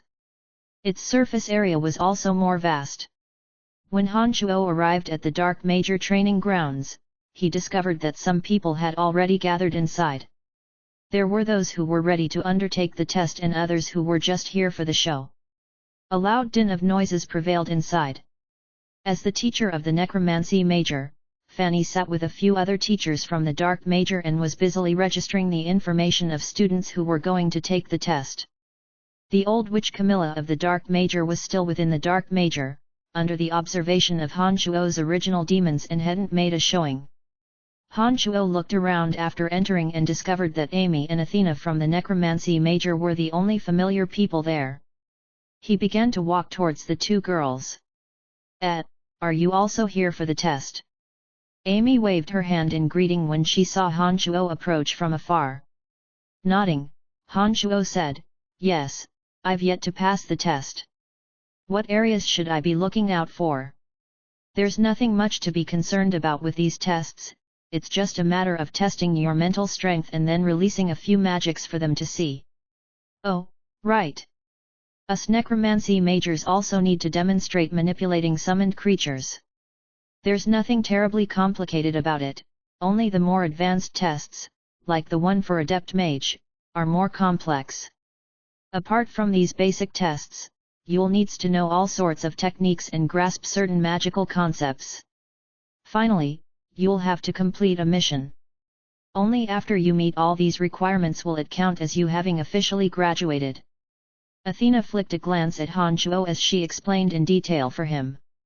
Standing with the two girls on the outside, Han Chuo observed for a bit and discovered that some of the dark major students all demonstrated their magic one by one according to the rules.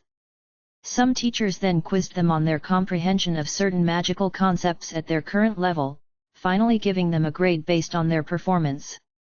Brian, you prepared for the magic apprentice level, right? Athena asked when she saw Han Chuo didn't respond and was only silently monitoring the performance of all the other students within the training grounds. No, I'm here to see if I can make it to novice mage. Han Chuo looked towards Fanny sitting primly in the distance and replied. What? Are you joking? If I recall correctly, you were still an errand slave for the necromancy major a few months ago. How is it possible that you are advancing to novice mage so quickly? Athena raised her voice and looked at Han Chuo in disbelief. No way! Amy also exclaimed softly. Smiling faintly, Han Chuo nodded his head firmly, explaining, I'm only giving it a shot and may not pass. Even though Han Chuo had spoken so, Amy and Athena still couldn't believe that Han Chuo was here to attempt the novice mage tests. The two girls chattered ceaselessly with their questions, finally stopping only when it was Amy's turn to be tested. Good luck, Amy. I think you'll be able to successfully advance to novice mage this time. Athena encouraged Amy when she heard Amy's name being called. Han Chuo also good-naturedly wished her luck. Amy walked out and then tested her mental strength in front of those assembled. She then released the three magics that a novice mage should have grasped: Agony of the Soul, Bone Spears, and Summoning Zombies. She then manipulated the zombies to attack a target within the training grounds. Finally, Fanny and some of the other dark major teachers asked a few questions regarding comprehension of magical theory. After a while, Fanny opened her mouth and said, Congratulations, Amy, you will be a novice mage from today onwards. All of your information within the Magic Association will be changed today. Athena also walked out for her test as Amy was still celebrating excitedly. She underwent the same tests, but maybe she was nervous during the process as her bone spear magic suddenly exploded halfway through. She also tripped over herself when facing the magical knowledge questions. It wasn't a surprise when Athena was notified that she had failed this test. She walked back to Amy's side with a depressed look. Han Chuo didn't have time to speak words of comfort before his name was called out by Fanny. He walked unhurriedly towards the inside of the training grounds and caused a bit of a disturbance. Some of the dark major students standing around were quite surprised to see Han Chuo, originally an errand slave, appear within the Great Hall. All of them started discussing with each other in low whispers, and a great many of them held a mocking attitude as they observed this happening. Heh, don't be nervous. Just follow the previous procedures and go through the tests one by one. I believe in your strength and that you can successfully advance to the rank of novice mage. Fanny spoke a word of encouragement and had Han Chuo follow the same procedures that had taken place before him. The test of mental strength came first. Han Chuo gathered his mental strength as he faced a testing stone made of special magical material. A dark major teacher then held up the testing stone to measure Han Chuo's mental strength. His mental strength coalesced at an extremely fast pace due to the potential of his brain having been unearthed. The testing stone had slowly brightened when the other students had their mental strength tested by the stone, until it finally stopped at a certain level of brightness. However, Han Chuo's case was a bit different. The darkened testing stone didn't slowly brighten continuously, but immediately lit up in the 2 breaths it took for Han Chuo to concentrate his mental strength, and then stopped at a certain level of brightness and didn't change any further. What's going on? Several of the dark major teachers displayed surprised expressions as they sat on the viewing table, as if they hadn't anticipated the testing stone to have such an odd reaction. Han Chuo dispersed his mental strength and suddenly became a bit nervous inside upon seeing the astonishment of those around him. He'd been worried originally that he didn't have enough mental strength.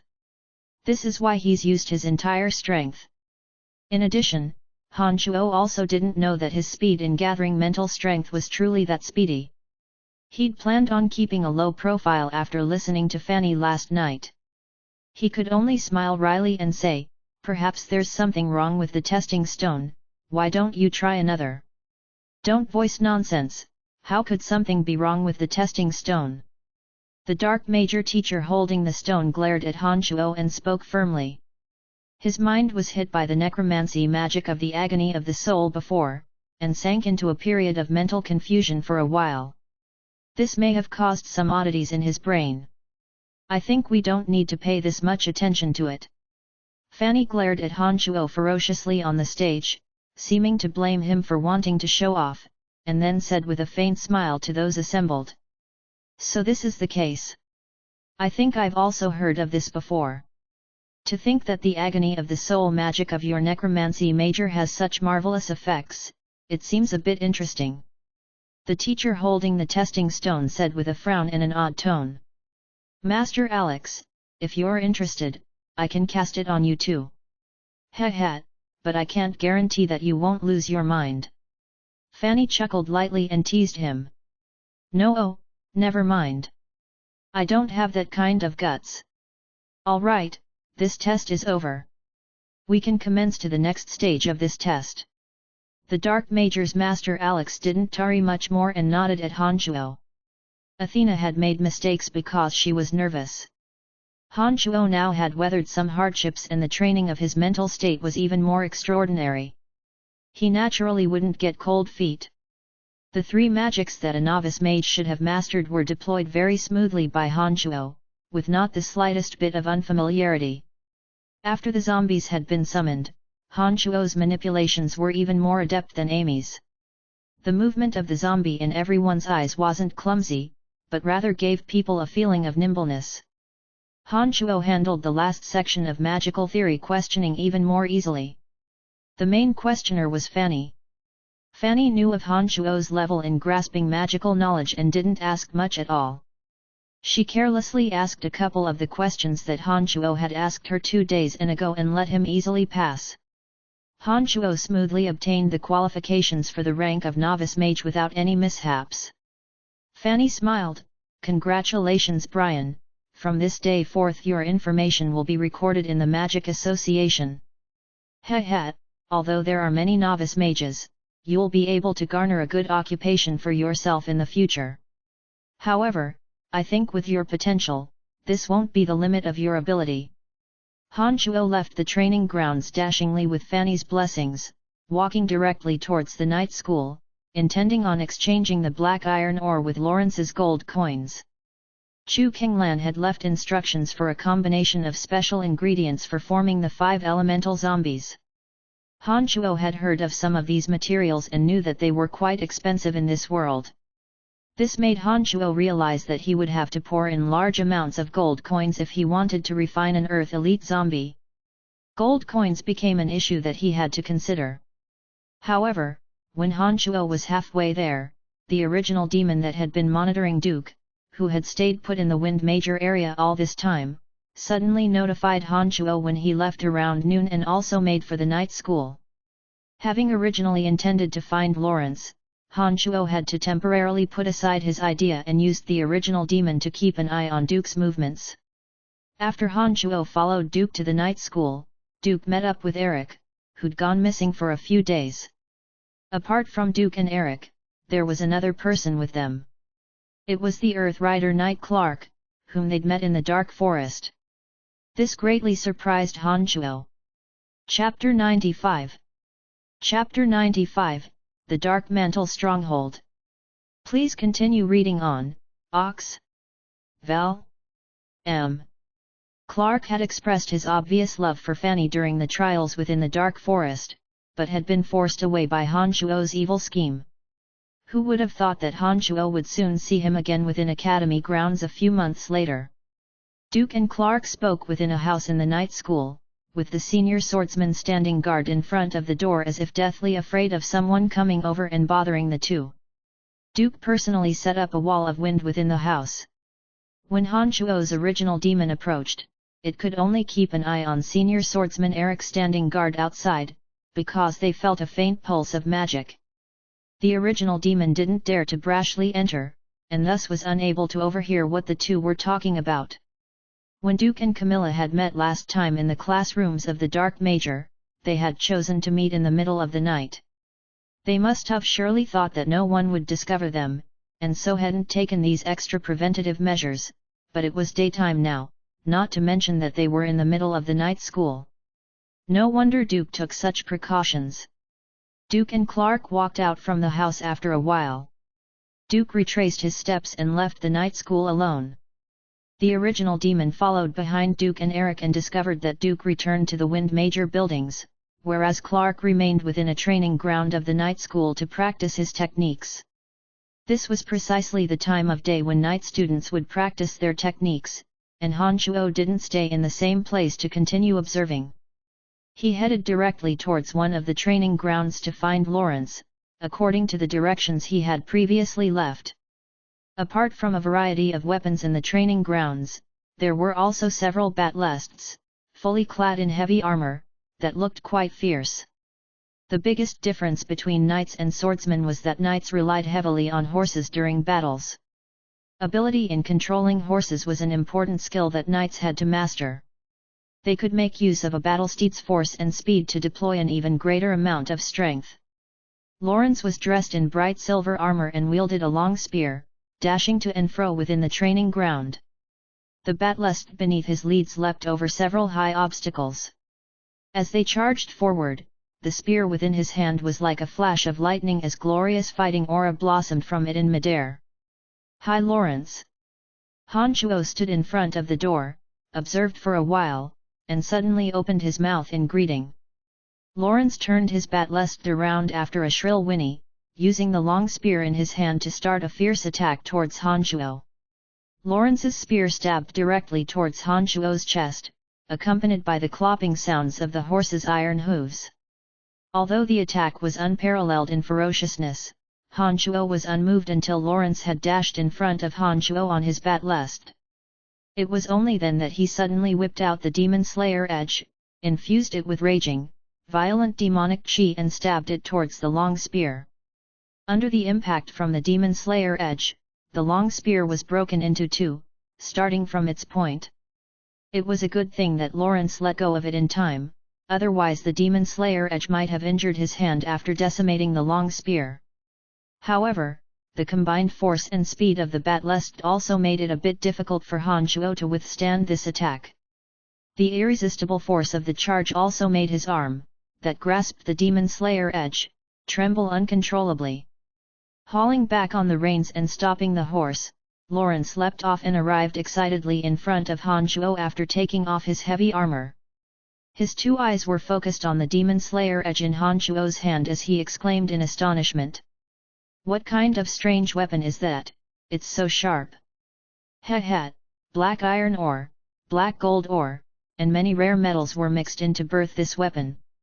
It was personally forged by dwarves, it'd be strange if it wasn't sharp." Han Chuo explained to Lawrence only after putting the Demon Slayer edge away. Lawrence picked up a towel and wiped away the traces of sweat on his forehead. "So that's the case, your weapon is indeed quite uncommon. Oh right, have you come to find me this time because you've already acquired some black iron ore?" Nodding, Han Chuo brought out the black iron ore that he had excavated yesterday from his space ring.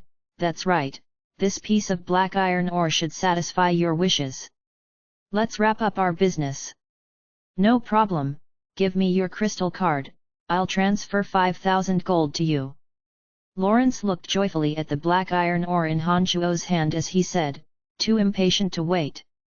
After Han Chuo and Lawrence had concluded their transaction, Han Chuo discovered that another 5,000 gold had appeared in his crystal card and a trace of a smile broke out across his face. Just as both were basking in their comfortable feelings, the Earth Rider Knight Clark walked in from outside. Clark has just walked in and was about to speak when he suddenly saw Han Chuo. His face immediately changed as he shouted lowly, "You!" Turning his head to see that Clark had come in, Han Chuo also gave a slight start of surprise internally. He nodded towards Clark and smiled, "Hello Clark, long time no see." Why did you leave without a word last time in the dark forest? Hey! I was framed by a sordid person and had no choice but to leave. So much time had passed that Clark must have certainly understood the truth of what had happened. He immediately made innuendos as soon as he saw Honshuo, cursing a certain someone. Pausing for a bit, Clark looked at Honshuo. How is Master Fanny? I was planning on paying her a visit and also expressing my apologies. Master Fanny is very well and doesn't need your concern. Honshuo immediately said with a cold look on his face when he heard that Clark had yet to forget Fanny. Hey, what's up with the two of you? Senior Clark, didn't you graduate already? What are you doing here? How do you know Brian? Lawrence saw that the two were practically spitting fire at each and hastened to speak up. I've come back to the night school this time to investigate the matter of my younger brother Claude's disappearance. My brother seems to have had dealings with Brian in the town of Drawl. If I discover that he had anything to do with my brother's disappearance, I'll make him pay. Clark's face darkened as he responded to Lawrence and Honshuo. Jumping in horror inside, Honshuo also looked at Clark with some shock. He'd never thought that Clark would be Claude's brother. This meant that he was the eldest son of the chief of the Griffin Legion. Although he'd done away with Claude in a clean fashion that time in Drawl, Claude had indeed met him in a bar. If Clark really wanted to investigate this matter would be a bit difficult to handle. What does that have to do with me? I don't know Claude that well. Besides, his martial arts techniques are so advanced, what could have happened to him? Honshuo's face was calm as he said indifferently. He then spoke to Lawrence after thinking for a while. All right, I have no further business, so let's end here today. Honshuo didn't wait for Lawrence to respond after he'd finished and directly left the training grounds. He left the night school at an even faster pace, hastening off towards the academy grounds. The three original demons had to be recalled back into Honshuo's body due to the issue of distance. When he found out Clark's identity, Honshuo felt that something was amiss with this matter. As the eldest son of the chief of the Empire's Griffin Legion, why would he meet with an emissary of the Kasi Empire and stay in that room so surreptitiously? Although he didn't know what the two had talked about, Honshuo felt that the earlier he reported something he couldn't control to the senior executives of the Dark Mantle for them to fret over, the better. There was large manor to the northern part of the city that was only 300 meters away from Phoebe's collapsed residence. Honshuo took out the Dark Mantle medallion that was his identity and knocked on the metal door after being unable to detect any abnormalities from the outside. A thin, short youth opened the door after a long while. He first looked at Honshuo up and down, sizing him up, then asked brusquely, "Who are you looking for?" Honshuo didn't say much and only handed the medallion over to the youth. The youth looked at the medallion and turned his body to the side to let Honshuo pass by. The youth returned the medallion to Honshuo after the latter had entered. The youth had relaxed his facial expression and said faintly, "You've just joined us, haven't you? I've never seen you before. Your medallion is also one that a newcomer would carry. Who's in charge of you?" As he followed the youth inside, Honshuo discovered that there wasn't any particular magical boundaries or mechanisms within the entire manor. This made Honshuo feel quite astonished and he observed his surroundings even more closely. He responded carelessly, "I just joined a few days ago, an old man called Candide is in charge of me." What? Are you certain? Sir Candide is in charge of you just after you've joined. The youth was noticeably surprised as he asked Honshuo with a soft exclamation. Nodding, Honshuo asked, perplexed, "Yes, is there a problem?" Not a problem per se, but Sir Candide is one of the three heavyweights who grasps true power within our Dark Mantle organization. Sir Candide can directly deploy the troops of every city through the Empire without obtaining approval from His Majesty first. He can directly kill ordinary nobles and military officials. You're a newcomer, yet you're directly reporting to Sir Candide. Shrugging, Honshuo said, "How would I know? He's the one who brought me in anyhow. I've come looking for him this time." "Right, I've looked around and discovered that this secret stronghold doesn't seem to have any defensive capabilities. What's going on here? Heh, you're a newbie all right. Come with me, I'll show you around. The skinny person adopted a tone of an elder as he led Han Xiao in with a smile. Chapter 96. Chapter 96, The Three Heavyweights of the Dark Mantle Organization. Please continue reading on, Ox. Val. M. After traversing a short distance through the manor, Han Chuo learned that the lanky man's name was Chester, and that he was a bandit. Han Chuo also learned about some of Dark Mantle's current situation from Chester. Dark Mantle members were separated into the three divisions, Dark Star, Dark Moon, and Dark Sun, according to the amount of contributions they had made to the organization. The scattering of stars over the curtain of night represented that the Dark Star members could be found everywhere, in all corners of the empire. The Dark Moon level was only higher by one step, but they still couldn't see the light of day and could only live in the darkened corners. However, the higher level Dark Sun members could appear in the public's eye like the sun, making a brilliant appearance in the day. The three divisions of Sun, Moon, and Star were further divided into 5 levels according to their contributions to the empire. Han Chuo currently held the rank of Dark Star, and the minute star on the back of his iron medallion represented that Han Chuo was the lowest 1-star member of the Dark Stars. As a member's contributions to the empire rose, the medallion would slowly accumulate 2 stars, 3 stars, 4 stars, and eventually 5 stars. One would be promoted to a Dark Moon member when they surpassed 5 stars, and then would advance to a 5th star Moon member from a 1-star Moon member, similar to the way he advanced from Dark Star, and so on and so forth until being a Dark Star member at the top levels. Once one advanced to a higher level, not only would their monthly stipend greatly increase, but he would also enjoy more of the Dark Mantle organization's special authority.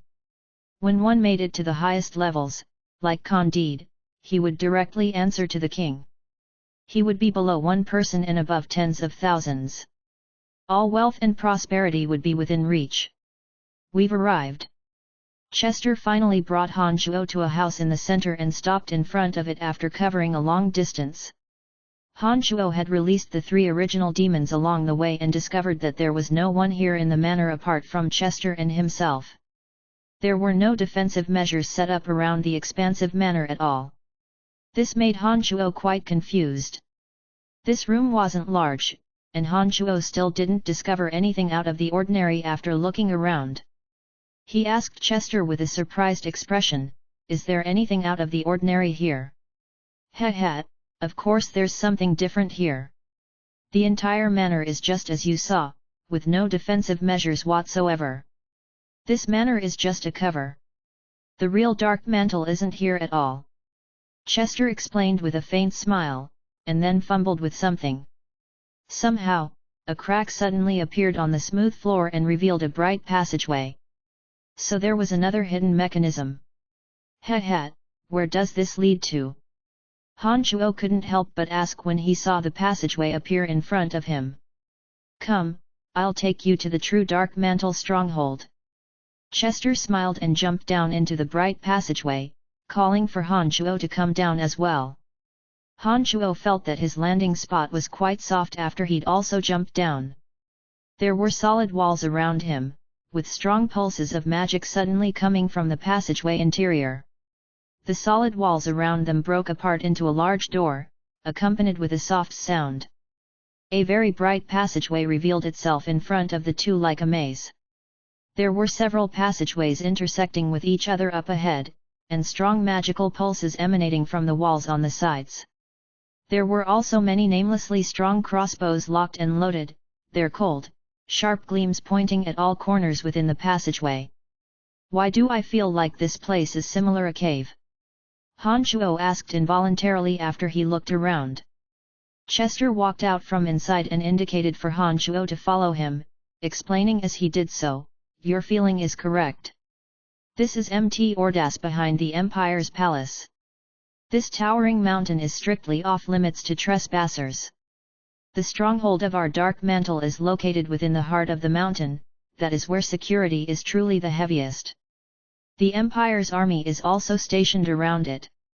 As the king's secret hand in the shadows, all sorts of the Empire's talents are gathered inside, and many confidential documents are also stored as well.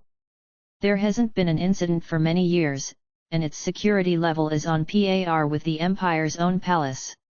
Han Shuo felt that the security here was extremely high, and some of the surrounding magical pulses noticeably encompassed strong danger. He didn't dare release the lowest level demon general, the original demon, in a place like this. He could only make use of his perceptive senses to detect the various dangers concealed in his surroundings. He followed behind Chester and traversed a few passages. He met a few other Dark Mantle members along the way, and a few stone chambers also appeared along the way. Han Shuo could sense the breathing and heartbeats inside, and knew that there were people within this stone chambers. Master Candide is one of the 3 heavyweights of our Dark Mantle, so I don't have the qualifications to personally lead you to see him. However, I can make a report for you. If you were really inducted by Master Candide, I think he'd be willing to see you. Chester's look at Han Shuo held a bit of envy, as if Han Shuo was truly lucky to be under the care of Candide. I've heard you mention the 3 heavyweights of the Dark Mantle a few times. Who are the other 2 apart from Candide? Han Shuo asked as he walked along. There's also Lord Amies and Lady Cecilia. Lady Cecilia is in charge of all Dark Mantle affairs outside of the Empire. It's also said that she's a charming lady. Ha, it's a pity that a small character like me will never see her in my life. Lord Amies and Lord Candide deal with all the matters within the Empire, but Lord Amies is primarily in charge of surveillance and investigation of all the nobles and high-ranked officials within the Empire, and is a man who absolutely lives in the public eye from our organization. If the results of his investigation show that these officials have done something contrary to the Empire's gains, he can arrest them directly and report to the king after. He can even directly execute some of the lower-ranking nobles without asking His Majesty for approval.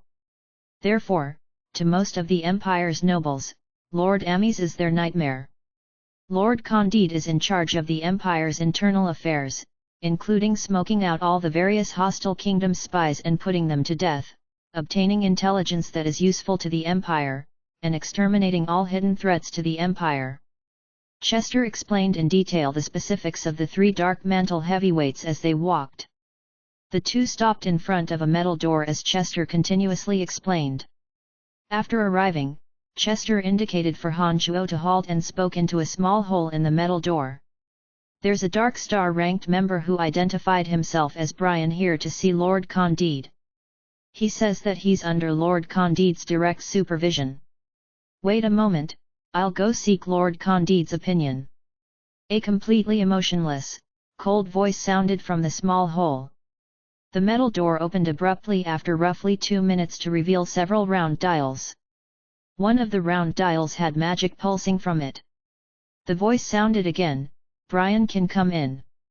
Stand on the round dial. Chester, you wait outside. When Brian comes back out later, you lead him out along the original path. Yes. Chester responded and explained in a low voice, when we came in just now, we took a short-distance magic transportation matrix. There's a similar transportation matrix within the heart of the mountain, he will take you to where you should go. Nodding, Han Shuo indicated that he understood and rose to walk towards the dial carved with wondrous magical images. A short-distance transportation matrix wasn't difficult to set up, any space mage above the adept class would be able to set one up as long as they had sufficient materials.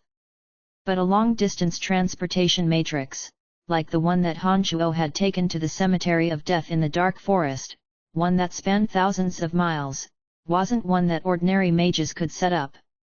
This not only needed someone of Archmage level or above, it also needed a large quantity of magical ingredients. Without the support of a great power, this level of transportation matrix would be impossible to materialize.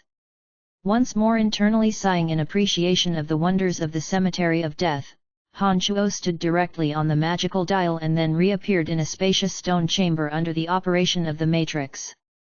This stone chamber was furnished in a very bright and comfortable manner, and was even more luxurious than the Booze Merchant Guild. Exquisite magical drawings were carved on the surrounding walls, with a few landscape paintings hanging on them as well.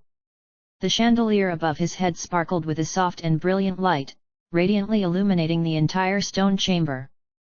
Candide was sitting at the table near the front of stone chamber, flipping through a scroll with a furrowed brow.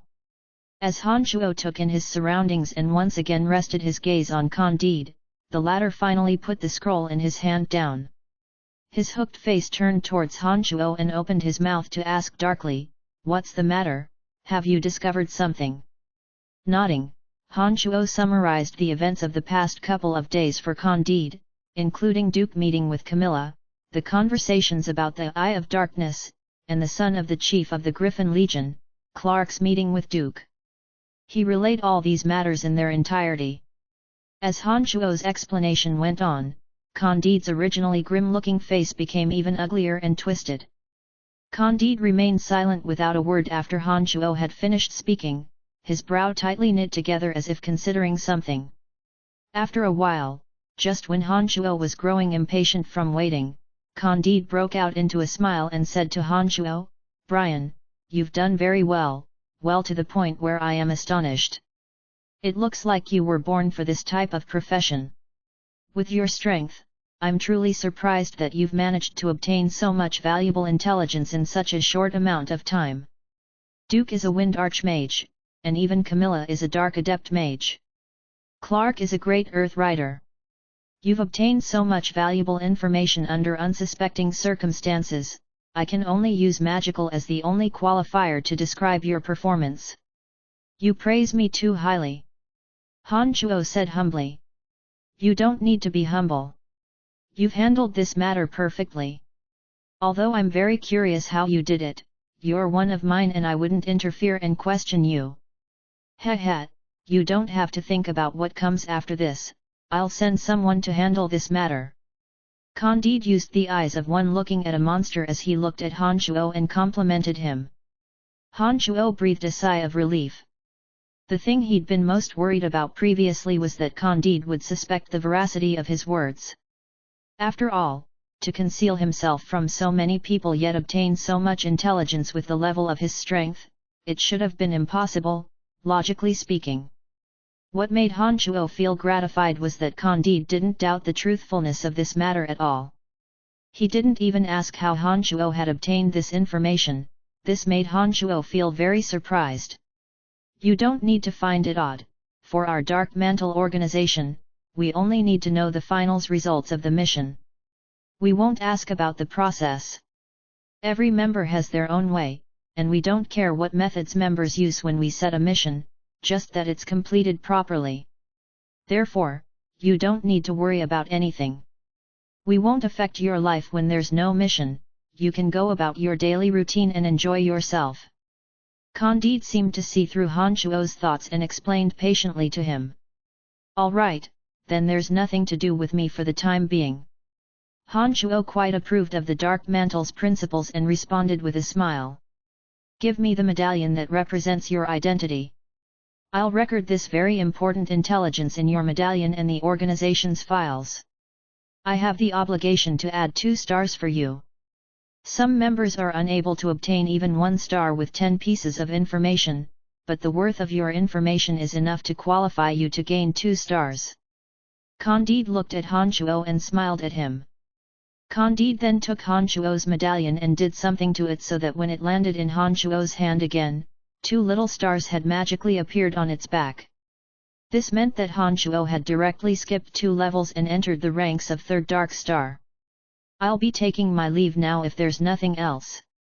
Han Shuo was also a bit delighted to see that one mission was enough to make him a 3rd Dark Star like Chester and smiled as he spoke. Nodding, Candide said, "All right, you may go now, but you need to report to the organization every month. If you learn of any new intelligence that benefits or harms the Empire during this time, you can come directly and make a report.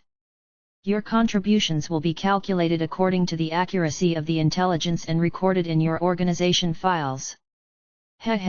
Many Dark Star members advance through the ranks in this fashion. You need to report in every month, even if you have no intelligence. This allows the organization to know your status for one, and the organization will also see if there are any missions suitable for you for another. Of course, you have the right to choose some missions and the right to reject some.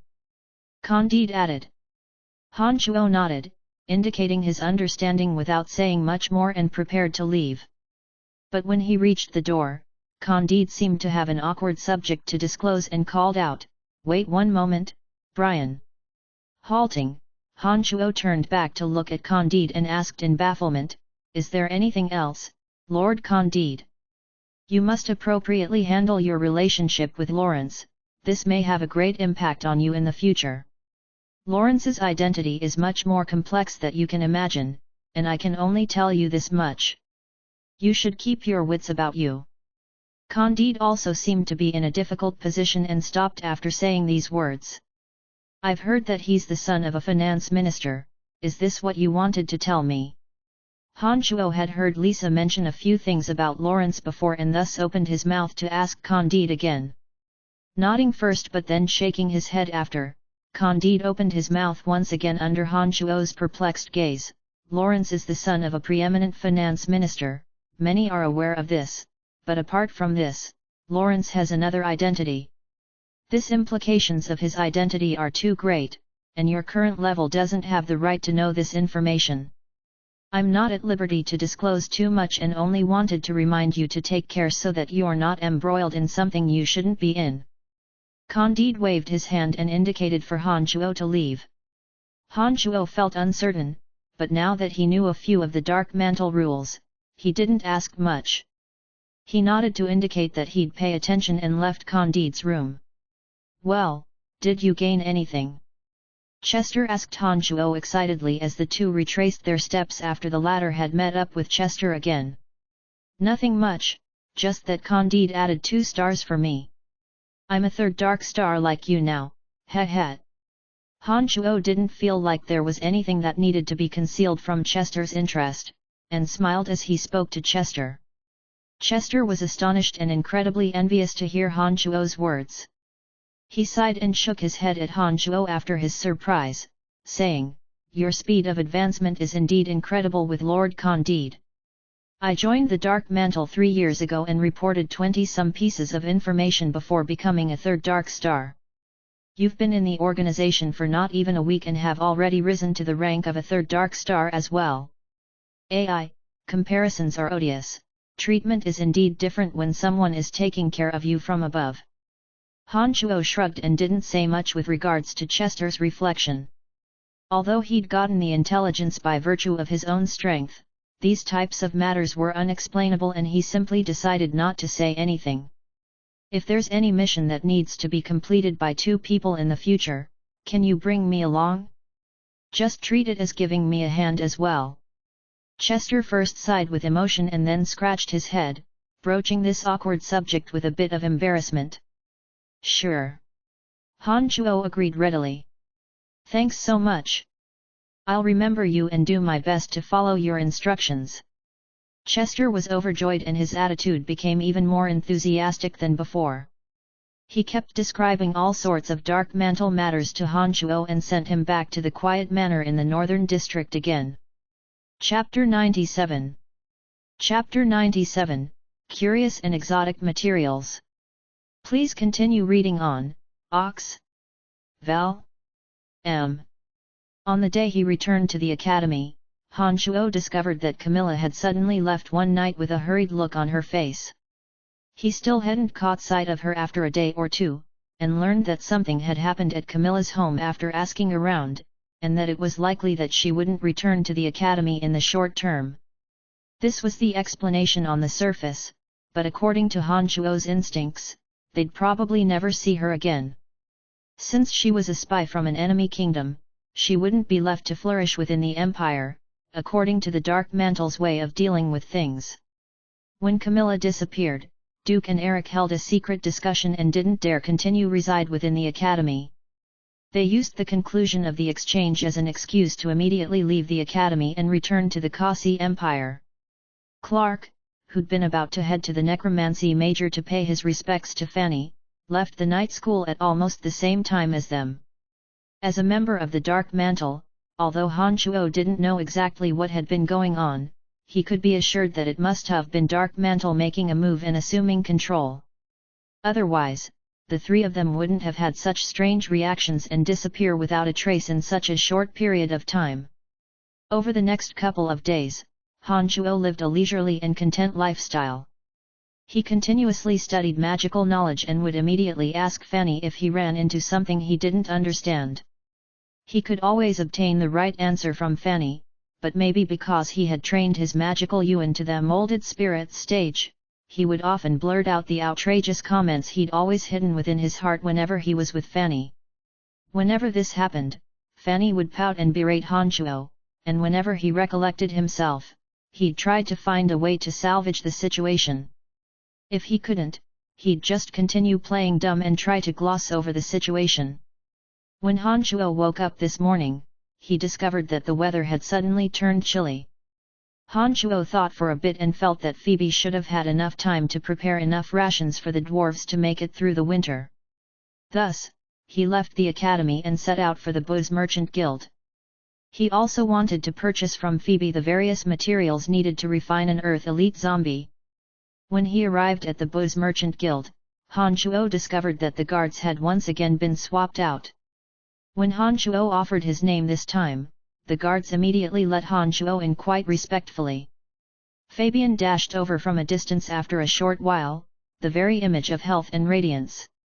He called out from a long ways away, "Hi Brian! Long time no see, how have you been doing?" "Oh, Fabian, it's great to see that you're all right. I thought you'd be, well, since the house collapsed on you last time." Han Chuo was also quite surprised by Fabian's appearance. He'd thought that Fabian had already died from the collapsed building, thanks to the earthquake spell that had been cast when the experts of Shadow Ghost had visited last time. "I hid beneath the bed last time when the house collapsed. Candace came by afterwards and found me, saving me from the wreckage of the demolished house. That's how I managed to escape." Fabian's face bore traces of jubilation from having escaped near death as he explained joyfully to Han Chuo. Nodding, Han Chuo looked over Fabian. "You look very well now. It looks like your good luck has already arrived." "Haha, that isn't the case, but since Grover died, the men of Shadow Ghost haven't appeared again. Now that Miss Phoebe has officially taken over the guild, my life with her is much better." Although Fabian protested against the idea of good luck, the happiness on his face depicted the joy and pride within his heart. Many of the decorations and settings within the guild hadn't changed, but the guards within had all been replaced. Han Chuo suddenly stopped halfway on his way further into the guild and looked at the artificial mountain on his left. He remembered that Phoebe and him had had no choice last time but to hide within one of the cracks of the artificial mountain in order to evade Ella's pursuit. When he cast his eyes upon this place again, it had obviously been spruced up.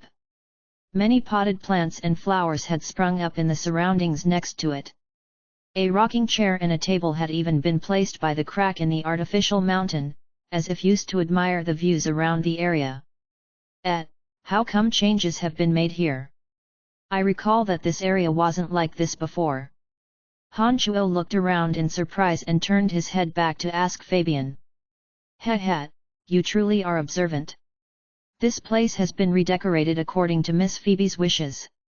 Miss Phoebe has forbidden others to enter this area. She comes here alone to bask in the sun, sip tea and admire the flowers when she has free time. However, I don't think the view here is that beautiful, but for some reason Miss Phoebe just likes it here." Fabian explained with a look of confusion on his face. Glancing at the crack that the two had taken shelter in together last time, Han Chuo recalled the two's embarrassingly ambiguous position. His heart leapt. Could it be that Phoebe was keeping this place as a souvenir of their awkward encounter? Han Chuo thought this was unimaginably queer when his thoughts travelled to this point, and he repeated that this was impossible. Phoebe was a very proud and high-spirited person, and her looks were exquisite, not to mention that she held the Booze Merchant Guild in her hand at the moment. Rationally speaking, she wouldn't give heed to a minor student from the Babylon Academy of Magic and Force. Fabian had already brought Han Chuo to the lobby when he was thinking this. The former then called over a maid to serve tea and snacks, then left to ask Phoebe to come see Han Chuo. Phoebe walked in wearing a simple, white and practical training outfit. There were faint traces of sweat on her forehead. She seemed to be rather thirsty as she walked in front of Han Chuo, poured an empty cup full of tea, and only focused her beautiful eyes on Han Chuo after taking a few sips. "You're here for the rations, right?" Nodding, Han Chuo smiled. "Of course, why else would I come to the guild if not for the rations?" Phoebe curled her lip in a pretty fashion and rolled her eyes at Han Chuo, saying unhappily, "Can't you just come to see me, your friend?" Laughing out involuntarily, Han Chuo teased, "It's only been a few days since we last saw each other, and you've just taken over the guild. You must be very busy. I'd like to come see you, but was worried that you didn't have the time." "Humph! Not having thought of me is not having thought of me. Don't make excuses." Phoebe's graceful and long neck lifted. She seemed to be a bit put out at Han Chuo. She thought for a bit and then said, "The amount of rations you need fills 2 rooms. Your space ring should be of the lowest quality and surely has other items within it. You won't be able to fill it with that much stuff." "Indeed, but I can make several trips." "Heh, don't worry, I won't think badly of you." Han Chuo had long since prepared to make several trips and smiled faintly at Phoebe. Pausing, Han Chuo then took out a piece of paper covered with various ingredients and handed it over to Phoebe. "I also need these materials as well. Take a look, will you be able to collect them for me?" Looking at Han Chuo with some surprise, Phoebe seemed to be unable to understand why Han Chuo needed to buy all sorts of special items lately. Phoebe took Han Chuo's paper and started murmuring, "Ice earth, hot earth, wet earth, blood earth. And something snow, something leaves, something fruit. What are all these things you've written? I don't understand a lot of them."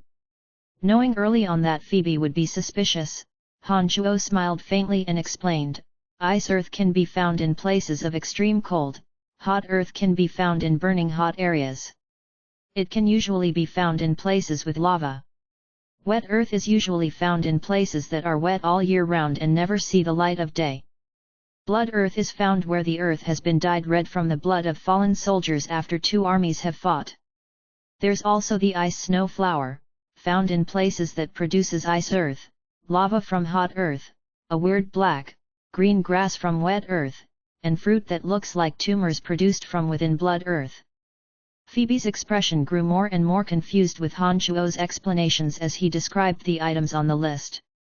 Although the names of these items would be different from the names in Chu Kinglan's memories, they should be the same shape and have the same characteristics with names that Phoebe knew. There were also a few items that even Phoebe had never heard of before, and she said that she'd have to inquire with other people after Han Chuo's detailed explanations. When Han Chuo had reeled off the 13 ingredients needed to form an Earth Elite zombie, Phoebe felt completely woozy from Han Chuo's assorted collection of ingredients. If it wasn't for the fact that this person was Han Chuo, Phoebe likely would have not been able to hold herself in until now. She said with a bit of temper, "What do you need all these random ingredients for? If you aren't willing to tell me, I won't help you." Looking at Phoebe in resignation, Han Chuo saw that she was rather huffy and seemed to be in a bad mood. He spoke an incantation and the bone-wielding little skeleton materialized in front of Han Chuo. Under his command, the little skeleton dashed back and forth the great hall with an extremely nimble body, finally sending the bone dagger in his hand towards Phoebe. Phoebe gave a great start of fright as fighting aura flared from her long sword, clashing with the little skeleton's bone dagger. The bone dagger spun and returned to the little skeleton's hand. Han Chuo opened his mouth to ask, "What do you think are the differences between this little skeleton and the skeletons summoned by ordinary necromancers?" "No difference, but that this one is incredible. I've long since seen skeletal warriors summoned by necromancers. There is a difference of heaven and earth between them and your little skeleton.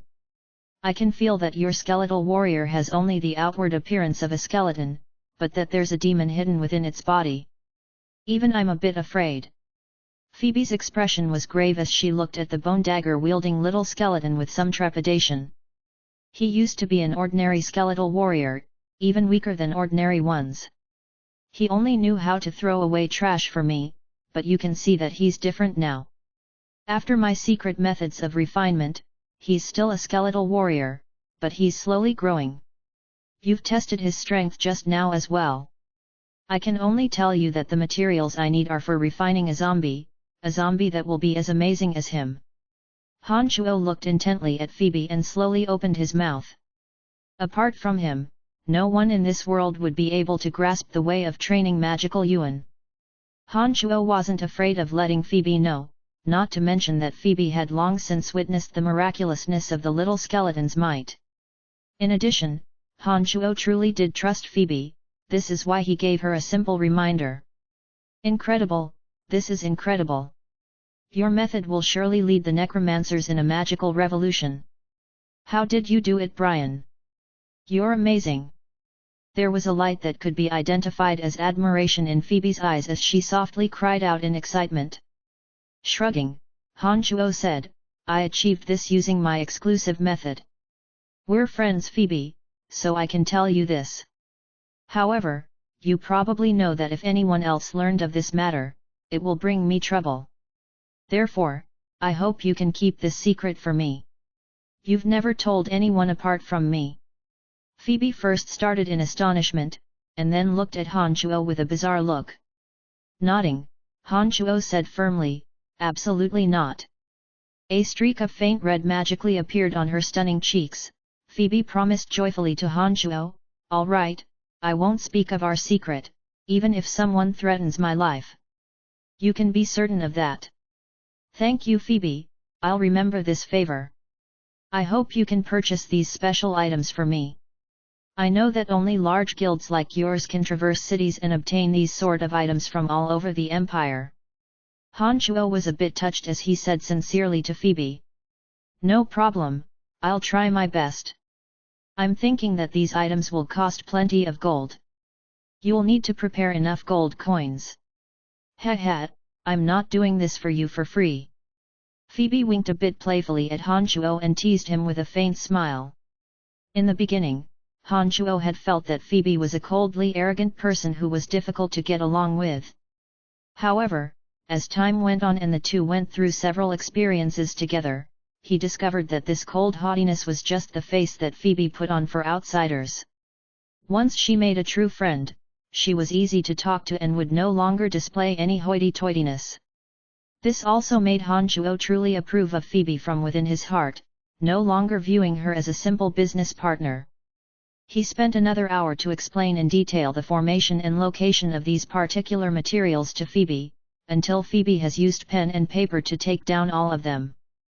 Han Chuo took his leave and returned to the Cemetery of Death after he had filled a space ring with the amount of rations he needed from the warehouse that Phoebe had set aside for him. Chapter 98. Chapter 98, The Arrogant Elf. Please continue reading on, Ox. Val. M. Han Chuo didn't linger long after arriving at the Cemetery of Death and headed directly for the dwarves' village. He finally reached their village when it was almost dusk. Bennett and the dwarves were still as friendly as ever. They took out their limited fine food for Han Chuo to taste as soon as he arrived, and filled Han Chuo's cup full with their specially brewed fruit wine. You haven't come for a few days, Han, how have you been? Bennett looked at Han Chuo and asked. Thank you for your concern, I've been quite well. I've come to bring you the rations that I promised. Han Chuo took out bags of rations as he spoke. There was some wheat and plenty of milk and bread. There was also some cured meat. Oh, my magical friend! Everyone in our entire village will thank you for your grace and bounty. Bennett cried out softly when saw so much food appear on the ground as Han Chuo's space ring sparkled. This moved him beyond belief as he'd already felt that the past few days had been quite a struggle to get through. The female dwarves and children in the distance also put down whatever they were working on and converged on this area with shouts of joy. They hugged each other with warm tears in their eyes as they celebrated. Seeing the dwarves become this agitated over the rations in front of them, Han Chuo understood that their lives must not have been easy. Every winter must be a type of suffering for them, but because of Han Chuo's appearance, they wouldn't have to worry about their day-to-day living this year. Chief Calvin was bringing the other youths and strong dwarves of the village over from the forges, and was a bit surprised to see the excited cheering coming from this direction. When he drew nearer and saw the piles of rations on the ground, he very gravely expressed his thanks to Han Chuo. "Elder, this is only the first delivery. My space ring can only hold so much. I think I'll be able to bring all the food you need with a few more trips." "Don't worry, Elder, I'll bring over the next batch of food as soon as possible. I think all of you won't have to worry about rations this winter." Han Chuo responded humbly and smiled as he explained to Calvin. Some noises sounded from outside the village at this moment as the dwarves standing guard outside the village brought a few elves in. These elves were wearing clothes with intricate detailing and had flowers and grass woven into a circlet decorating their heads. They held bows or magic staves in their hands, and all the males and females were equally beautiful and handsome. "Dearest dwarf friends, we've brought beautiful jewels with us that are enough to trade for the weapons you've forged. We'll use those weapons to scare off all the man-eating monsters away from here. Are you willing to sell the weapons to us?" The foremost young elf opened his mouth and spoke gracefully. He wore a green bow on his back and faint magical pulses came from the bow.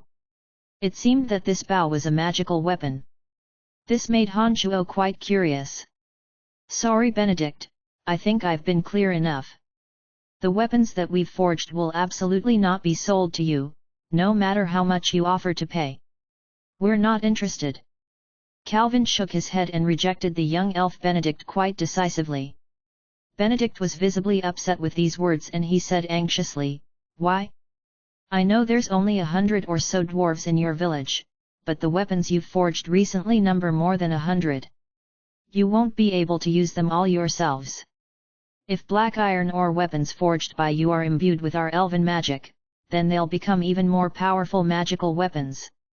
Why is it that you are not willing to trade with us even when you have no use for them? Is it that our price isn't high enough? Because these weapons have been forged for our best friend Han. These fruit wines are also for Han. So I'm very sorry Benedict, I think that we can't trade these weapons to you just because of some jewels." Calvin resolutely expressed his apologies to Benedict, and then turned his head to call out to Bennett. "Bennett, take the others to bring the weapons we've forged. We're going to give them all to Han today." "Understood, Chief." Bennett responded brightly and clearly, and then took a few young dwarves on a high-spirited trip to the forges. All of the dwarves ignored the temptation of the jewels from these elves. "Pardon, is he the Han that you speak of? Humans are the most despicable and evil of all races within the dark forest. You actually chose to trust a human instead of the envoys of nature?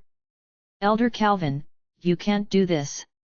When the elves saw Calvin point at Han Chuo and direct Bennett and the others to give the forged weapons to Han Chuo, they immediately started complaining with an infinite amount of suffering. "Han is different from other humans. We trust him and help each other. So I'm truly sorry Benedict, I don't think we'll be able to trade these weapons to you." Calvin was unmoved by Benedict's complaints and said stubbornly. The last time he'd left the dwarf village, Han Chuo hadn't thought of using rations to trade for the dwarves' weapons at all. Except, the dwarves would only accept Han Chuo's rations if they undertook such a transaction. Who would have thought that the elves would eye this batch of dwarf-forged weapons interspersed with black iron ore not too long afterwards? What made Han Chuo surprised was that the dwarves had already repeatedly rejected Benedict's sincere trading request and had solidly kept the weapons for Han Chuo. "Elder, you can absolutely make your own decisions with these weapons. I wasn't lusting after your weapons in gifting you these rations." Han Chuo thought and explained sincerely to Calvin. Nodding, Calvin smiled faintly, "You don't need to explain Han.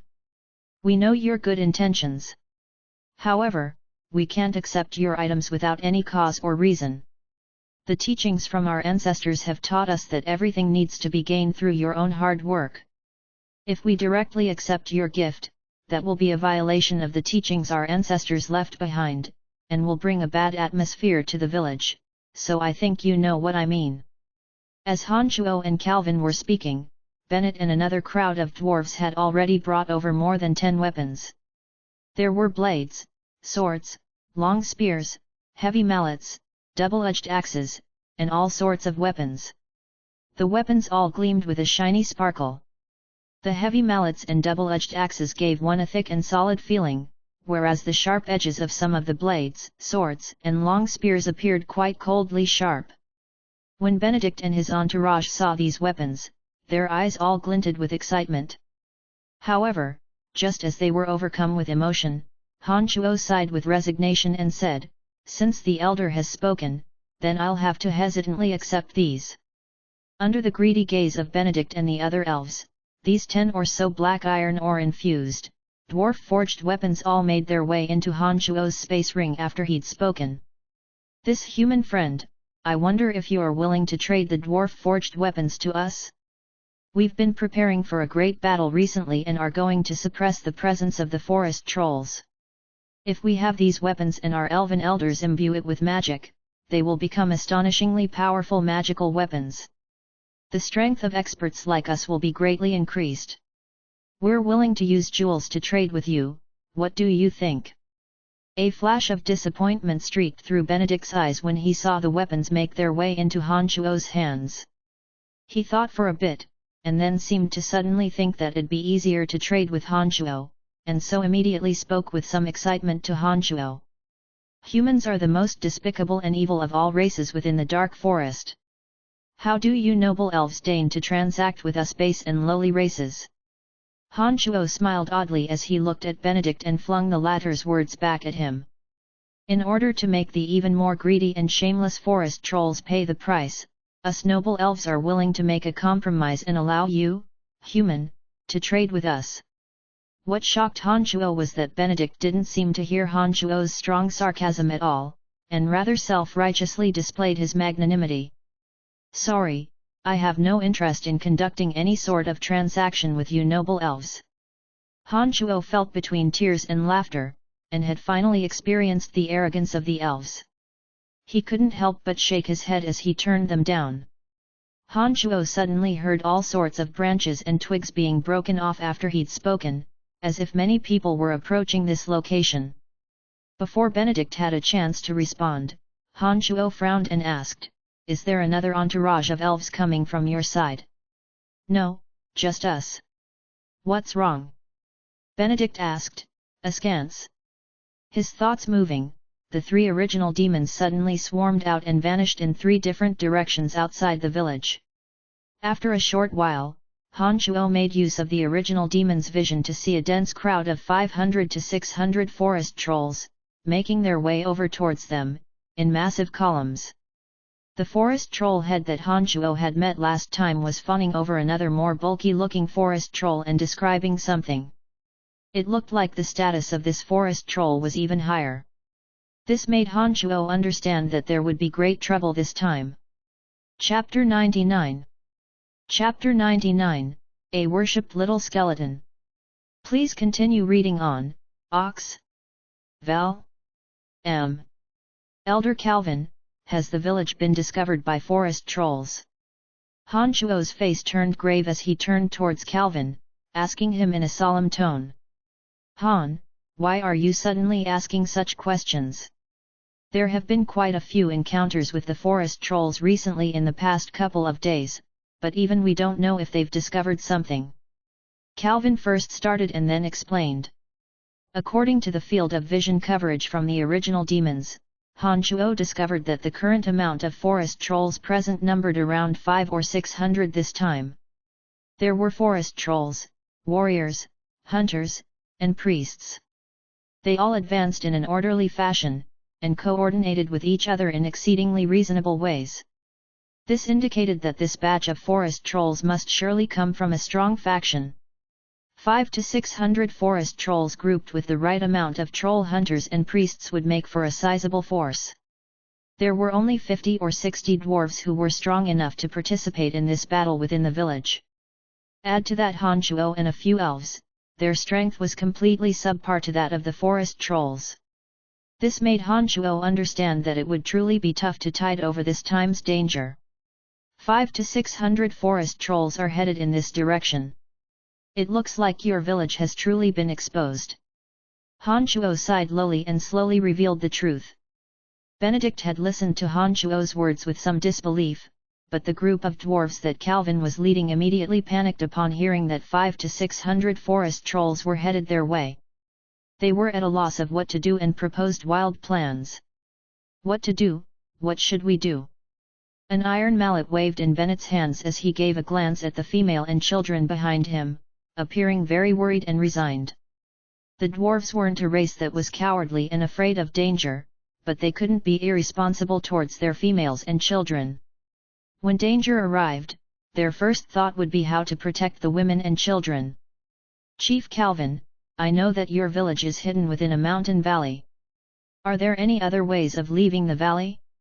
No matter how suitable the valley is as a place to reside, I think we need to evacuate as quickly as possible. We'll be hard-pressed to fight against 500 to 600 forest trolls.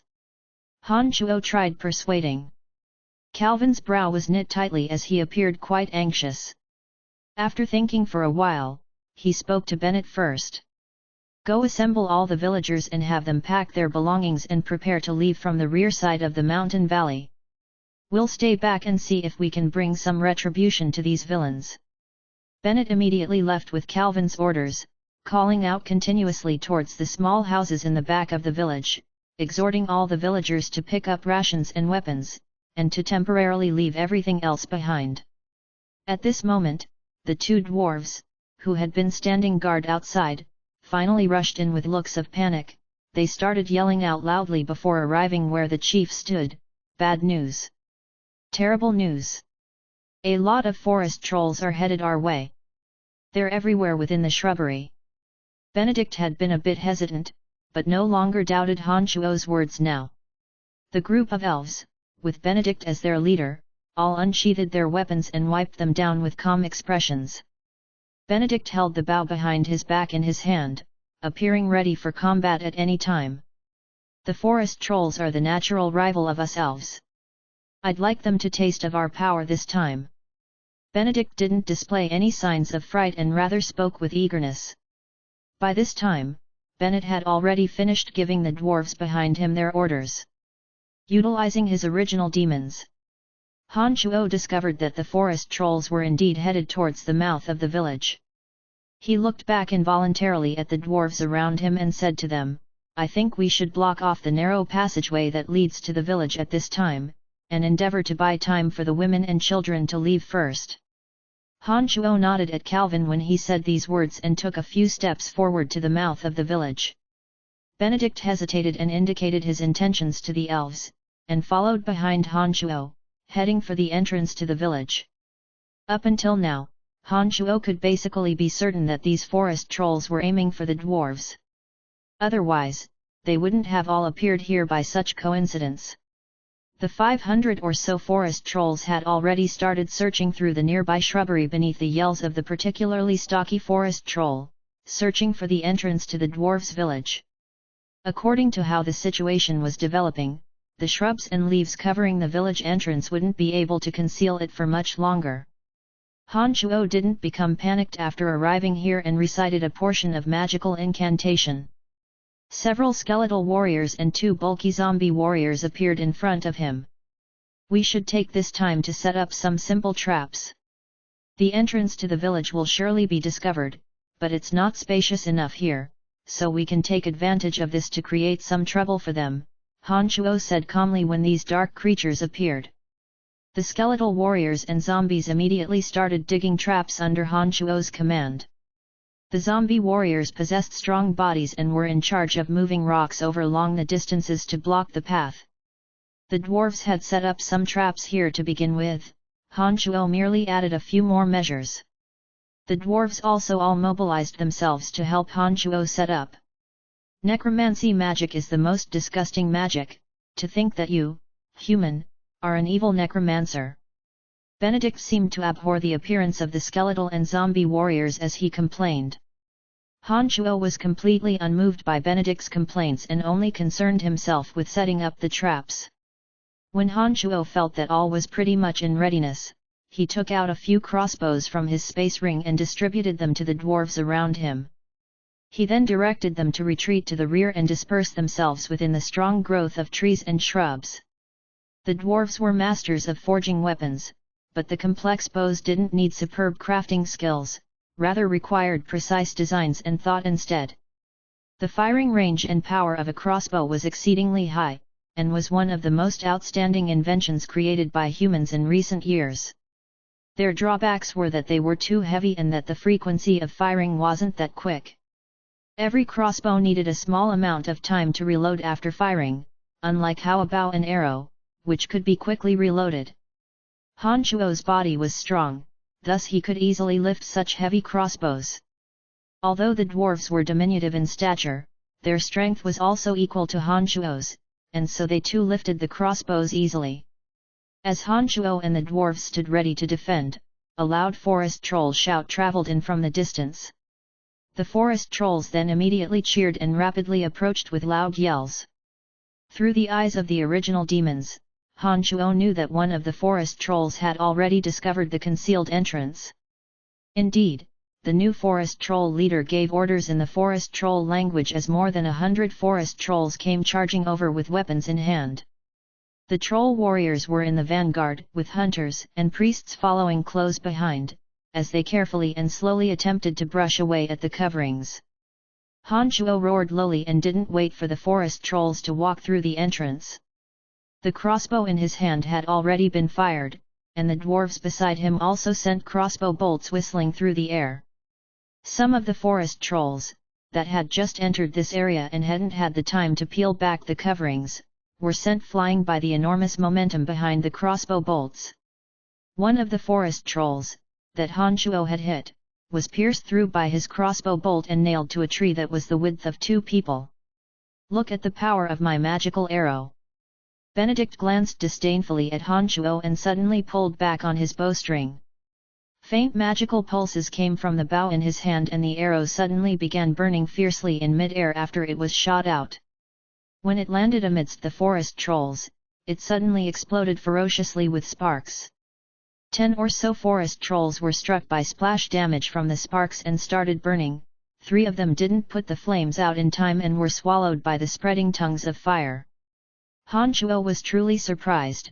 He hadn't expected the arrow to have such power and involuntarily looked askance at Benedict. "Benedict, you shouldn't waste such precious magical arrows on these cursed forest trolls. You know that these magical arrows are all very precious." A female elf was a bit angry at seeing Benedict show off and lectured him. Benedict stuck out his tongue and made a face when the female elf lectured him and then spoke self-righteously to Han Shuo. "Did you see that just now? The magical arrows that have been imbued with magic from our elders have such strong power after being shot out with a magical bow. If those dwarf-forged weapons are modified by us, they will immediately turn into powerful magical weapons and bring lots of trouble to the forest trolls. You should give those weapons to us." It looked like the elf still hadn't forgotten his duty, even now, and was still attempting to use his naive and laughable words to persuade Han Shuo. It was a pity that apart from flicking him a glance in the beginning, Han Shuo paid no more attention to him and only calmly gave a few orders to the dwarves around him. After the first batch of forest trolls paid a heavy price in casualties, they were much more cautious the second time around.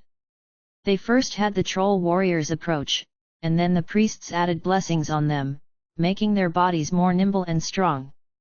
The enhanced forest trolls immediately shoveled away the weeds at the entrance with great enthusiasm. At this moment, the crossbows in Han Shuo's and the dwarves' hands continuously shot out across the tall grass, but whenever their crossbolts appeared, the long spears of the troll hunters would rake through the air, also falling on Han Shuo and the dwarves' hiding place. But because the crossbows had a longer firing range, this caused the forest trolls' judgment of distance to be off the mark.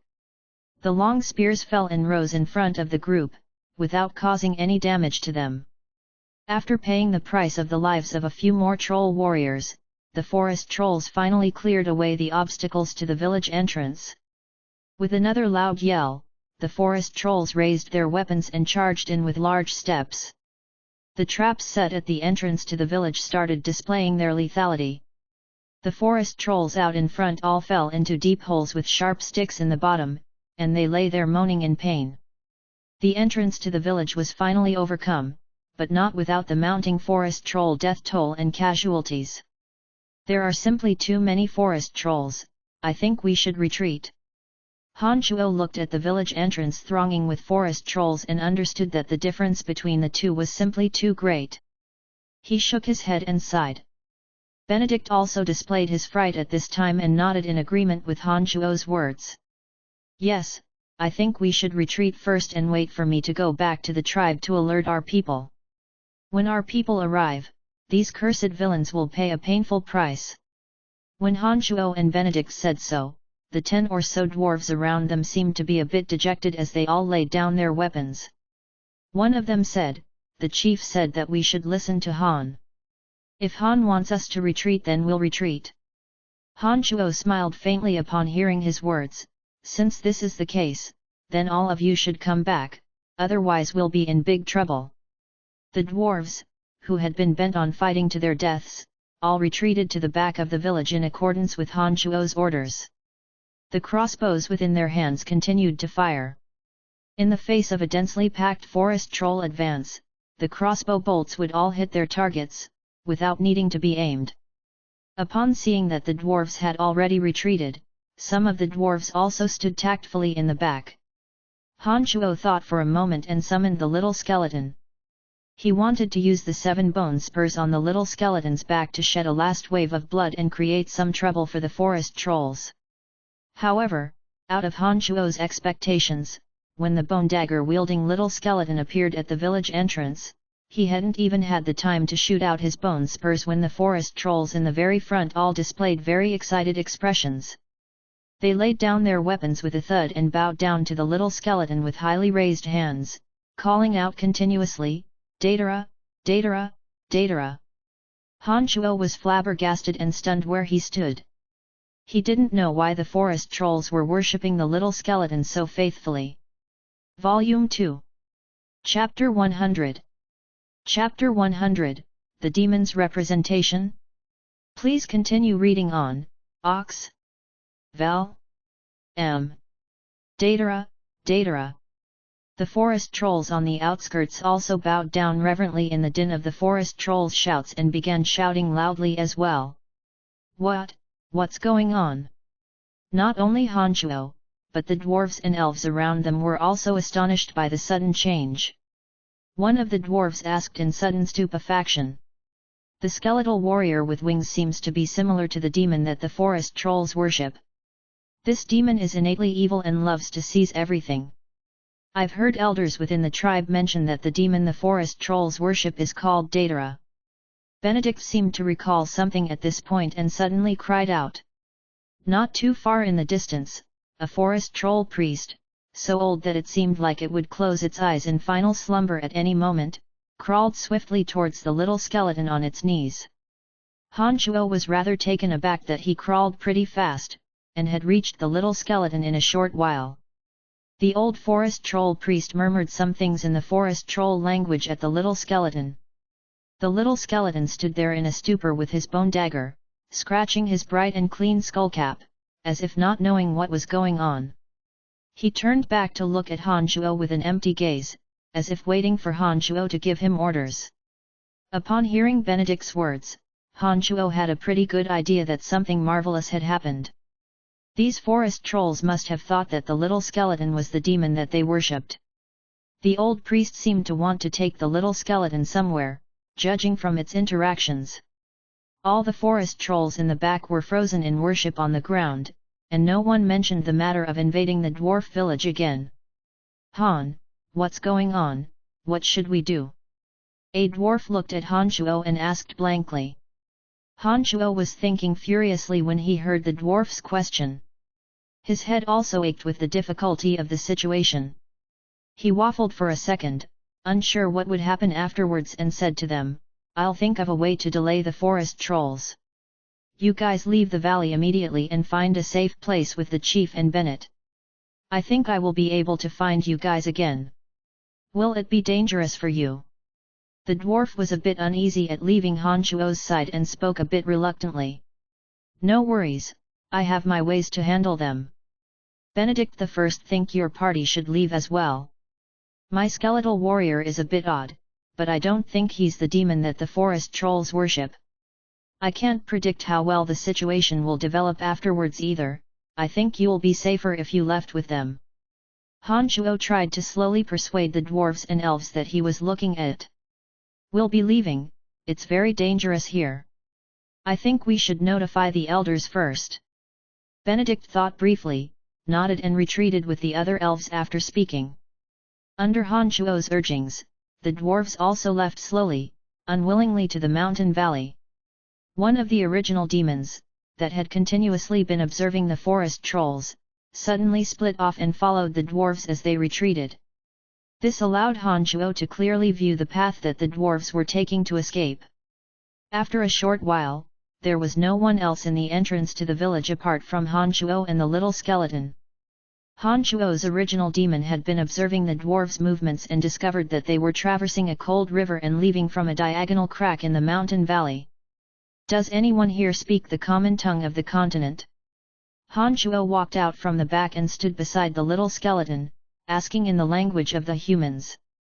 The old priest, that had been kneeling in front of the little skeleton and talking to him in the forest troll language, suddenly looked up at Han Shuo, using the language of the humans in a slightly unpracticed manner. You are with the mighty Datara, why are you a tricky human? Are you sure that he's the same as your Datara? Han Shuo didn't know whether to laugh or cry as he shook his head and asked oddly. The face of the forest troll was a ghastly green and the dry skin that hung all over his body was like old tree bark that had been weathered by the wind and rains for many years. He displayed a look of extreme contempt and said, "Of course I wouldn't be wrong. This is the representation of the divine Datara on this earth." As the old priest spoke, he solemnly took out a treasured ancient scroll from a leather bag. The scroll was slowly unfurled as his wizened hands opened it. Apart from a few squiggly lines in the forest troll language that were hard to make out, it was a picture of an enormous skeleton with wings on its back.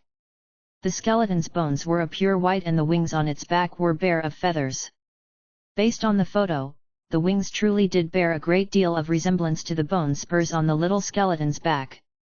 There was a barren mountain peak beneath this large, white skeleton's foot with all sorts of gold, silver, and jewelry piled up on the mountain peak, including some jewels that looked quite precious. The white skeleton had an empty socket for one eye and a black eye patch covering the other, the outfit of a single-eyed pirate who would burn, raid, and loot. This is the appearance of our mighty Datara, we wouldn't be wrong. He is the representative of Datara in this world and will lead us to even more gold, silver, and jewelry. We'll have so many jewels and food that we will never starve. The mighty Datara will lead our tribe to seize the lands of the tricky humans. The tone of the old forest troll priest had become strangely fervent and he shouted loudly. Apart from being slightly smaller and not pure white, the little skeleton was indeed quite similar to the Datara depicted on the scroll. No wonder the greedy forest trolls had thought the little skeleton was the representative of the looting demon Datara. Although the unimaginably queer situation made Han Shuo feel quite surprised, a sudden thought struck him as he mused carefully. A trace of a wicked smile appeared on his lips as he gave a command to the little skeleton. The little skeleton that had originally been dumbly standing there with bone dagger in hand suddenly waved the bone dagger at this moment, as his empty left hand made a gesture indicating for everyone to rise. Oh! Datara has heard our prayers. The old forest troll priest immediately capered in great excitement as his chicken-like feet, withered hands also waved, speaking very ceremoniously in the low forest troll language. The forest trolls that had knelt in homage all shouted loudly and stood up from the ground, taking off the pockets tied to themselves and shaking them strongly. The little skeleton waited until all the forest trolls had stood up to use its empty left hand to point at Han Shuo, according to his orders. Under the puzzled gaze of the forest trolls, he used his empty hand to point to himself. He means for me to become his liaison and interact with you. Han Shuo drew himself up proudly and spoke cockily to the old priest. The little skeleton nodded in a very timely fashion after Han Chuo gave the order, as if verifying what Han Chuo had just said. Why should this tricky human be your liaison? The old forest troll priest obviously couldn't accept this and immediately asked in confusion. The little skeleton had extended the bone dagger and was already resting it on the old priest's neck as soon as the old forest troll priest had finished speaking. The little skeleton stood on its tiptoes, trying to appear taller than he was. His two empty eye sockets stared directly at the old priest as bone-chilling clattering teeth sounds came from his mouth. The old forest troll priest was immediately frightened to the point of losing all strength in his body, crashing to the ground and genuflecting again. He raised his hands high above his head and cried out, "I will never dare question your decisions again, please don't take all we have." None of the forest trolls standing around dared to make a move when they saw the most venerated old priest within their tribe being publicly threatened.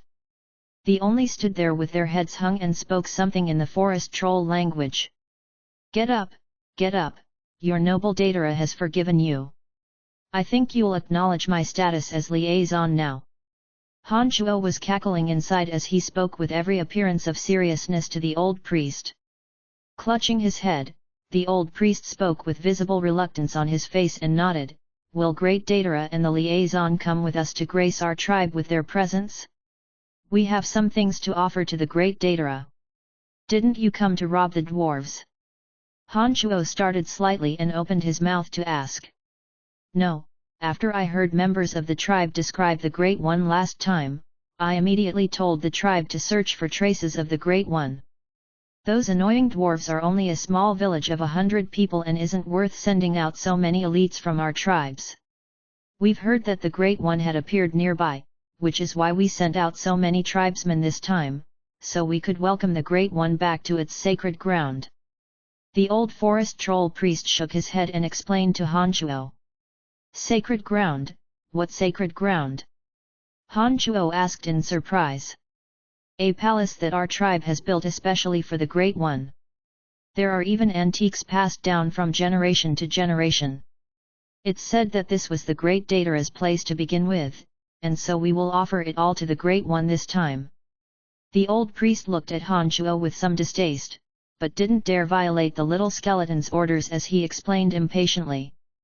Very good. Let's set out then." Han Chuo was overjoyed when he heard these words and immediately urged the forest trolls to be on their way. The old priest didn't say much and waved his hand. The most burly-looking forest troll in the distance walked humbly towards the old priest. After giving a round of orders in gobbledygook, the leader immediately gave the order for the 500-600 forest trolls to ignore the matter of the dwarves and set out for the deeper parts of the dark forest with great fanfare. 4 tall and burly troll warriors carried a luxurious carriage made of black jade with several brightly shining jewels embedded in it.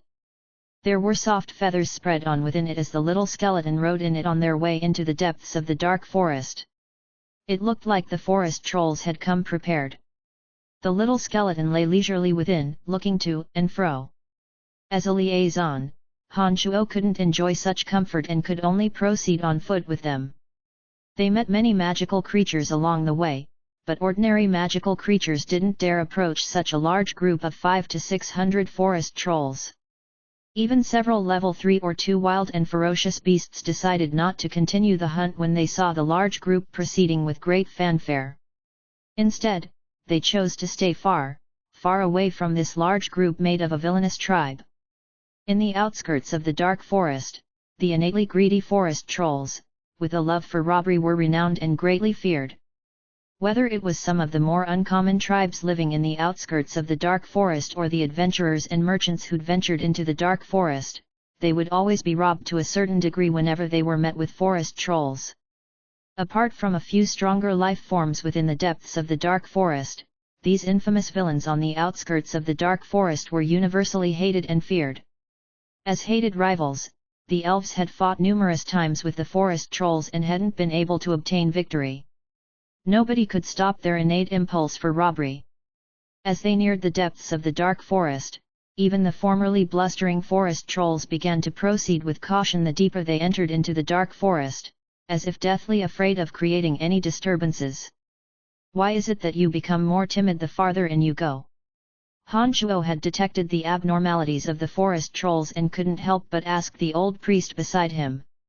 Flicking a glance around, the old priest explained, "We've now entered the middle area of the dark forest. There are many high-level beasts here and several special tribes. The humans that appear here are also difficult to deal with. We hope that we won't run into them, or there'll be trouble." A thundering crash came from not too far away as a 6 to 7 meter tall, frighteningly large white stone giant slowly moved away with a large tree thrown over his shoulder. A low caw sounded from the sky as an enormous black shadow flew over them. When the shadow was cast over the ground, two long, slender necks could easily be made out. The one covered in white stone dust is a mountain ridge giant. Their nature is fairly peaceful and they don't like to fight. However, if you make him angry, it'll be a disaster. What just flew overhead was the lowest level twin-headed dragon. They're actually not dragons, just a level 2 magical creature, but they can spit out venom and are tough to deal with. The old priest spoke up in explanation upon seeing Han Shuo's astonishment. Nodding, Han Shuo sighed with great appreciation. "I finally understand why you dare act wildly only in the outskirts of the dark forest." Chapter 101. Chapter 101, A Place of Extreme Wood. Please continue reading on, Ox. Val. M. The group followed carefully behind the old forest troll priest towards recessed terrain, finally stopping beside a river after a half-day's time and passing through a broken section of mountain rock. There was a river in the back and primitive houses made of wood all around there. There were also a few simple traps set up and several weird, towering trees. When they arrived, the original demon, that had been keeping an eye on the dwarves, had to come back due to the distance between Han Shuo and the dwarves becoming too large. It circled this area and started surveying the various corners. Leveraging the increased field of vision with the three original demons, Han Shuo discovered that this was an extremely large area.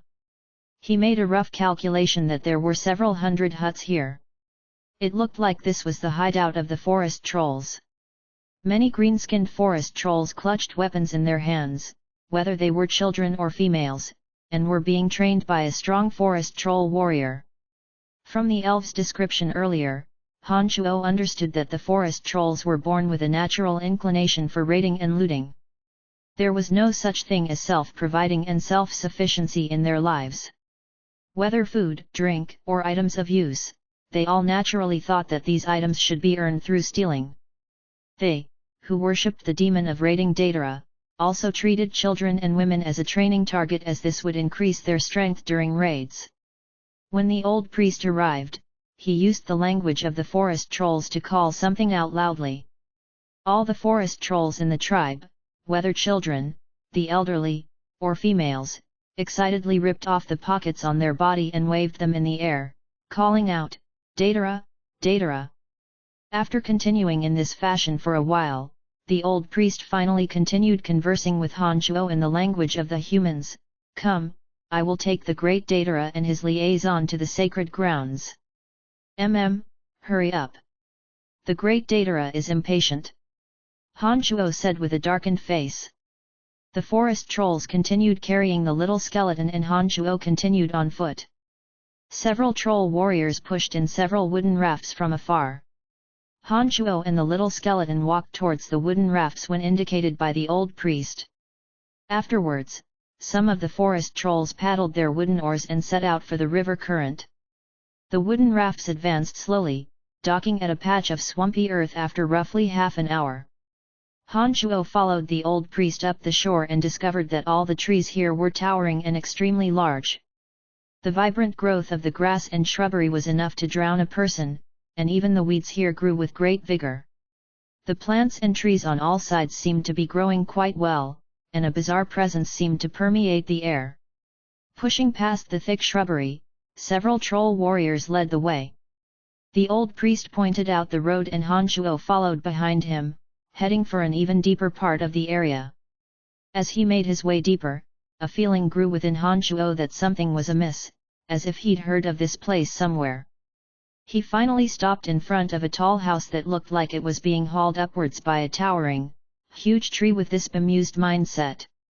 The thickly leafed branches of 5 to 6 very tall trees were intertwined, with the entwined branches supporting a large house in midair. The plants were growing exceptionally well around it, and there were also some bizarre flowers bearing some strange and exotic fruit. Looking around the surroundings and blanking for quite a bit, Han Chuo's heart shook and he suddenly cried out in astonishment, "A place of extreme wood! Haha, this is actually a place of extreme wood!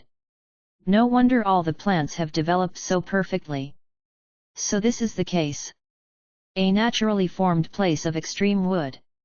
The presence of the element of wood within it was much more dense than in other places. All the plants and trees that grew in a place of extreme wood were naturally much more luxuriant than in other places.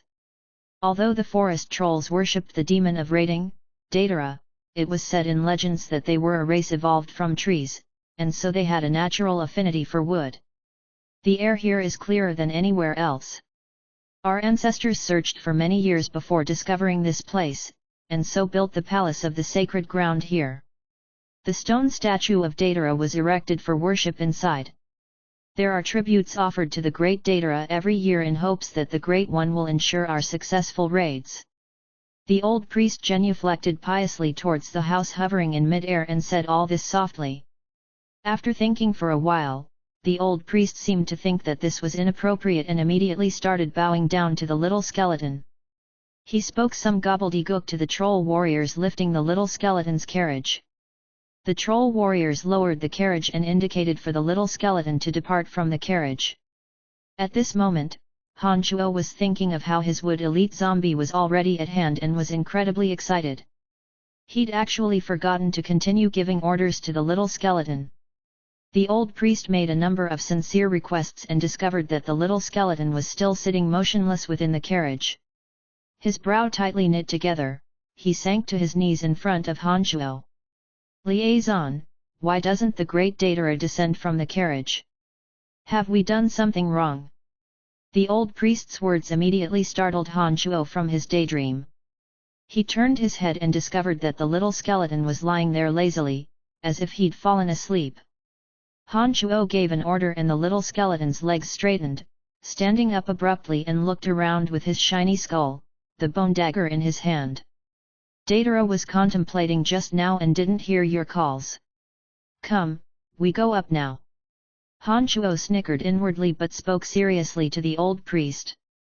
Timidly nodding his head, the old priest didn't dare to ask anything else.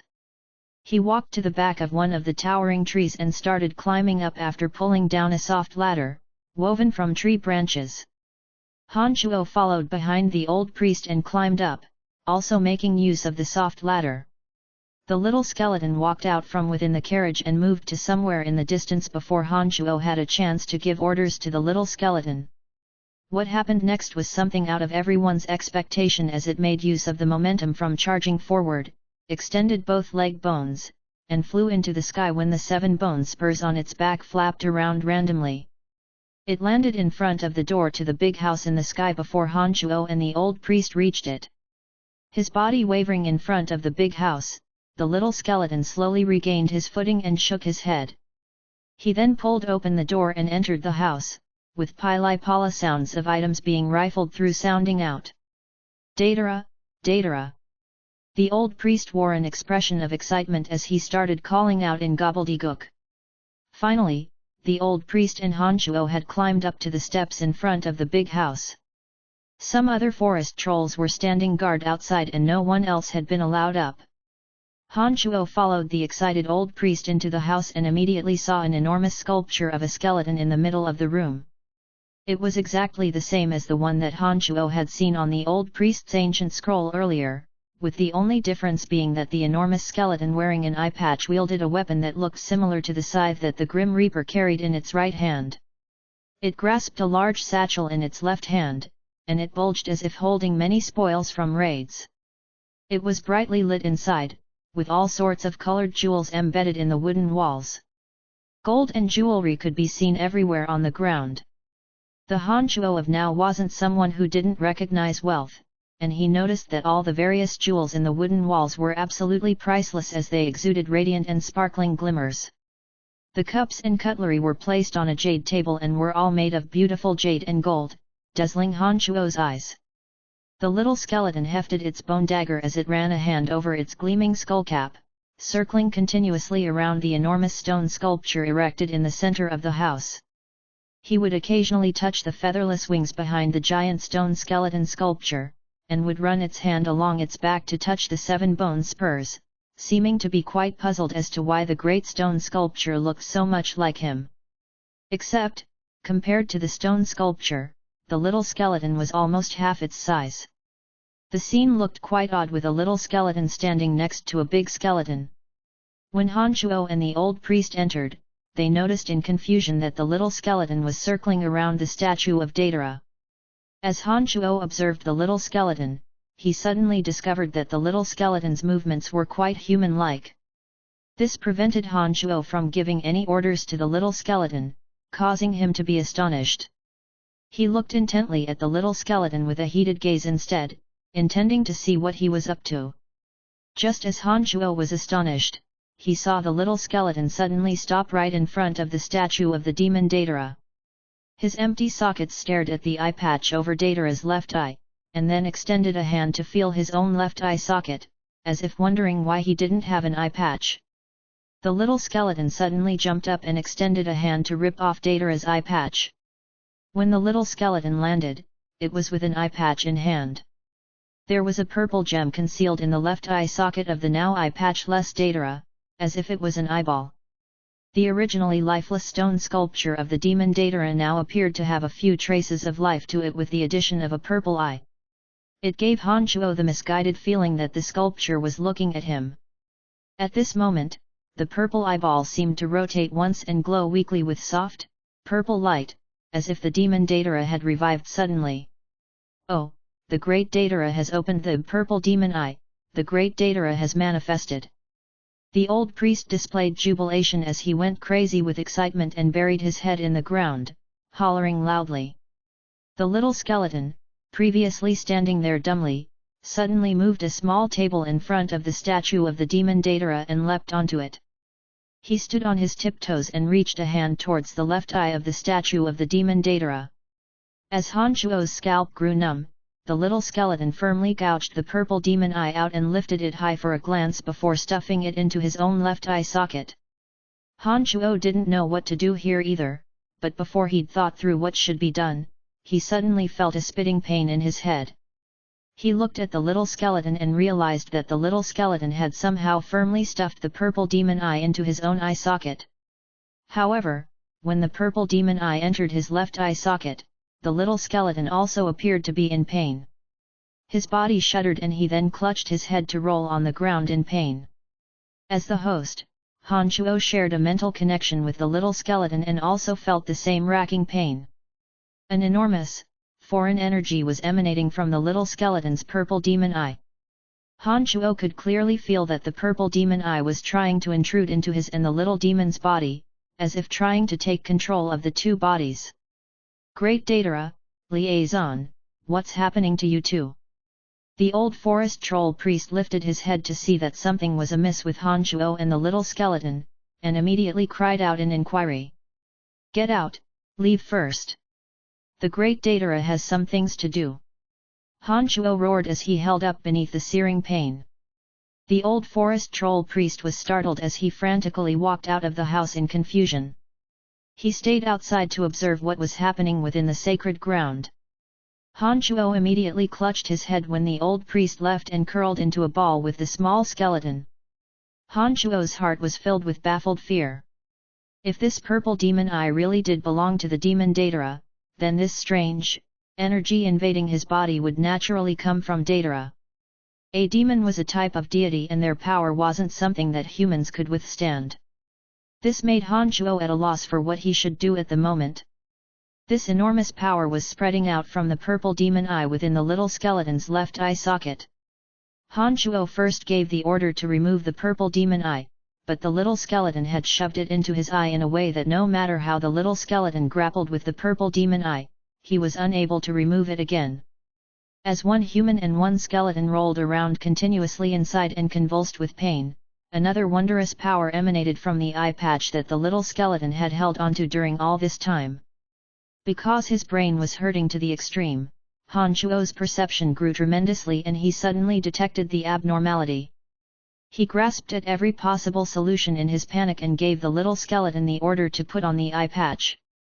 It was magical that the mysterious power attempting to take over their bodies suddenly vanished without a trace after the little skeleton frantically put the eye patch on. The profusely sweating Han Chuo slowly returned to normal.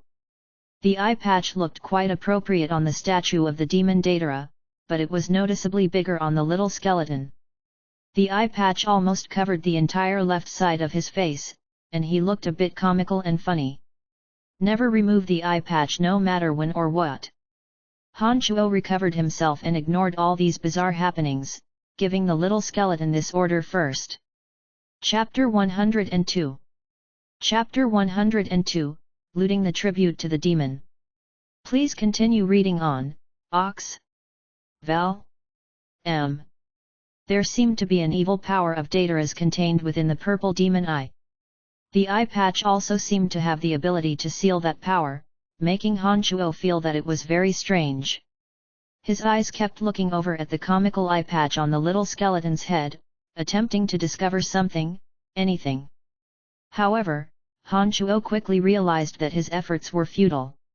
He could no longer detect anything out of the ordinary from the purple demon eye after it'd been covered by the eye patch.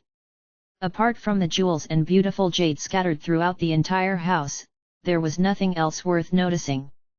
When Han Chuo no longer felt endangered, he rose to summon the old forest troll priest. When the old priest entered, his gaze instantly converged on the statue of Datara, now missing the purple demon eye. He was incredibly astonished and asked, What's happened? Why is the purple demon eye that the great Datara left behind gone? Pointing at the little skeleton, Han Chuo smiled faintly and explained, the eye has already been reclaimed by the great Datara of this world. Do you not see the eye patch on his left eye? The old priest finally reacted when Han Chuo gave this reminder and looked at the little skeleton in astonishment. The old priest immediately fell to his knees and cried out, Congratulations to the great Datara. My tribe has always protected the purple demon eye according to your final wishes, and now that the purple demon eye has returned into your grasp, my tribe has fulfilled what you have entrusted us with. Apart from the purple demon eye, was there anything else you offered as tribute to the great Datara? Han Chuo thought and stared at the old priest in question. The old priest was startled and mused thoughtfully with his brow furrowed. He shook his head and said, We watched over the purple demon eye in accordance with the Great One's last wishes. Apart from this, all the treasure has also been offered to the great Datara. Very good, very good. Han Chuo nodded his head and said to the old priest. Leave for now, the great Datara will emerge to guide you in a moment. The old priest reverently backed out of the great house, and Han Chuo started unstintingly looting everything within the house. The gold, jewels, and jade scattered across the ground vanished one by one into Han Chuo's space ring. Han Chuo slightly estimated the wealth within and felt that it was likely worth tens of thousands of gold coins. They were all items that the forest trolls had offered to the demon Datara after stealing from others.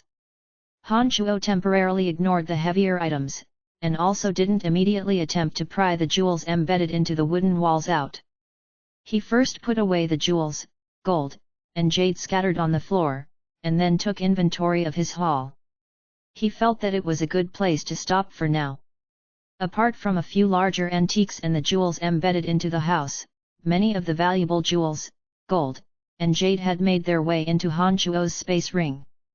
However, the capacity within Han Chuo's space ring was limited and there were some other items stored within as well.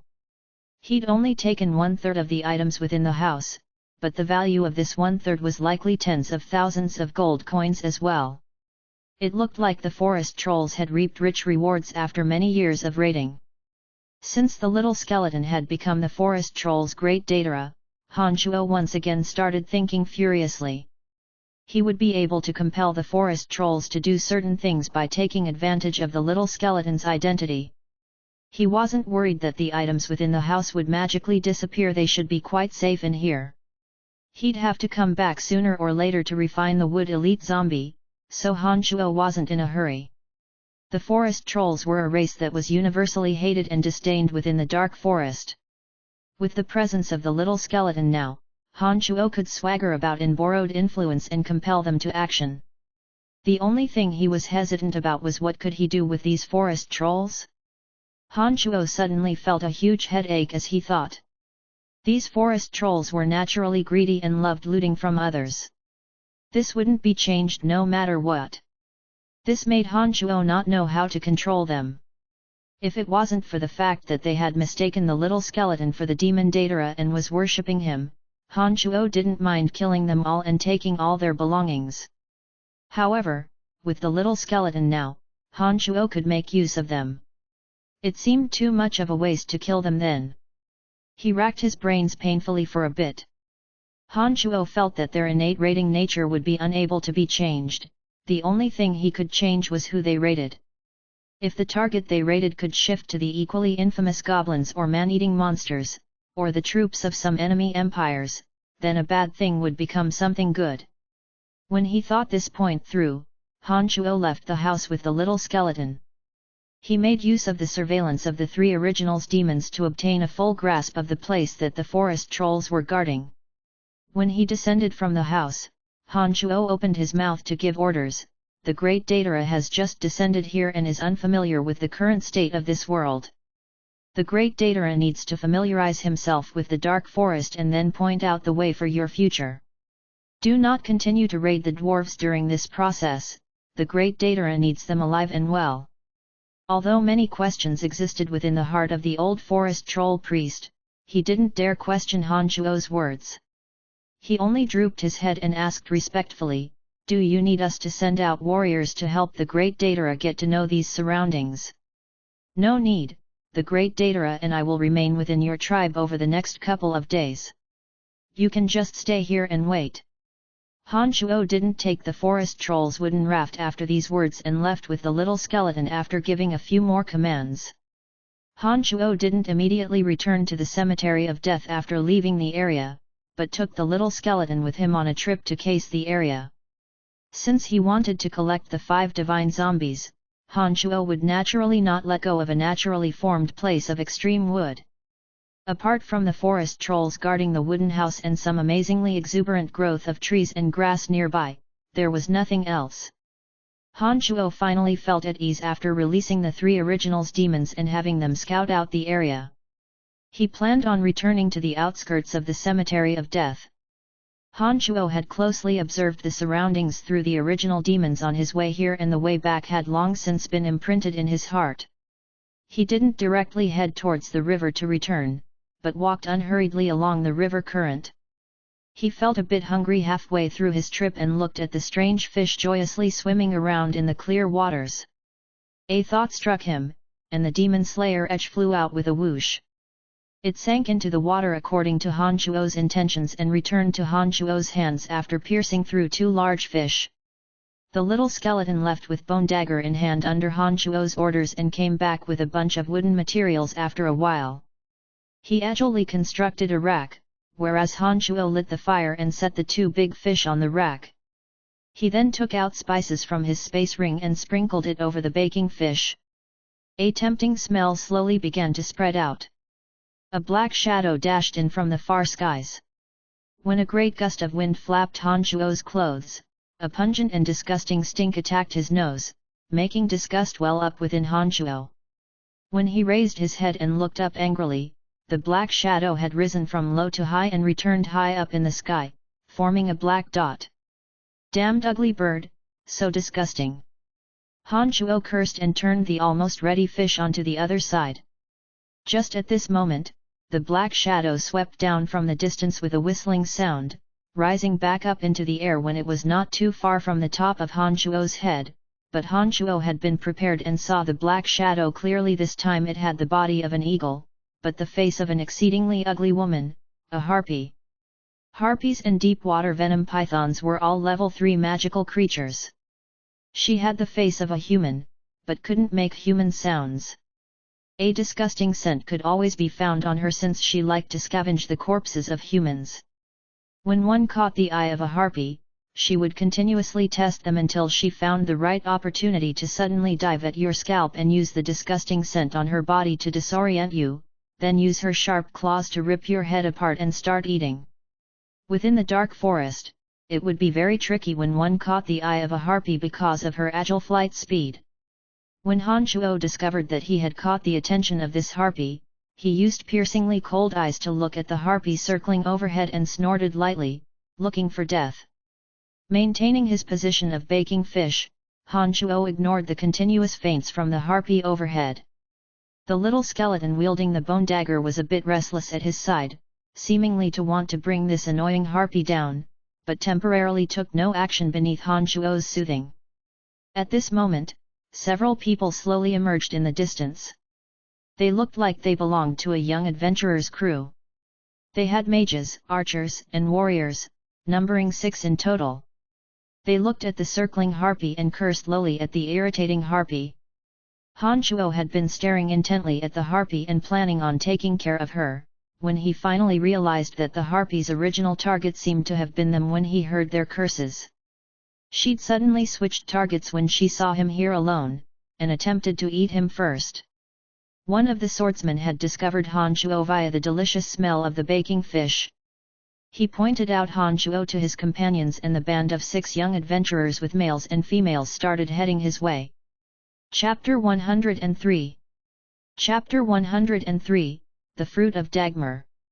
Please continue reading on, Ox. Val. M. Hello friend, are you adventuring alone in the dark forest? The swordsman called out softly when he was quite a distance away from Han Shuo. Han Shuo had long since discovered these 6 and had desummoned the little skeleton again since he didn't want to reveal his status as a necromancer. He lifted his head when he heard the other's voice and nodded at the swordsman. That's right. The cross-legged harpy whooshed past overhead, but didn't dare to continue testing Han Shuo's patience when she saw the 6 adventurers meet up with him. She flew to a higher vantage point to observe the happenings from the sky. The 6 adventurers were a team of 3 warriors, 2 mages, and 1 archer. The archer was a female elf, and the 3 male warriors consisted of 1 senior swordswoman and 2 journeyman swordsmen. In addition to them, there was 1 male journeyman mage and 1 female adept mage. After Han Shuo had participated in the test given by the academy, he now knew of some of the level differentiations and symbols used by the Magic Association and the Knight Association. Mages would have an exquisite, small magic staff embroidered on the shoulder of their mage robes according to strength. Novice mages would possess the image of a magic staff, and each successive level would add another magic staff. Swordsmen and knights had similar ways of differentiation, with swordsmen using swords as their emblems and knights using bat'lests. The robes of the mages and swordsmen looked like they'd been verified by the Magic Association and the Knight Association, and thus emblems representing their strengths were attached to the clothes they were wearing. Han Shuo could easily determine their strength with just a glance. The 6 of them weren't weak, but a bit too weak if they were to venture into the depths of the dark forest. This was why the harpy dared to follow them when she discovered these 6. If any of them were an archmage that could fly, then the harpy would have run as far as possible and wouldn't dare to look for chances to attack them. I'm called Odysseus. These are my companions. I think you've noticed the harpy's disturbance earlier. I'm very sorry to say that the harpy has been targeting us and shifted her attentions to you when she discovered that you were walking alone. As a level 3 magical creature, it was truly difficult to fight a harpy since she can fly in the air. If you don't mind, you can walk with us. The harpy shouldn't dare come down and cause trouble if the 7 of us are together. The senior swordsman, Odysseus, spoke sincerely to Han Shuo. Shaking his head, Han Shuo declined with a smile, that's all right. I think you want to head further into the dark forest, but I'd like to go back to the outskirts. We're not taking the same path, so I won't trouble you. How can this be? If you continue to walk alone, the harpy will never give up on you. I think you should stay with us, or you'll be in greater trouble or even die. One of the female adept mages, Aphrodite, said softly. The others also protested when they heard Aphrodite's words, but Han Shuo didn't agree to leave with them. Although the 6 weren't that weak, only the archer's arrows had any ability to cause trouble for the harpy. Once the flight-capable harpy dashed up in the air, the swordsman would pose no threat to her whatsoever, and magic may not be effective because of the distance. However, Han Shuo was armed with the Demon Slayer edge and the crossbow. Add to that the fact that the little skeleton could also fly up into the air using his bone spurs. If the harpy was so oblivious as to dare attack him, then painful wallops from Han Shuo and the little skeleton would be awaiting her. Therefore, Han Shuo wasn't that afraid of the harpy.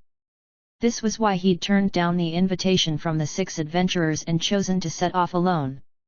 Heh, thank you for your concern, but I don't think it'd be that easy for the harpy to catch me. Han Shuo responded with a smile and grabbed his 2 baked fish. He didn't respond to the 6 young adventurers again and walked back in the direction they'd come from alone. The 6 young adventurers were startled when they saw Han Shuo leave leisurely. The senior swordsman Odysseus opened his mouth to say, "Let's observe in the distance. If he truly has a method to deal with the harpy, then we'll decide to leave. Otherwise we'll help him, to prevent him from being eaten." "Captain, that person's already turned us down, do we have to do this?" Journeyman swordsman Gordon was rather unwilling as he spoke sullenly. "The harpy's original target was us and only troubled others because we started heading in this direction. I think we should own up to this responsibility." Odysseus lectured Gordon and directed the others to follow him, trailing far behind Han Shuo. After walking roughly 5 minutes, the harpy circling over Han Shuo finally made another move. She dived down from high up in the sky and once again soared back up into the clouds with a screeching whistle when she'd almost landed on his head, baiting Han Shuo with extreme patience. However, Han Shuo was even more patient than her. Although his 2 hands looked empty, the Demon Slayer edge was ready to erupt into the air at any time, and his crossbow was already prepared to fire within his space ring. As soon as the harpy dared enter within range, Han Shuo wouldn't mind killing this level 3 magical creature with 1 shot. As for the 6 adventurers following at a distance, Han Shuo could see everything clearly. He didn't pay much attention to their kind-heartedness and continued walking towards the cemetery of death at a leisurely pace. The harpy finally couldn't contain herself after repeatedly testing him and once again swooped in directly towards Han Shuo with her sharp claws curved, quickly approaching Han Shuo's skullcap. A disgusting stench assaulted his nostrils and immediately wafted around Han Shuo's being. Most people would be temporarily dizzy and disoriented after catching a whiff of this stench, but Han Shuo's body had been trained to an unknown level of indomitability and wasn't affected by this at all. He still fakely swayed in accordance with the harpy's intentions, as if he would crash to the ground at any given moment. "Oh no! He's been disoriented by the stench of the harpy's body, he's in danger. We should go save him."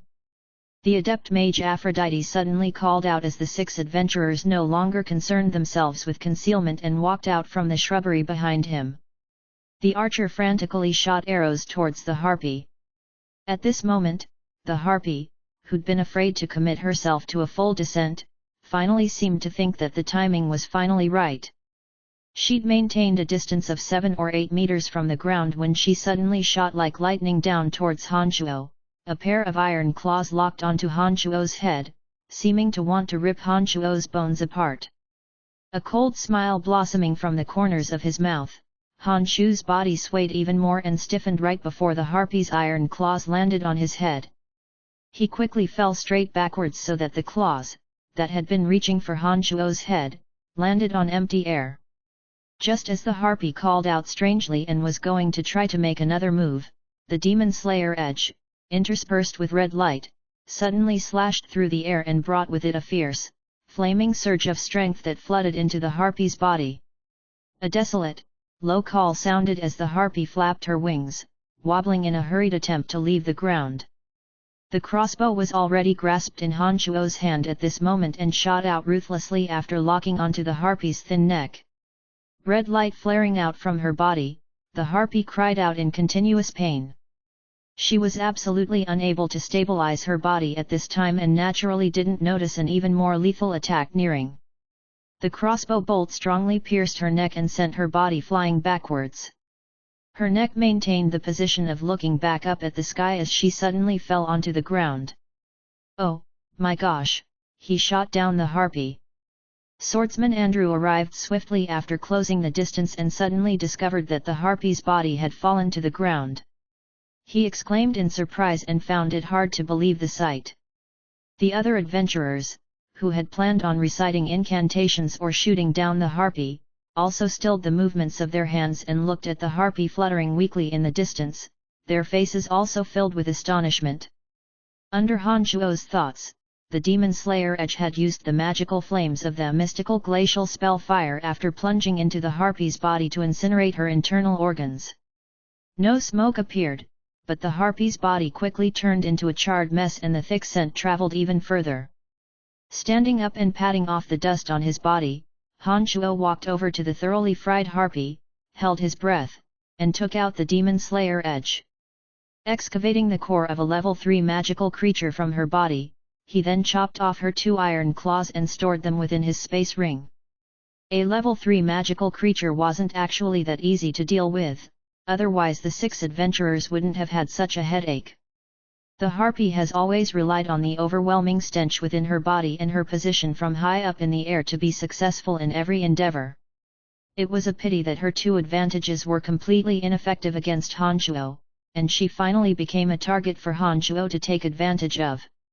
Add to that the unparalleled sharpness of the demon slayer Edge and the fact that it could strike at will in accordance with Han Shuo's wishes, that was what caused her to die so quickly and terribly. "Hi friend, you're quite strong indeed. It looks like our concerns were indeed extraneous." Odysseus had finally made it to Han Shuo from the distance and faced the latter merrily. Although these people hadn't been of any help, Han Shuo had gained an understanding of their conversation and methods through the original's demons. He felt that these people were quite decent, and now that their captain Odysseus spoke thus, Han Shuo nodded with a faint smile. "I was only lucky, my real strength isn't even close to your level." "Heh, you're too humble." Odysseus obviously didn't believe Han Shuo's words as he responded politely. "Captain, since he's not in danger, I think we should continue deeper into the southern parts of the dark forest to continue searching for the fruit of Dagmar. Gordon walked over from the distance and rushed towards Odysseus. I wonder if the fruit of Dagmar that we're searching for really exists. A fruit that looks like a human brain, I've never heard of something like this." Adept Mage Aphrodite sighed. Han Shuo had been about to take his leave when he heard Aphrodite's words and didn't leave immediately. He rather looked at Aphrodite in confusion and asked, "What kind of item is this fruit of Dagmar? Why is it shaped like a human's brain? This is really a bit incredible, can you tell me about it? I've heard everything about the fruit of Dagmar from our captain Odysseus. He knows more about it." Aphrodite smiled in a friendly fashion at Han Shuo and pointed at Odysseus. Odysseus smiled faintly. "Are you also interested in the fruit of Dagmar?" "Heh, the legends say that Dagmar was a demon who enjoyed eating human brains. It's possible for a very strange fruit to be produced in the place where he's buried. The fruit is the size of a fist and has dark brown veins running over it. It looks very similar to a human brain. It's said that the fruit of Dagmar has magical properties. Ordinary people will become confused and turn insane if they eat it, but it's said that if the fruit of Dagmar is crushed by a pharmacist, it can be made into very precious medicine. I've recently received a request from someone and have decided to try my luck within the dark forest to see if I could find the fruit of Dagmar." Han Shuo was suddenly bizarrely gleeful after he heard Odysseus' words. In Chu Kinglan's memories, there was a fruit called Divine Brain Fruit. It had the effect of forcefully expanding the human brain. It could turn an ordinary person into a madman, but if a demon practitioner in the molded spirit stage like Han Shuo partook of this divine brain fruit, then he could leverage the effects to greatly increase his level of training. Han Shuo hadn't contemplated in this direction to begin with because he'd thought that it was impossible for the divine brain fruit to exist within this world, but Odysseus' description of the fruit of Dagmar were the exact same shape of the divine brain fruit. He was unable to resist the temptation of gaining a fruit that could greatly improve his current level of training. Han Chuo thought no more of it as he asked directly after Odysseus finished explaining, "If you don't mind, I'd like to go search for this fruit of Dagmar with you." Odysseus and the 6 adventurers suddenly looked at each other after Han Chuo spoke. They all felt extremely surprised as they wouldn't have thought Han Chuo would have such a proposal. Chapter 104. Chapter 104, Forming a Team for an Adventure. Please continue reading on, Ox. Vel. M. We're actually not holding out too much hope on finding the fruit of Dagmar, and are just trying our luck in the depths of the southern parts of the dark forest. We only know that someone has once seen this fruit somewhere, but we're uncertain if that was the fruit of Dagmar, or if it's been taken by others already. Have you really decided to join us on this expedition to search for the unknown? Odysseus looked at Han Chuo and explained seriously before asking him. Han Chuo knew that this group of people didn't have much surety after hearing Odysseus' words, but he thought about it, and felt that he didn't seem to have much to do temporarily, and would just be returning to the cemetery of death to engage in endless rounds of training to improve himself. If he was lucky enough to obtain the divine brain fruit, then Han Chuo's molded spirit realm would be greatly enhanced. Increasing his realm meant that this would also benefit Han Chuo's mental strength. Therefore, Han Chuo gravely considered and felt that the risk was worth taking with them. Nodding, Han Chuo looked at Odysseus and said firmly, "Yes, I would like to go with you into the depths of the southern part of the dark forest, but if we are truly able to discover the fruit of Dagmar, I wish to receive one as well. Since you insist, we're very happy to have you join us. I'm just trying my luck for the fruit of Dagmar, so don't have high hopes. Our main goal is to venture into the dark forest because it's said that there's even more tempting items hidden in its depths. Heh, if we do discover the fruit of Dagmar, we only need one to fulfill our mission, you can take the rest, no problem." Odysseus smiled. The further one delved into the dark forest, the greater the danger became. The real danger would only be slowly revealed. There were even stronger magical creatures within, some mystical races, and all sorts of lethal plant species. But various alluring riches and fortune could also be found amidst the danger. Some exotic plants would grow only in the deeper parts, and many would fetch high prices. There were also many things that could be sold from the bodies of level 1, 2, and 3 magical creatures, but the caveat was that you had to kill them first. The two sides reached an agreement and didn't continue tarrying. Odysseus introduced Han Chuo to his other companions and the group of 7 set off deeper into the area. The sacred ground that the forest trolls were protecting was not too far up ahead. The forest troll warriors were standing guard over the area. Although there was still some riches within the sacred grounds, Han Chuo already viewed it as his personal property. So under Han Chuo's purposeful guidance, the band of people avoided the area and continued forward after making a small detour. They didn't run into much danger after walking for a day, and everyone made camp on the banks of a river when it was nightfall. They shoveled out some of the luxuriant growth of shrubbery in the surroundings, and Aphrodite took out some tents from the space ring that she wore on her hand, similar to Han Chuo's. Everyone set up their tents, made a bonfire, and started cooking food. There were fat fish swimming about in the clear river waters on the side. As a water adept mage, Aphrodite cast a minor water magic and caught roughly 10 fish. Everyone used their self-made wooden forks to spear the fat fish and start baking them. After everyone had eaten the fully cooked fish and talked for a short while around the bonfire, everyone headed into their own tents to sleep.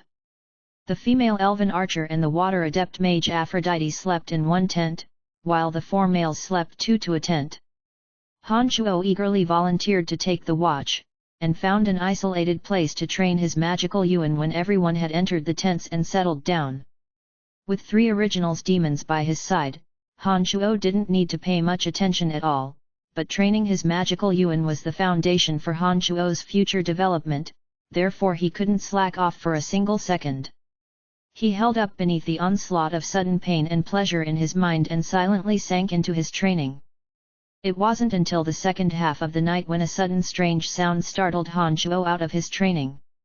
He raised his hand to wipe the sweat away from his brow as everything his three original demons was observing fell into his vision. One of the original demons left its post and flew out towards the source of the sound, quickly approaching the origin in the night.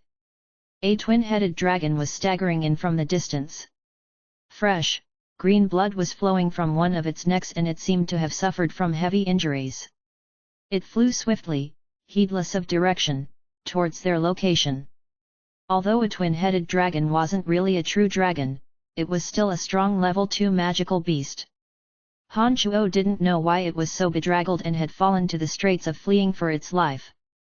One of the original demons kept an eye on the twin-headed dragon's movement, another split off and sped back in the direction that the twin-headed dragon had come from, attempting to see what was out there that had made the twin-headed dragon run off, injured. It was a pity that Han Shuo didn't discover anything after the original demon had flown a certain distance. Upon seeing the disoriented twin-headed dragon was headed in their direction, Han Shuo immediately stood up and swiftly sped towards the people's tents, shaking their tent poles and calling out loudly, "Wake up, something's happening!" Deeply asleep, the adventurers all groggily heard Han Shuo's shouts and swiftly put on their clothes, walking out of the tents within 10 seconds. It was about to enter wintertime and the temperature at night was exceedingly cold. The 6 adventurers were solidly wrapped up with only their faces peeking out. Because Han Shuo's surveillance had been conducted through the original demons, the 6 people still couldn't detect anything out of the ordinary, even though the twin-headed dragon was speedily approaching. Odysseus looked in confusion at the surroundings and then back at Han Shuo. "Everything seems very orderly, where's the situation?" "A twin-headed dragon is 500 meters north of our position and is quickly approaching. I believe he'll be of danger to us and we need to prepare immediately." Han Shuo didn't have time to explain much to them and immediately voiced the truth. Gordon didn't seem to believe Han Shuo's words and was about to open his mouth in doubt when Odysseus suddenly said in a low voice, "If this is the case, we'll make preparations immediately. A twin-headed dragon's temper is violent and is not kindly disposed towards humans. I think it will bring trouble to us if it discovers our presence." The female archer took out 2 arrows and said with some concern, "A twin-headed dragon is a level 2 magical creature. Not only can it spray poison, but the 2 heads can attack directly with sharp teeth. It will be a difficult fight for us." Han Shuo took out his crossbow and climbed onto a nearby big tree, saying rapidly, "Don't worry, this twin-headed dragon has already been injured. It can't even fly now. If we prepare accordingly, it won't be able to escape at all." The band of people looked at each other in the eye after Han Shuo had spoken and all displayed expressions of surprise. If the twin-headed dragon hadn't been injured, it would have been difficult for the team of adventurers to fight against, but if it couldn't even fly after being injured, this meant that the twin-headed dragon was injured quite heavily. This was a heaven-sent opportunity that they wouldn't let slip away. Full of overjoyed surprise, some of them climbed up into tall trees like Han Shuo while some others hid in the shadows of the trees. They all took out their weapons or concentrated their mental strength to ready themselves to handle the twin-headed dragon with a horrible sense of direction. A rustling sound came from the shrubs that it swept past, and the injured twin-headed dragon finally appeared in everyone's vision amidst great expectation. Gordon, who had been doubtful of Han Shuo's judgment earlier, flashed him an admiring glance in the distance and gripped his long sword with excitement, intending on hitting the twin-headed dragon with a swift attack. The twin-headed dragon with a bad sense of direction finally slammed headfirst into the wall of water that Aphrodite had set up. The enormous impact caused Aphrodite's wall of water to turn into numerous droplets in the air. At the same time, Han Shuo and Nia, the female elven archer, attacked at almost the same time. Han Shuo couldn't fire the crossbow in quick succession, so the bolt he shot out landed on the back of the twin-headed dragon's neck. Nia sent out 3 arrows, and apart from it dodging the first arrow, the other 2 were all nailed to its forehead. The Thunder Journeyman mage within the group shot out a ring of lightning to attack the twin-headed dragon's back. The three warriors who'd lain in wait for a while took advantage of this opportunity to rush out and dash towards the twin-headed dragon, releasing their fighting aura to attack ferociously. Up in front, Aphrodite created another two beings of water to attract the twin-headed dragon's attention and create more opportunities for Hanchuo and the archer Nia to attack. In this way, the level 2 magical creature, the twin-headed dragon, didn't even have time to spray out poison under the heavy barrage. He'd already been injured and finally fell down listlessly in its blood. The adventurers were incredibly excited when they saw that they'd killed the twin-headed dragon and walked out cheering from their places of concealment, preparing to strip the trophies from twin-headed dragon's body. Hanchuo's face suddenly twisted drastically at this moment and he suddenly yelled fiercely, "Hurry up and leave this place! The person who had been pursuing the twin-headed dragon is heading this way and we have no chance of winning a fight against them." Chapter 105. Chapter 105, Not Listening to Advice. Please continue reading on, Ox. Vel. M. The 6 people had been ready to enjoy the fruits of victory when they were immediately startled by Hanchuo's violent yell. They all immediately reacted and sensibly gave up looting the trophies from the twin-headed dragon's body. Their questioning gazes all swiftly locked onto Hanchuo. After Hanchuo had repeatedly demonstrated his superb perception and corresponding strength, all of them now treated Hanchuo as the new leader at some unbeknownst time. Even Odysseus didn't possess any dissatisfaction and seemed to acknowledge that all this was a matter of course. There could only be one leader within a team. Apart from possessing strength that compelled others to place their trust in him, he would need to maintain a calm mind and sensitive decision-making abilities. Follow me. When Hanchuo discovered that he had become the target of their acceptance, he didn't waste any time with empty blather or humility and opened his mouth to make this statement. Hanchuo swiftly passed through the area with a turn of his body and shot to the left. None of the 6 young adventurers called his decision into question and immediately dropped everything they were holding, ignored the exposed tents and the body of the twin-headed dragon on the ground, which was still warm, and darted out after Hanchuo. A patch of enormous, towering trees suddenly appeared within everyone's vision.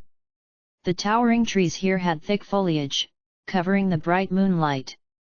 The branches of these enormous trees were like the tentacles of a strange creature in the dark of the night and were a bit frightening. When they reached this place, Hanchuo stared at one of the large trees and used the entangled branches to climb up. His body suddenly disappeared halfway up the tree. Of the 6, the 3 swordsmen were quite agile and were only 10 seconds behind Hanchuo. The 2 mages and the archer also climbed onto the branches with the assistance of the others. The group suddenly discovered that there was an opening halfway up the large tree. This big tree, that looked beyond solid and strong, was actually hollowed out. The 7 entered through the opening, with 4 of them shifting to the bottom. Hanchuo, Odysseus, and Aphrodite in the back stuck half their heads out and looked into the distance. What is it? Everyone finally caught their breaths at this time and Odysseus immediately looked at him in confusion. It's a super-level magical creature, the unicorn. This unicorn seems to have been chasing the twin-headed dragon from the beginning. No wonder it fled desperately. Hanchuo frowned as he explained to Odysseus. The unicorn was as swift as lightning and its body had the marvelous property of being resistant to magic. The horn on its forehead encompassed an even more wondrous power. It was the antidote to 100 poisons, the cure that could bring others back from the dead, as well as purify dirty places. According to the legends, the unicorns would only come near pure young girls and hated human males. Normally, unicorns wouldn't do anything inappropriate if they weren't infuriated. However, Hanchuo could feel the wrath of this unicorn through his original demons, as if the twin-headed dragon had done something to make it lose all reason. The super-level magical creature had an extremely durable body and was resistant to magic. Magical and physical attacks wouldn't have much effect on it, particularly because the strength of Hanchuo's group wasn't advanced enough, which makes it extremely difficult for them to harm the unicorn. It was said that the unicorns had received the blessings of the gods. If anyone ever harmed or killed a unicorn, then this person would be cursed and have repeated bad luck. Therefore, despite a unicorn possessing a body full of treasures, very few people would throw caution to the wind and pursue a unicorn. Odysseus and Aphrodite both inhaled sharply when they realized the creature that had been pursuing the twin-headed dragon was a furious, super-level unicorn. They all counted themselves lucky to have escaped in time, otherwise they might have suffered painful consequences from the unicorn's anger. As Odysseus and Aphrodite were rejoicing, a snow-white unicorn with a horn on its head and a pair of beautiful blue eyes trotted out with elegant hoof steps to the side of the twin-headed dragon's body. Honshuo and the others, a distance away within the hole in the tree, immediately concealed their presence. Add to that the fact that they were a bit of a distance away, they weren't afraid that they'd be immediately discovered by the unicorn. The unicorn had been a bit agitated to begin with, but suddenly stilled upon seeing the dead body of the twin-headed dragon when it arrived. It circled the body with light, graceful steps and even extended a snow-white hoof to kick the body. When it discovered that the twin-headed dragon really didn't exhibit any movement, it stood stock still and craned its pure white neck around. A very human-like confusion was displayed in its blue eyes. The unicorn hadn't discovered anything after looking around like this. It then shook its head and shook itself all over, returning back to where it came from. The unicorn wasn't a carnivore, so the body of the twin-headed dragon held no attraction for it. No matter what the twin-headed dragon had done to infuriate it, it was now dead and thus the unicorn was satisfied. One of the original demons closely followed the unicorn until it picked up speed and vanished without a trace. Honshuo then had the original demon withdraw and said to the others, "The unicorn has left. We can dig out the magical core of the twin-headed dragon now." The others were full of confidence and acceptance towards Honshuo's decisions and leadership abilities by now. Even Gordon, who hadn't fully trusted Honshuo in the beginning, now looked at Honshuo with a gaze full of sincere admiration. Everyone cheered happily after Honshuo spoke these words and slowly crawled out from the hole within the tree, planning to collect the spoils of war from the twin-headed dragon. A strange sound suddenly arrived in their ears as a manticore bearing a silver-haired youth with an inflexible wool suddenly appeared next to the twin-headed dragon. There was a paralyzing venom within every manticore's tail and its claws were ferocious when tearing into flesh. Add to that its agile movements and powerful jumps, it was a level 1 beast trickier than the twin-headed dragon to handle. The manticore was a very headache-inducing existence within the dark forest. Who would have thought that such a magical beast would be tamed by others? The owner of Manticore was a 27 or 8-year-old youth. He was dressed carelessly, wore a space ring on his left hand, and carried a broadsword in his right hand. The lines of his face were resolute and angular. Although he wasn't a stunning man, he had his own allure. "Oh! Looks like I'm quite lucky today to meet a twin-headed dragon that had just died." The youth murmured lowly to himself and urged the manticore to stop in front of the twin-headed dragon. It seemed like he intended to reap the spoils of Honshuo and the others. At this moment, Honshuo was a few steps ahead of Odysseus and the others and had jumped down from the hole within the tree. When he saw the youth was matter-of-factly viewing the twin-headed dragon as his prey, he was immediately ticked off. Honshuo chuckled coldly in the distance and said, "Friend, we killed this twin-headed dragon with great effort. It's not the right thing to do, collecting the spoils without asking for the owner's permission, right?" The youth lifted his head to look at Honshuo and say contemptuously, "All magical creatures have no owner within the dark forest whether they are alive or dead. Since I was the one who had discovered the twin-headed dragon, it's mine." The youth ignored Honshuo after saying this and pulled out a dagger from his calf, tending to his own business and attempting to yank out the poisonous fangs from within the twin-headed dragon's head. Honshuo wasn't someone who possessed a good temper and pulled out his crossbow to lock onto the other when he saw that the latter was completely ignoring his words. Honshuo smiled coldly, "I'll shoot and kill you where you are if you dare move." "Oh, then I'll move for you to see." The youth looked amusedly at Honshuo and said this remotely. He immediately flicked the dagger and plucked out one of the twin-headed dragon's fangs. Honshuo nodded and didn't say anything else. He planned on immediately shooting out this bolt and kill this stubborn fellow. Just at this moment, Odysseus suddenly called out, "No! Odysseus quickly rushed to Honshuo and explained anxiously, he should be the legendary Trunks. This is a demon riding a manticore. Anyone who irritates him will face enormous trouble. If he wants the twin-headed dragon, then he can have it. Honshuo's expression changed as he looked in surprise at the youth, finally remembering that this person was the magical creature hunter Trunks within the dark forest. The person's origin was mysterious. As a swordsman within the dark forest, this person's temper was eccentric and his personality aloof. It was said that not only did he hunt magical creatures, but he also hunted some of the adventurers within the dark forest as well. He was very adept at doing battle within the dark forest, and apparently even a great swordsmaster had met their death at his hands. He was a universally feared cold-blooded killer within the dark forest. Your friend's suggestion is good, you should listen to him. The youth reached out a hand towards the twin-headed dragon's other poisonous fang and looked at Han Shao from afar, seeming to have concluded that Honshuo wouldn't dare make a move. Except, the whistling sound of a crossbow bolt tearing through the air greeted him. Honshuo's expression was cold as he didn't listen to any of Odysseus' words at all. The aimed crossbow in his hand directly fired at Trunks. Trunks was just about to remove the other fang and was quite dumbfounded to see that Honshuo had actually shot his crossbow. His body was already moving when he revealed his surprised expression, and he'd already taken a step backwards like a ghost. Pfft! The force behind a crossbow bolt stuck the bolt deeply into the ground where he'd been standing, leaving behind only half a bolt that continued quivering in the ground. If Trunks hadn't dodged in time, his body would have been pierced through when this bolt landed.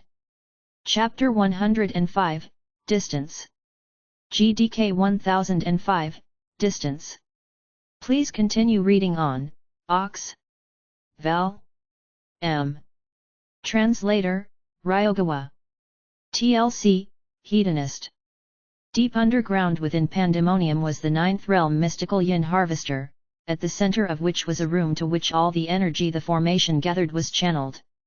Honshuo's main body sat in the room, covered in electric sparks.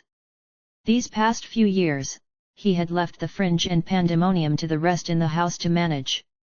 As for more pressing matters, he dealt with it using his avatars, leaving his main body inside the mystical yin energy-filled room, slowly using it to reforge his body.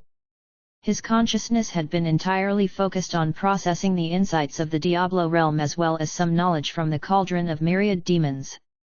The mystical yin energy gathered by the harvester formation was indeed dense, as the formation could draw from all the mystical yin energy from the whole of Elysium. They came in a huge non-stop torrent into the room at the center of the formation to fuel Honshuo's bodily transformation. Suddenly, his consciousness trembled slightly as a bizarre and obscured energy wave moved past him.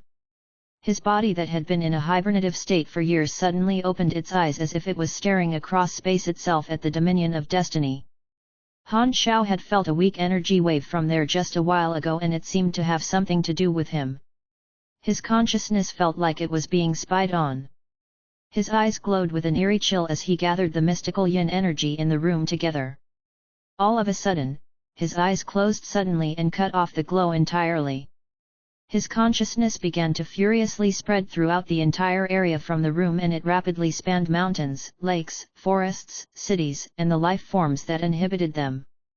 Honshuo continued the outward expansion until he reached the entirety of the fringe. Now, he was truly an omniscient god within the fringe.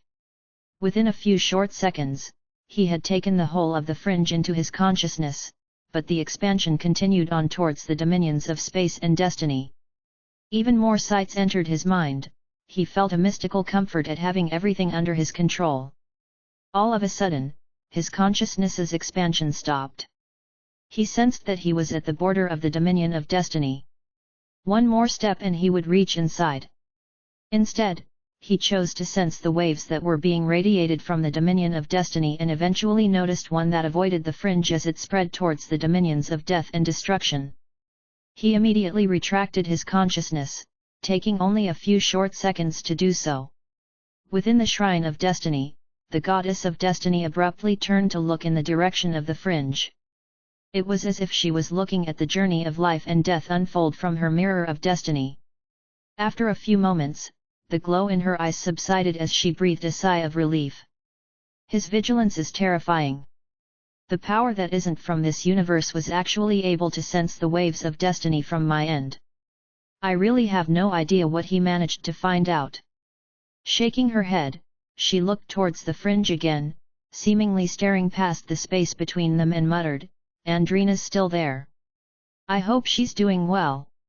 Within the Shrine of Darkness, Han Chuo's avatar's expression suddenly changed and he halted his speech. Nestor and the rest were rather surprised. He had been speaking just fine, so what made him shut up all of a sudden? Was there something that displeased him? Nestor asked, "Is there a problem?" Without answering, Han Chuo suddenly stood up and looked outside to the starry sky. Taking a deep breath, he said with his back facing them, "The goddess of destiny might have learned about our plans." His words caused the three's expressions to shift as well. "What do you mean?" Amen said as he slowly approached him. As he spoke, a black crystal-like quintessence emerged from the back of his head and entered the sea of faith before it rapidly began absorbing faith, depleting the sea at a visible rate.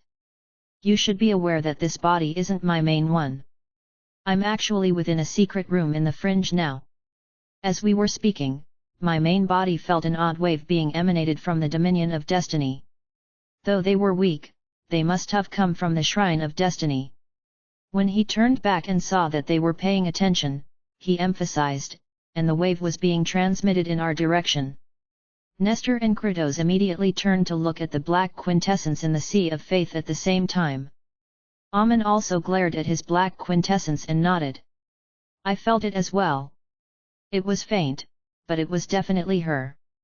Though Han Chuo didn't know what method Amen used to detect it, it matched his own observations of the situation. "That sly vixen!" Kratos exclaimed, "Did she really think she could control everything? So what if she knows? We can just ignore her." Han Chuo gave Kratos an odd look, not understanding where that animus came from. It seemed that he had some personal misgivings against the goddess. Kratos didn't explain it, however. After a cold humph, he said, "Let us continue." "She doesn't matter." Nestor and Amen furrowed their brows without saying anything. Since the three of them didn't stay too long on the matter, Han Chuo didn't press it either and continued their discussion. 3 days later, Han Chuo left Merkvidra and returned to Hushvale City. He immediately went looking for Donna and found her to be waiting for his return. Her face beamed with joy when she saw him. "You're back." He stepped forwards to take her hand and sat down. "So? Did your father agree to let you leave with me?" "Yes. Ever since he found out that you were invited here by the gods of death, destruction, and darkness, he no longer holds anything against you. I told him I would be going to the fringe with you and he didn't even hold me back. All he did was ask me to maintain a low profile and stay out of trouble, but don't let myself get bullied either." "What do you mean? How would you get bullied there?" He pulled her along and said, "Since your father doesn't have anything else to say, let's go." "Did you really talk to those three?" she asked when she suddenly recalled his meeting with the three quintessence over gods. She felt a little bad for not being able to help him out with anything. Back when Han Chuo just came to Elysium from the Profound Continent, Donna was still powerful enough to aid him, but now he was someone even she had to look up to. It was as if they were now separated by a huge distance and she didn't know what she could do about it. Apart from that, she was worried that Phoebe, Emily, Fanny, and the rest would hold it against her for the old grudges between the House of Han and her family. Though she had wished to be with him at the fringe for quite some time, she felt nervous now that she could finally do so. "We're not going straight to the fringe. There's somewhere else I want to visit," Han Chuo said once they left Hushvale City. "Where would that be?" she asked, surprised. "The Dominion of Wind." The winds were so strong at Windhowl Valley within the Dominion of Wind to the point that it was able to lift a giant boulder. The flying sand and debris in the valley made traversing the landscape a very daunting prospect. Windhowl Valley was the main base of operations of the god hunters in the Dominion of the Wind, which few people knew about. Ever since Miller left without returning, the god hunters there split into a few factions. Without a dominating force like Miller, they all vied to rule over the others. Apparently, the hegemon died in the fringe. Nowadays, a fellow called Hanhao is gathering the god hunters into his own force and has taken over the god hunters in the dominions of earth, water, and fire. He's said to be here already, said one of the god hunters in the valley. Humph, the god hunter alliance's rule is that no hegemon shall be allowed to interfere in another's territory. Since Hanhao took over as the hegemon of the Dominion of Death, how dare he stick his nose into the business of other dominions? If he really dares to come to fight for the position of hegemon, I, Naga, won't let him off scot-free, said a lanky middle-aged man with a wrinkled-up face. Hanhao's quite powerful, you know. Even the god hunters of the other three dominions weren't his match, and anyone that resisted was killed. We probably won't be able to do anything about it either. Let's gather all our forces at Windhowl Valley and put down our differences for now until we get rid of this outsider.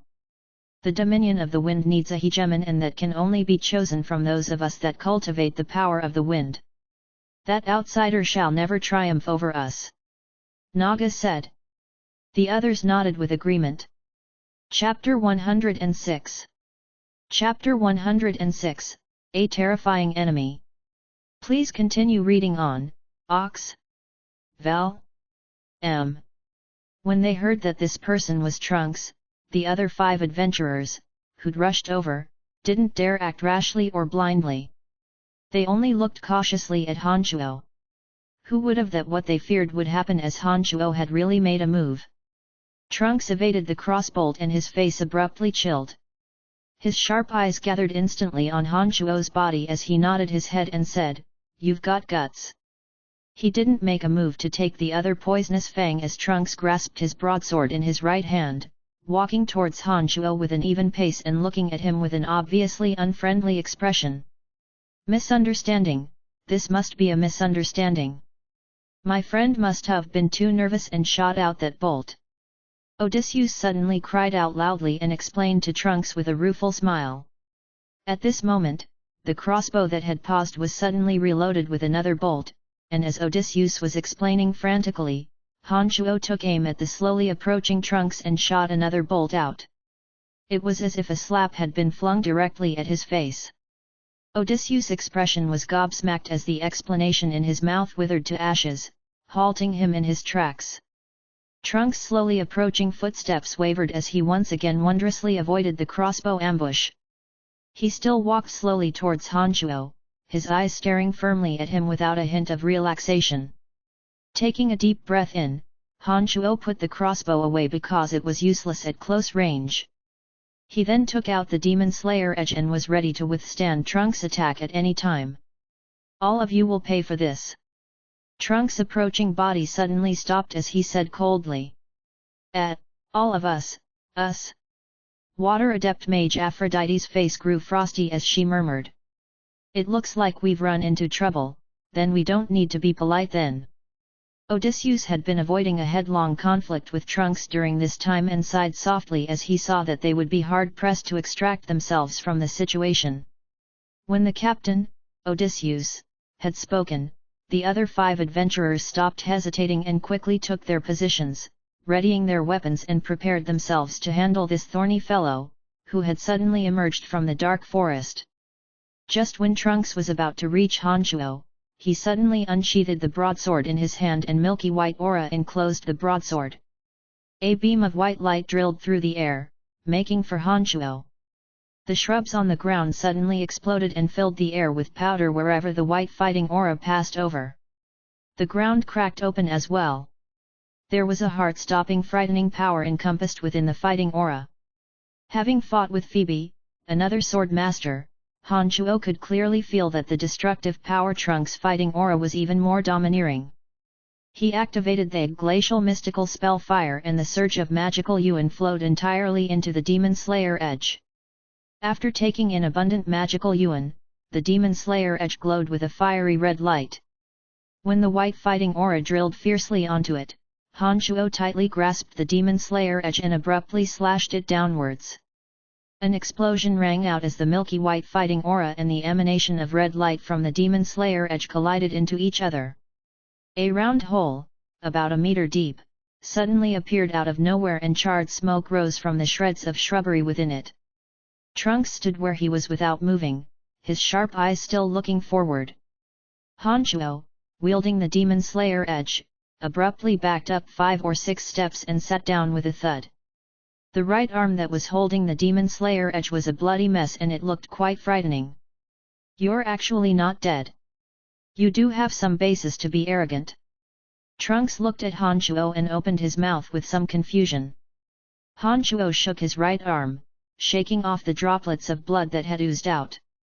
He moved his body numbly, magical yuan circulating at a speed throughout his entire body that it never had before.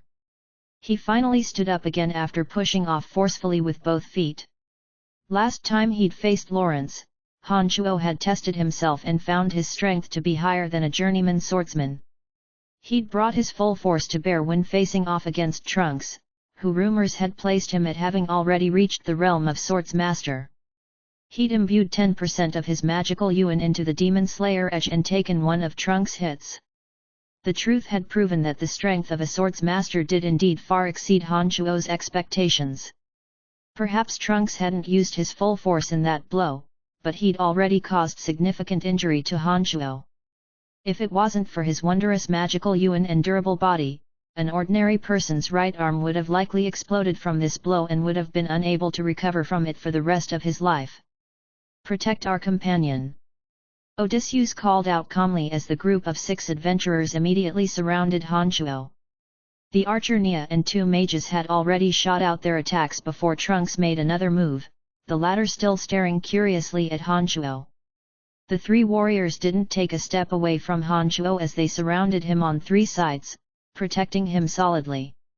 Trunks swiftly evaded the attacks from Nia and the 2 mages.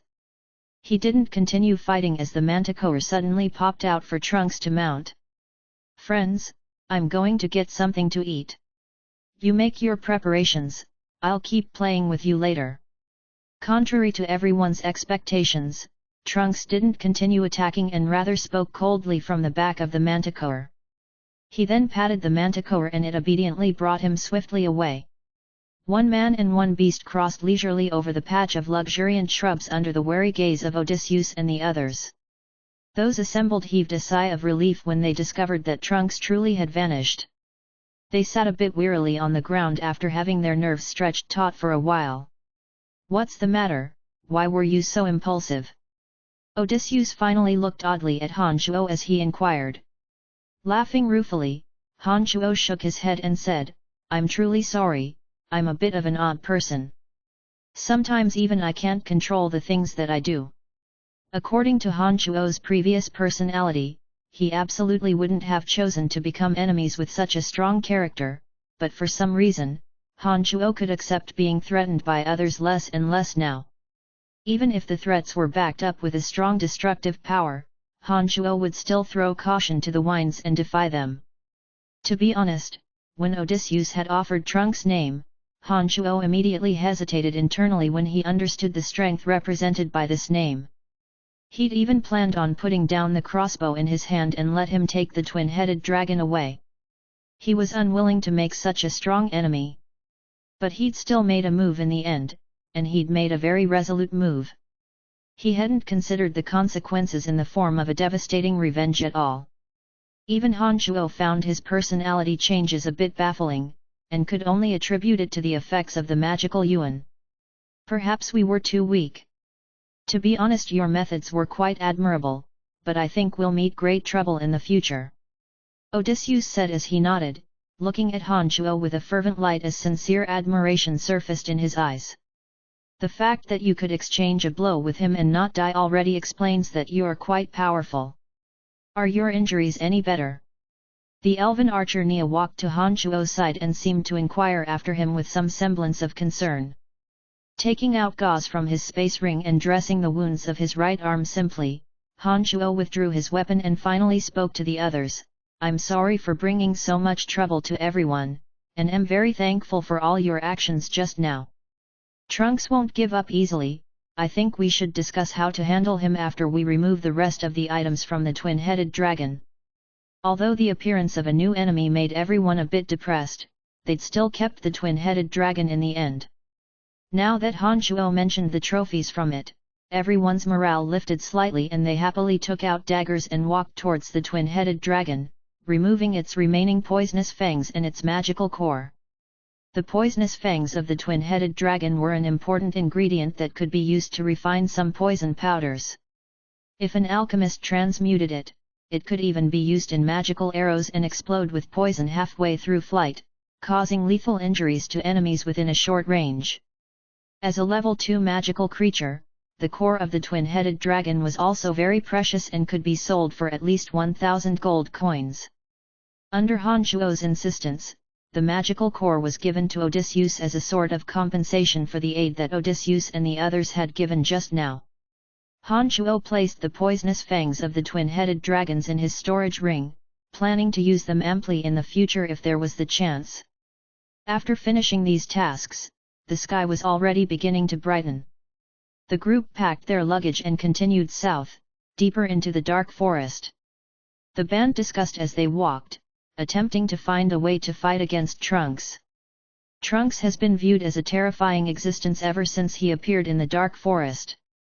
The beasts and people that appear within the deeper reaches of the dark forest are very strong.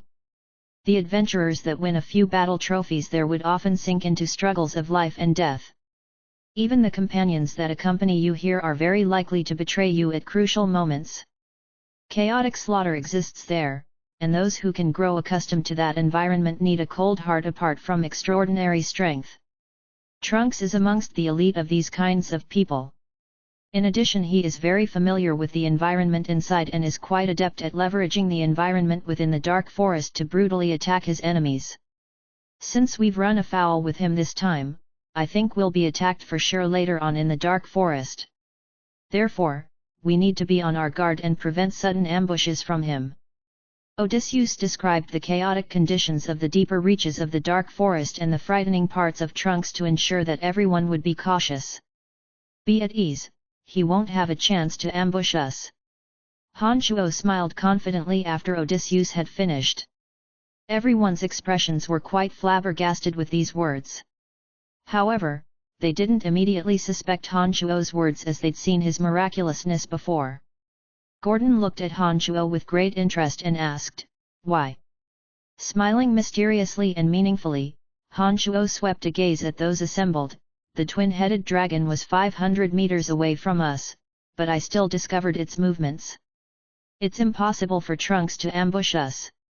Be at ease, there's absolutely no chance that Trunks can ambush us based on his great familiarity with the dark forest. With the existence of the 3 original demons, Han Shuo would be able to clearly discover any man or beast that approached. As familiar as Trunks was with the environment, he'd be unable to successfully ambush them as long as the original demons were there. Han Shuo wasn't boasting emptily when he spoke of this. I think he chose to leave earlier because he didn't have absolute certainty in capturing all of us, and decided to slowly handle us with the methods that he was most familiar with. If he's unable to ambush us, then with the combined might of our 7 people, Trunks may not have an upper hand, even with his manticore. We really don't need to be afraid of them. Odysseus spoke happily upon seeing Han Shuo speak so firmly. I promise. Han Shuo spoke affirmatively. The group continued further south into the dark forest over the next 2 days. Beneath the astonished gazes of Odysseus and the others, when Han Shuo took off the gauze, his open wound had already completely healed and bore no traces of having been injured. This is amazing, it's already all healed. Gordon's mouth was open with shock as he stared dumbfoundedly at Han Shuo's right arm, observing it for a while and attempting to discover the secret behind Han Shuo's insanely fast recovery speed. The other 5 adventurers also looked at Han Shuo with eyes as if gazing at a monster. They hadn't seemed to think that Han Shuo would fully heal within 2 short days. They were incredibly astonished when such a baffling matter was laid out in front of them. After repeated refreshing from the magical Yuan, the durability and miraculousness of his body was something that they couldn't even begin to understand. Han Shuo didn't open his mouth to explain this as he found an excuse of a medicinal powder to gloss things over. When night fell and everyone headed back into their tents, Han Shuo suddenly said, "Trunks wants to make a move. I think he'll attack us tonight. We need to make some simple preparations and then you should attack on my orders. I'll let Trunks understand how laughable his ambush is this time." Chapter 107. Chapter 107, a hysterical ambush down to the most minute details. Please continue reading on, Ox. Val. M. One had to say, Trunks was truly familiar with the terrain of this area. He was like another magical creature when he was on the back of his manticore. He had extraordinary abilities to begin with, add to that the help from the manticore, and his overall knowledge of the entire terrain. He was a top-notch expert in every sense of the word. If it hadn't been for surveillance from Han Shuo's original demons, the group would have been at a loss on how to deal with Trunks' attacks. They would have surely suffered serious casualties in the dark of the night. After all, none of the 7 adventurers present, including Han Shuo, would be able to take many of Trunks' attacks if they fought him alone. However, with complete end-to-end surveillance from the original demons, all this had changed. Originally the hunter, Trunks would possibly become someone else's prey for the first time. "He's coming." Han Shuo, sharing the same tent with Odysseus, suddenly opened his mouth. Odysseus didn't express too much curiosity with regards to Han Shuo's remarkable perception. He only grasped the long sword in his hand tightly after hearing Han Shuo's words and stared at him. "How should we handle this?" "Don't worry, Trunks is currently observing us. Let's go into action when he makes his move." Han Shuo closed his eyes and crossed his legs, opening his mouth in explanation. Trunks was as agile as a monkey on several trees surrounding the area. He leveraged the pliable branches to pile up boulders between several trees and didn't make any noise. No one could have noticed him within the darkness. There was still a bit of distance between the manticore and the camp. It was now slowly circling the tents. As an animal exceedingly adept at hunting down prey, he was a hunter with quite a lot of patience, just like Trunks. Trunks slowly landed on a tree above the tents of Han Shuo and the others. He looked down coldly at the tents below him, as if debating how to proceed. He held a few small stones in his hands, sending 2 of them flying towards the tents, landing softly into the nearby bushes with a light sound.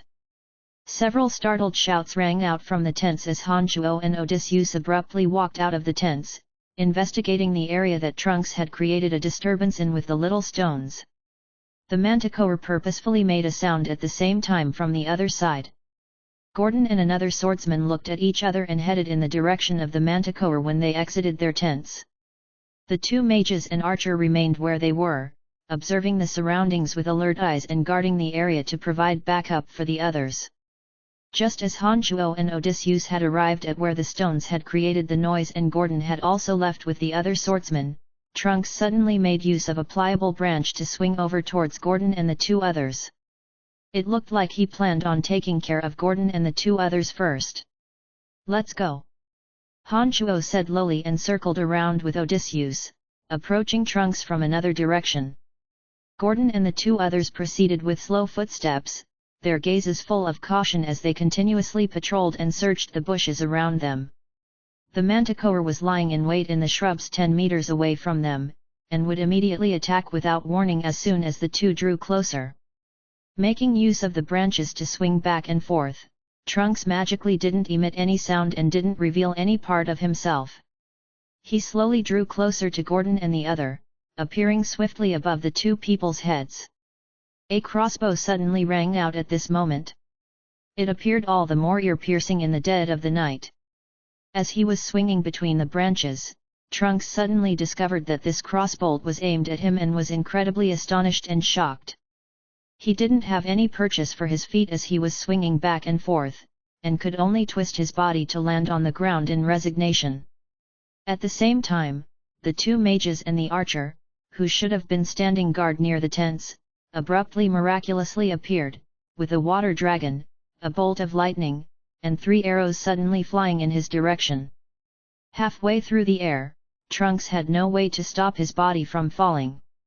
He defended himself with great difficulty as snow-white fighting aura flared out from his broadsword, but in his haste, it was apparent that Trunks had taken some hits.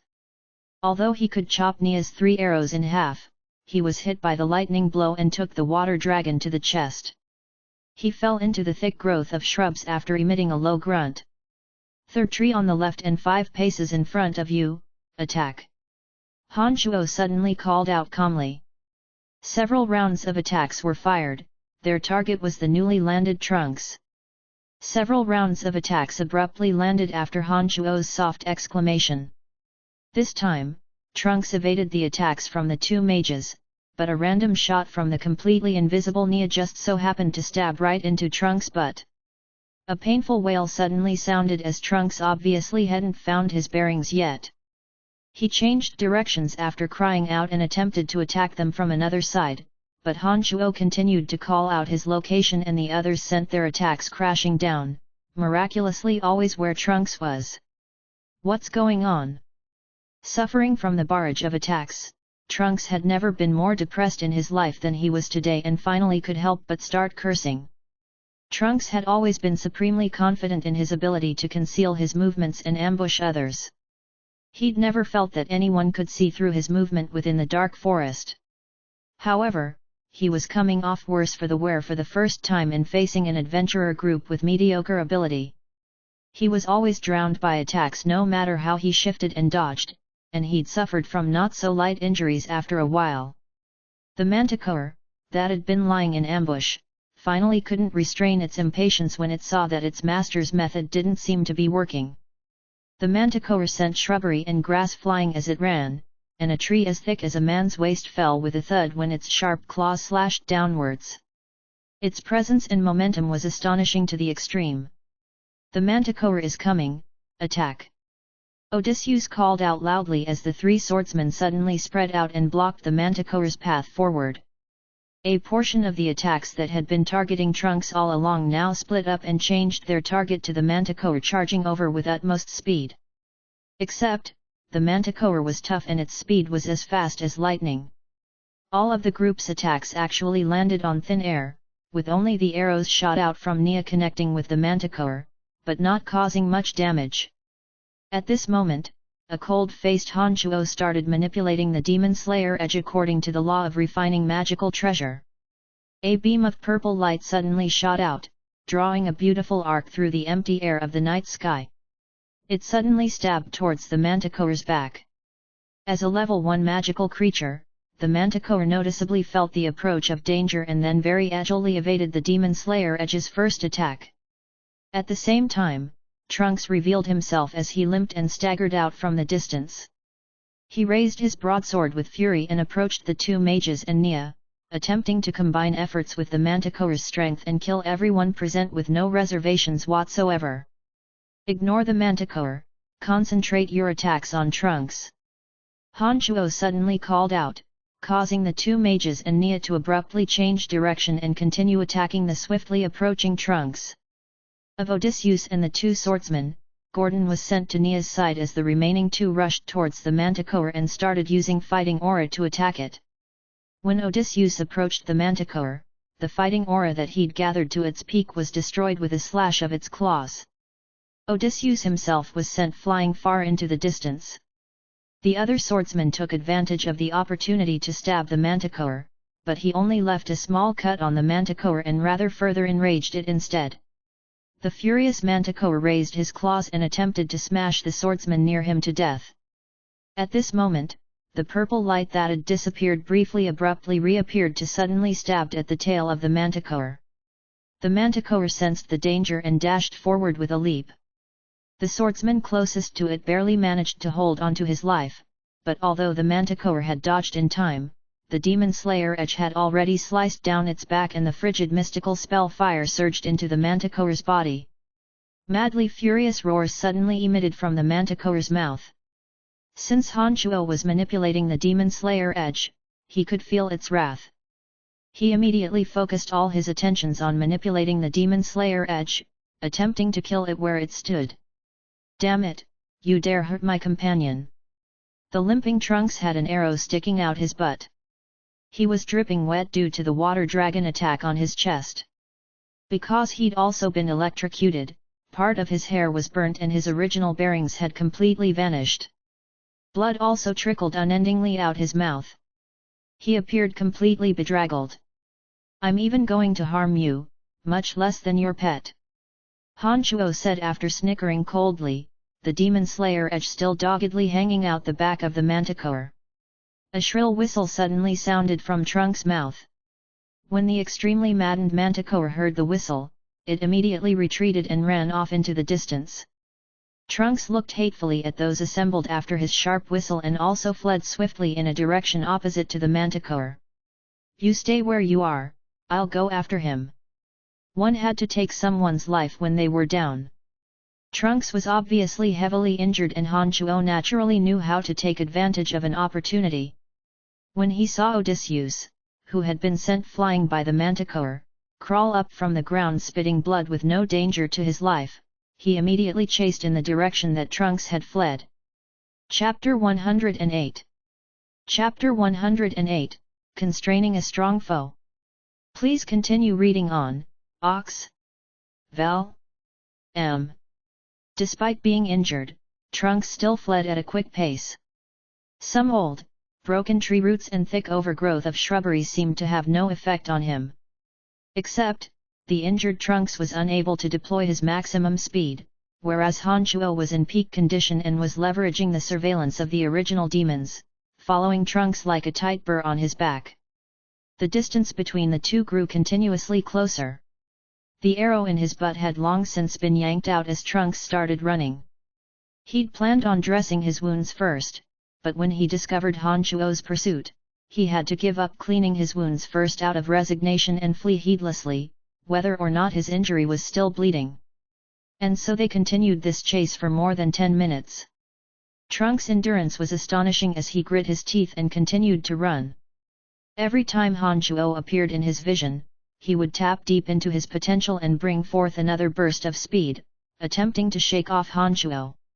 It was a pity that having trained his magical Yuan, Han Chuo's originally weak personality had long since been trained to the peak of fortitude after repeated baptism via pain.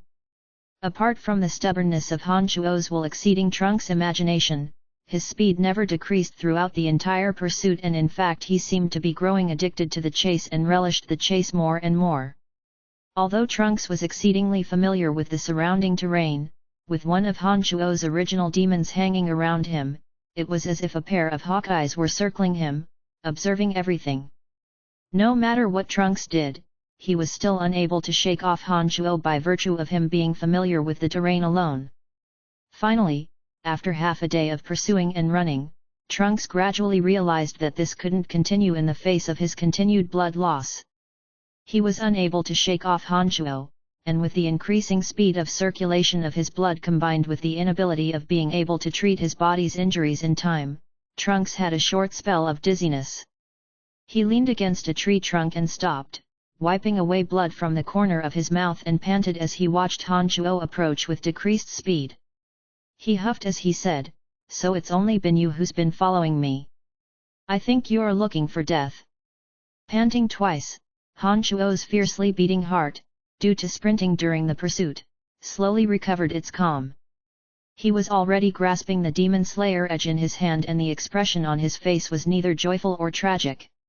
He stared coldly at Trunks and was in no hurry to approach Trunks. He slowed down the rate of his footsteps considerably. Although Han Chuo knew that Trunks was heavily injured, but as injured as a sword master was, he was still an exceedingly dangerous existence. A lethal attack could come if he let his guard slip. It was precisely because Han Chuo couldn't be certain how severe Trunks' injuries were. Therefore, he didn't actually dare make a move now that his prey had stopped. "If you weren't injured, I'd have no chance of facing you alone, but with the current situation, we'll have to see if you still have any ability to do anything to me." Han Chuo suddenly stopped roughly 15 meters from Trunks and roved his eyes over Trunks' body, opening his mouth to speak faintly. Han Shuo once again took out the crossbow after speaking, loaded it with a crossbow bolt, and then took accurate aim at Trunks, using this to test Trunks' current body condition. Do you dare only test me from far away? If you have the same amount of guts that you displayed last time, you would be rushing at me with no hesitation whatsoever. Trunks planted his back against the tree and watched Han Shuo's movements with cold eyes, speaking disdainfully. Do you take me for a fool or are you the fool? You should know that our identities have been reversed. You're now the prey and I'm the hunter. I control how the game is played. Han Shuo was completely unconcerned by Trunks' mockery as he decisively shot out the bolt after taking aim with the crossbow. The tip of the bolt gleamed with a bit of a cold light in the duskiness of the evening sky. A sharp sound abruptly whistled through the air as the bolt shot towards Trunks' chest like electricity. Trunks' expression didn't show anything out of the ordinary as his body flew out at almost the same time that sound whistled through the air. The crossbow bolt nailed firmly onto the big tree that Trunks had been leaning against just now. Having dodged the blow, Trunks' body soared through the air for a few meters as he adroitly crossed a distance of 15 meters and landed in front of Han Shuo, his speed greatly outside of Han Shuo's imagination.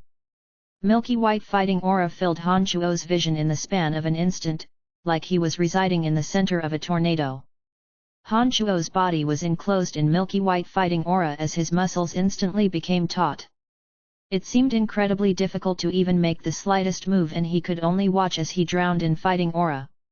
His body was unable to move, but the magical yuan within his body was flowing freely without obstruction. Han Shuo's mind and heart were of one thought as the Demon Slayer edge flew out of his palm, suddenly dancing in the air around Han Shuo's body. The air around Han Shuo's body was suffused with the light blossoming from the Demon Slayer edge in the blink of an eye. A violent sound of metal clashing rang out around Han Shuo, accompanied with Trunks' furious yells of incredulity. Just as Han Shuo's eardrums were about to go deaf, all the ear-grating metallic sounds vanished utterly and the previously immobile Han Shuo finally returned to normal. Impossible, this is impossible. How can your weapon still defend against my restrained dragon slash? Just who are you? Han Shuo immediately heard Trunks' shocked yells as soon as his body had returned to normal. Concentrating his gaze, Han Shuo suddenly discovered that the broadsword Trunks had been wielding all along had suddenly shattered with many cracks. Trunks' gaze kept darting back and forth between the broadsword and Han Shuo, a look of disbelief and incredulity on his face as he kept repeating, "This is impossible." Han Shuo's shirt had been ripped to shreds all over and now hung on him like a rag. Many long superficial cuts had appeared on his muscles, revealing the red blood and flesh inside. The Demon Slayer edge seemed to have been flung away as it laid motionless in the distance, but there weren't any dings or marks on it. Nothing is impossible. Han Shuo suddenly bellowed and rushed forward with a sudden punch, taking advantage of Trunks' abnormal mental state. It wasn't until this punch had made its way to Trunks' face before he was able to react, lifting the now rigid broadsword to block Han Shuo's punch. Dong rang out crisply as Han Shuo's right hand went numb, but Trunks' body staggered backwards. Joy flashed through Han Shuo inwardly as he knew that restrained dragon slash just now had taken most of Trunks' fighting aura. Therefore, he immediately drew close to Trunks and started raining down a crazy barrage of kicks and punches. Renowned in the dark forest for being a character not to get on the bad side of, Trunks had now become the weaker side after being heavily injured. He retreated continuously under Han Shuo's string of attacks, until he finally fell backwards, as stiff as a board. Wait! Just as Han Shuo had grasped the Demon Slayer edge again and was about to end Trunks' life, he suddenly opened his mouth to stop Han Shuo and looked at him. "No matter what you've come to the dark forest for, I can help you. We don't actually have any irreconcilable differences between us, just the matter of the twin-headed dragon. That actually wasn't that valuable." Han Shuo thought carefully after Trunks had spoken and discerned that this was the case. Han Shuo had made his moves earlier because he didn't want to be threatened by others. Now that he wanted to kill Trunks, that was because he wanted to head off Trunks' possible revenge. To be honest, he didn't really have a deep hatred for Trunks. He walked in front of Trunks and suddenly stabbed swiftly downwards with the Demon Slayer edge 4 times. He then coolly put the Demon Slayer edge away after a round of Trunks screaming like a pig being slaughtered. The Demon Slayer edge stabbed downwards 4 times, piercing through the vitals in Trunks' 2 hands and feet. Although it wasn't enough to cause fatal damage, it also wouldn't affect Trunks' future training and strength, but he would absolutely not pose a threat to Han Shuo in the short run. My apologies, I feel that this is better insurance because you're a more than dangerous person. Han Shuo shrugged and said naturally, then smiled slightly at the grimacing Trunks after a pause. I think we can have a good discussion now.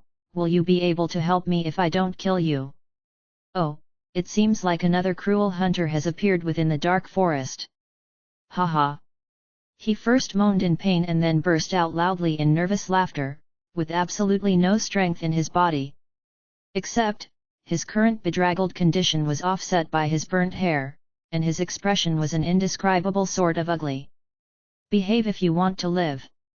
Tell me what you can help me with. Han Shuo asked with a slight smile as he looked at Trunks.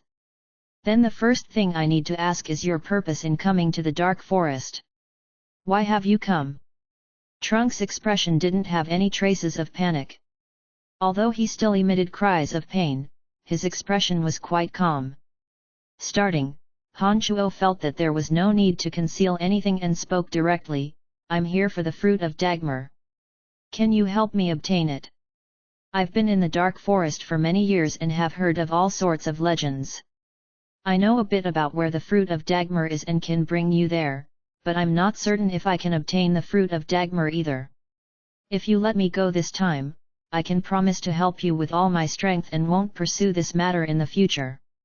If you've heard of my reputation, then you should know that I never go back on my promises. Trunks looked at Han Shuo as he promised solemnly. Deal. Han Shuo nodded and responded quite decisively. Chapter 109. Chapter 109, Reaching an Agreement. Please continue reading on, Ox. Val. M. Although Trunks was renowned for being a difficult character to shake off, his reputation was indeed quite good. After receiving his promise and having him swear a blood oath, Han Shuo didn't make further trouble for him.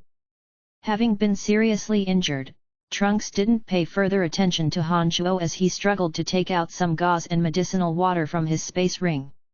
He shook and trembled as he smeared the medicine over his injuries, and then grimaced with pain as he finished dressing his wounds.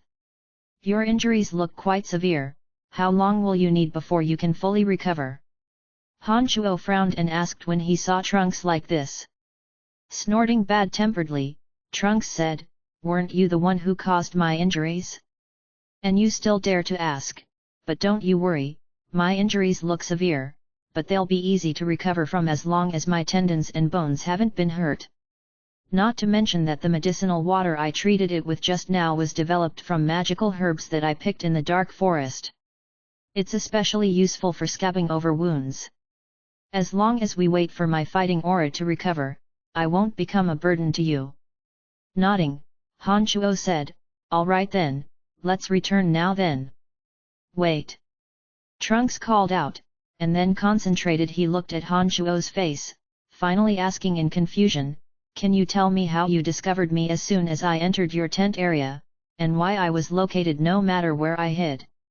Why is it that although I can first use fighting aura to lock onto an enemy before deploying restrained dragon slash, so that they'll be at my mercy as long as their strength isn't greater than mine, your weapon still automatically flies up to protect you? Sorry, I can't answer your 2 questions. The only thing I can say is never try to ambush me in the future. That will only be creating trouble for yourself. Han Shuo shrugged as he said to Trunks. Nodding his head in understanding, Trunks said, if no one can ambush you, then your strength is several times higher within the dark forest. It looks like we may actually have a chance of succeeding on our trip to search for the fruit of Dagmar this time. The way back expended more than 5 times the amount of time it'd taken for them to get here. Trunks' speed was greatly decreased because of his injuries, but he resolutely turned down Han Shuo's offer to support him, stubbornly insisting on walking by himself. In this manner, Han Chuo understood many things about the dark forest as the two proceeded, finally making it back to camp late in the afternoon. The tents of Odysseus and the others were all still here as they hadn't left. When Han Chuo and Trunks appeared, it was as if the entire group was faced with a great enemy as they all grasped their weapons tightly and leveled them at Trunks. "Everyone put down your weapons, he will pose no further threat to us." Han Chuo walked over and tried to convince the others with a grave face that there was no need to brandish their weapons. When everyone heard Han Chuo's words and saw Trunks' bedraggled condition, they hesitated for a moment and then withdrew the weapons in their hands. Water Adept Mage Aphrodite asked askance, "Han, what's going on?" "I'll tell you later. How's Odysseus' wounds?" Han Chuo asked Aphrodite with a creased brow. Casting an unfriendly glance at Trunks, Aphrodite opened her mouth to say, "There's no threat to his life, but there's a bloody imprint on his chest after the manticore struck him. His entire body is very stiff now and very odd. I feel that even if he recovers in the future, I'm afraid that the injury to his chest will affect his strength. He's just gone to lay down and rest." Everyone's eyes were filled with hate and bitterness when Aphrodite spoke her piece and swept gazes over Trunks' body, seeming to want to draw their weapons at any time to give Trunks a thorough, painful beating. "Han, can you tell us why you've brought this person?"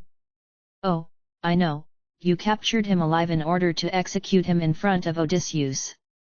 Gordon stared tightly at Han Chuo as he asked with a darkened face. Because of Captain Odysseus' injuries, these people now had a hard-to-conceal hatred towards Trunks. Han Chuo could feel the anger within their hearts from their tones and expressions. If it hadn't been for Han Chuo restraining them just now, it was likely that Trunks would have suffered an immediate, furious revenge as soon as he'd appeared. But Han Chuo now needed Trunks to lead him to search for the fruit of Dagmar, therefore Han Chuo couldn't let these people hurt Trunks yet.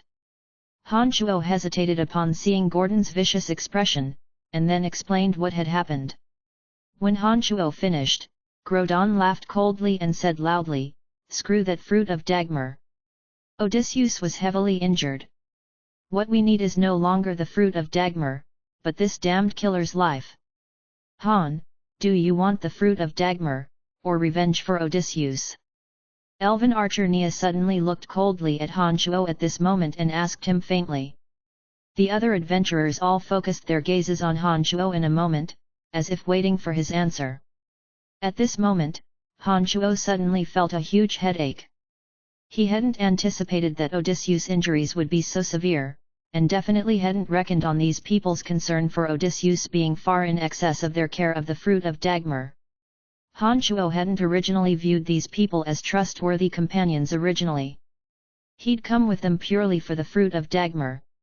He was a bit surprised by what was happening now, and was a bit touched by these people's friendship with Odysseus, but because he had already promised Trunks his safety, he was at a loss for how to handle the situation in the span of a moment. As the person in question, Trunks hadn't said anything since arriving here. There was no trace of panic in his eyes, but he rather calmly took his measure of everyone's expressions. He suddenly opened his mouth now and said, "It looks like no one welcomes me, but I have a way to deal with Odysseus' injury. Are any of you willing to trust me?" Han Chuo didn't wait for the others to speak after Trunks said these words and immediately asked, "You can help Odysseus?" Nodding, Trunks said affirmatively, "Odysseus' injuries were a result of being clawed by the manticore. The manticore is my companion, I naturally know how to cure an injury at its hands. Follow me." Having long since sensed Odysseus' breathing, Han Chuo didn't waste time in further chit-chat and brought Trunks to one of the tents. He lifted open the flap to reveal a pale-faced, somewhat weak Odysseus. A large hole had opened in the chest of the soft armor that Odysseus wore. It was now wrapped up in gauze, making it impossible to see the status of the wound inside. When Trunks and Han Chuo entered, so did Aphrodite and Gordon. The others surrounded the tent on the outside, on their guard against Trunks' lightest moves. "Undo the gauze on the wound," Trunks instructed after walking in. Ever since Trunks said he had a way to help Odysseus, the group of people hadn't said anything, as if waiting to see how Trunks would act before deciding their next action. Gordon remained silent without a word, but walked towards Odysseus. He first woke Odysseus up, then undid the gauze on his wound beneath Odysseus' astonished gaze. A frightening injury to the point of seeing bone in his chest was revealed. "Han, what's going on?" Odysseus looked at Han Shao weakly and asked in confusion. "Don't move and don't say a word. I'll explain to you when your injury stabilizes," Han Shuo said softly as he drew nearer to Odysseus. At this moment, Trunks took a flask of medicine from his space ring and poured out some red powder from it, slowly applying it to Odysseus' wound on his chest. He explained faintly, "The tail of the manticore has an extreme poison that paralyzes the entire body. The claws have it too, but it's not as strong as the amount on the tail. The powder I'm applying can remove the poisonous effects of the manticore's claws and increase the rate in which his injuries scab over. If you still want to obtain the fruit of Dagmar, you'll meet the Medusa monster within that swamp. The fresh blood of a Medusa monster has miraculous properties for wounds.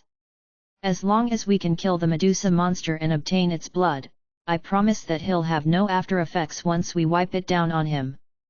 The speed in which the injuries of his chest will heal it will be even faster in the future."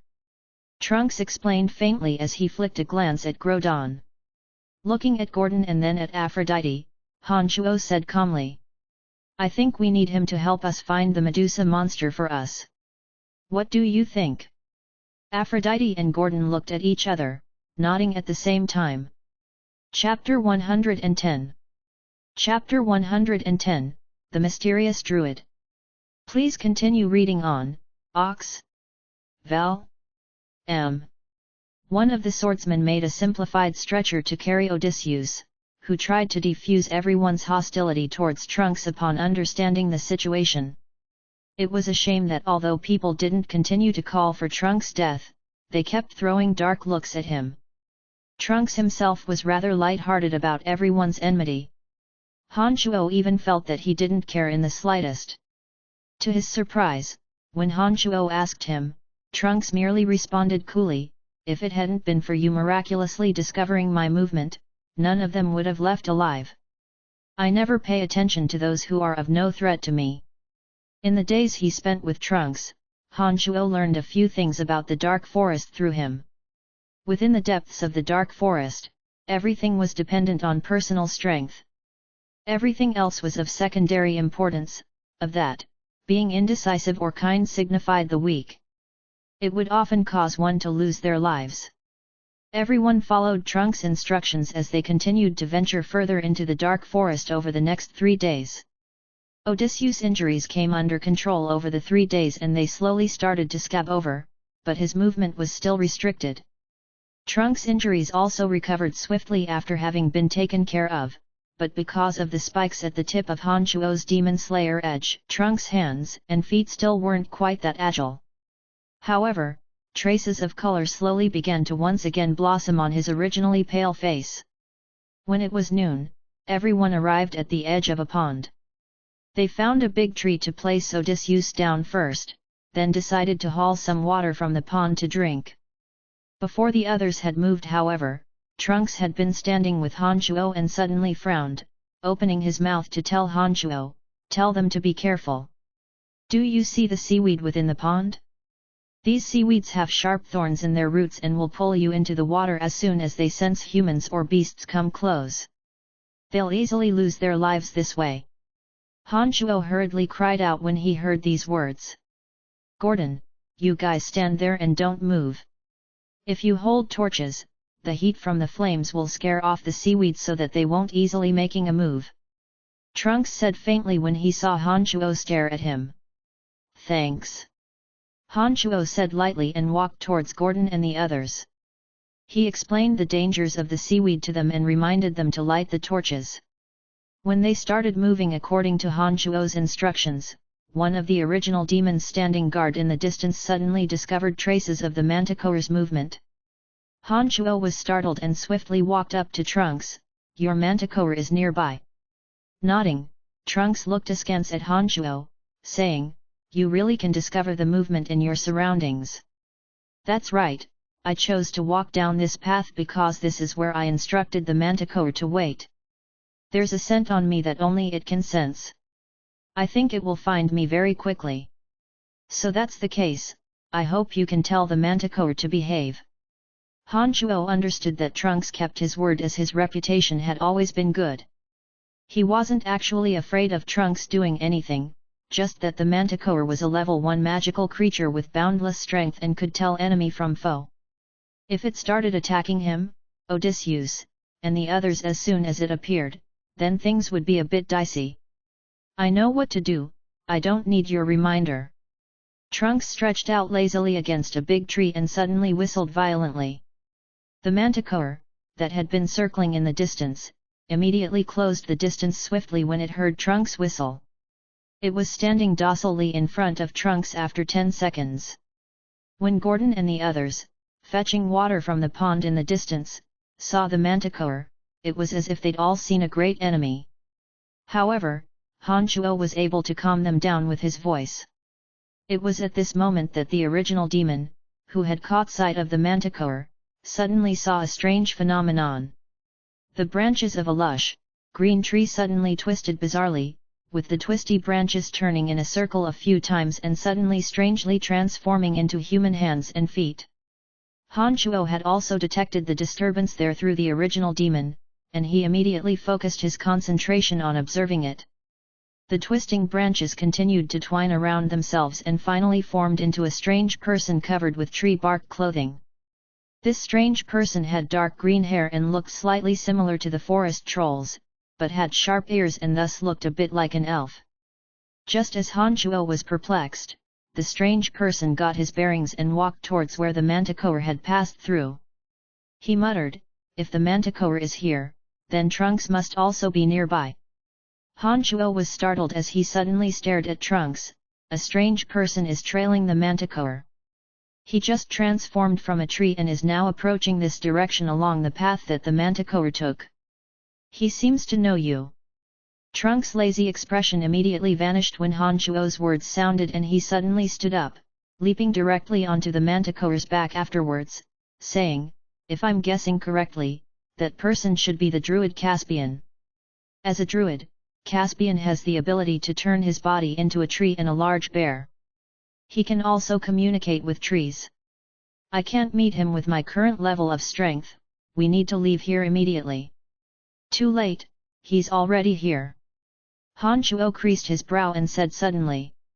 Han Shuo had originally intended on deciding whether to leave or stay after asking Trunks, but who would have thought the movement speed of the druid Caspian would be so fast. Caspian had leapt towards a tree when Trunks was talking, and the supple tree branch was as if it had a psychic connection to Caspian, abruptly swinging back and forth and throwing Caspian in this direction. Caspian had already landed with a thud in front of Trunks when Han Shuo had finished speaking. He looked at Trunks and smiled faintly. "Long time no see, good friend. Shouldn't you return what is mine now?"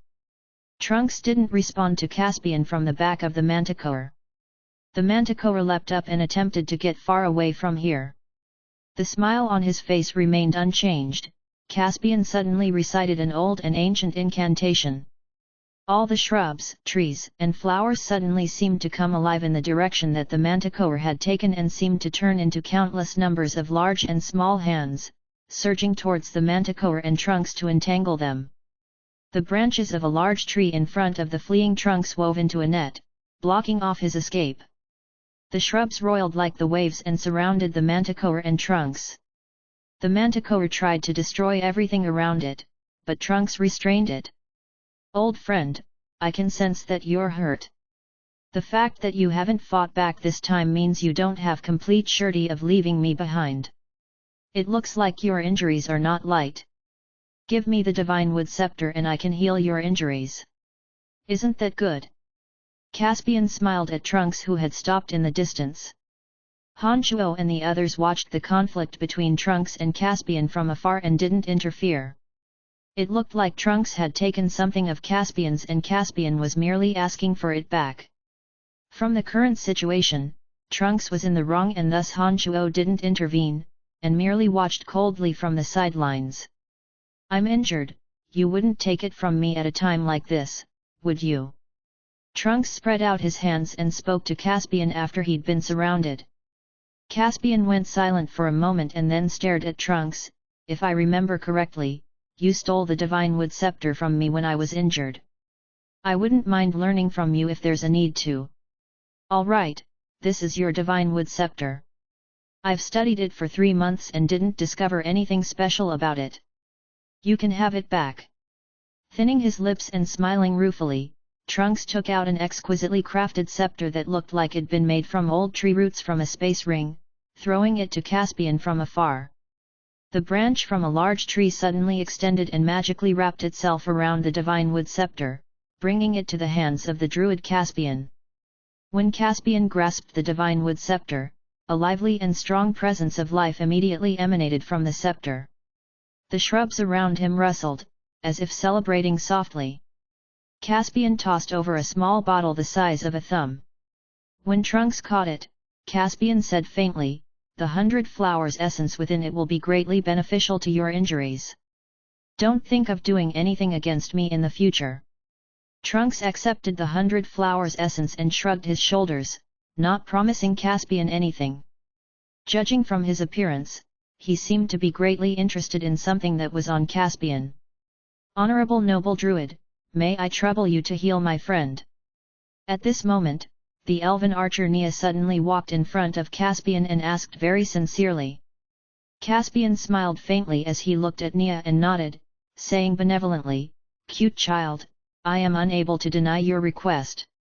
Druids and elves were both followers of Great Mother Nature, with only the most pious of her followers gaining the right to become a druid. This druid's ears are pointy, making it obvious that he had been an elf that had become a druid. No wonder he'd immediately agreed to Nia's request without further protest. The druid Caspian walked to Odysseus on his stretcher, frowning after he cast a glance at Odysseus' injuries. Caspian then recited an incantation and dropped 3 drops of green liquid onto the wounds on Odysseus' chest, saying apologetically to Nia afterwards, "Your friend is heavily injured. My blessing of nature and 3 drops of life water will help him heal rapidly with no worry of infection. But when his injuries are healed, he'll be unable to engage in fierce activity. Otherwise, he might experience vertigo or even faint directly. I'm unable to do anything about this, I'm truly sorry." "Many thanks to you, kind Caspian." Nia thanked and then said, "Trunks said that the blood of Medusa can help Odysseus recover fully. We'll find Medusa." Throwing a surprised look at Trunks, Caspian said to Nia, "He's right. There is a magical blue blood in the brain of Medusa where the magical core is held. This blood can indeed help him fully recover. But my old friend isn't someone who likes helping others, why would he tell you this? You've taken the Divine Wood Scepter and healed the person. Isn't it time for you to return to the Druidic Order after chasing me for several months?" Trunks glared at Caspian from his side and said a bit irritably.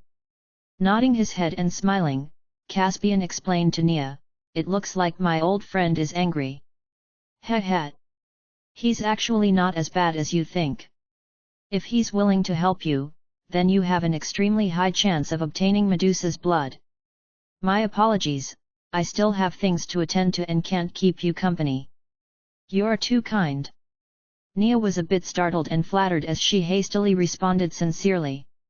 Caspian looked at Trunks and left with a slight smile, disappearing from everyone's view after a while.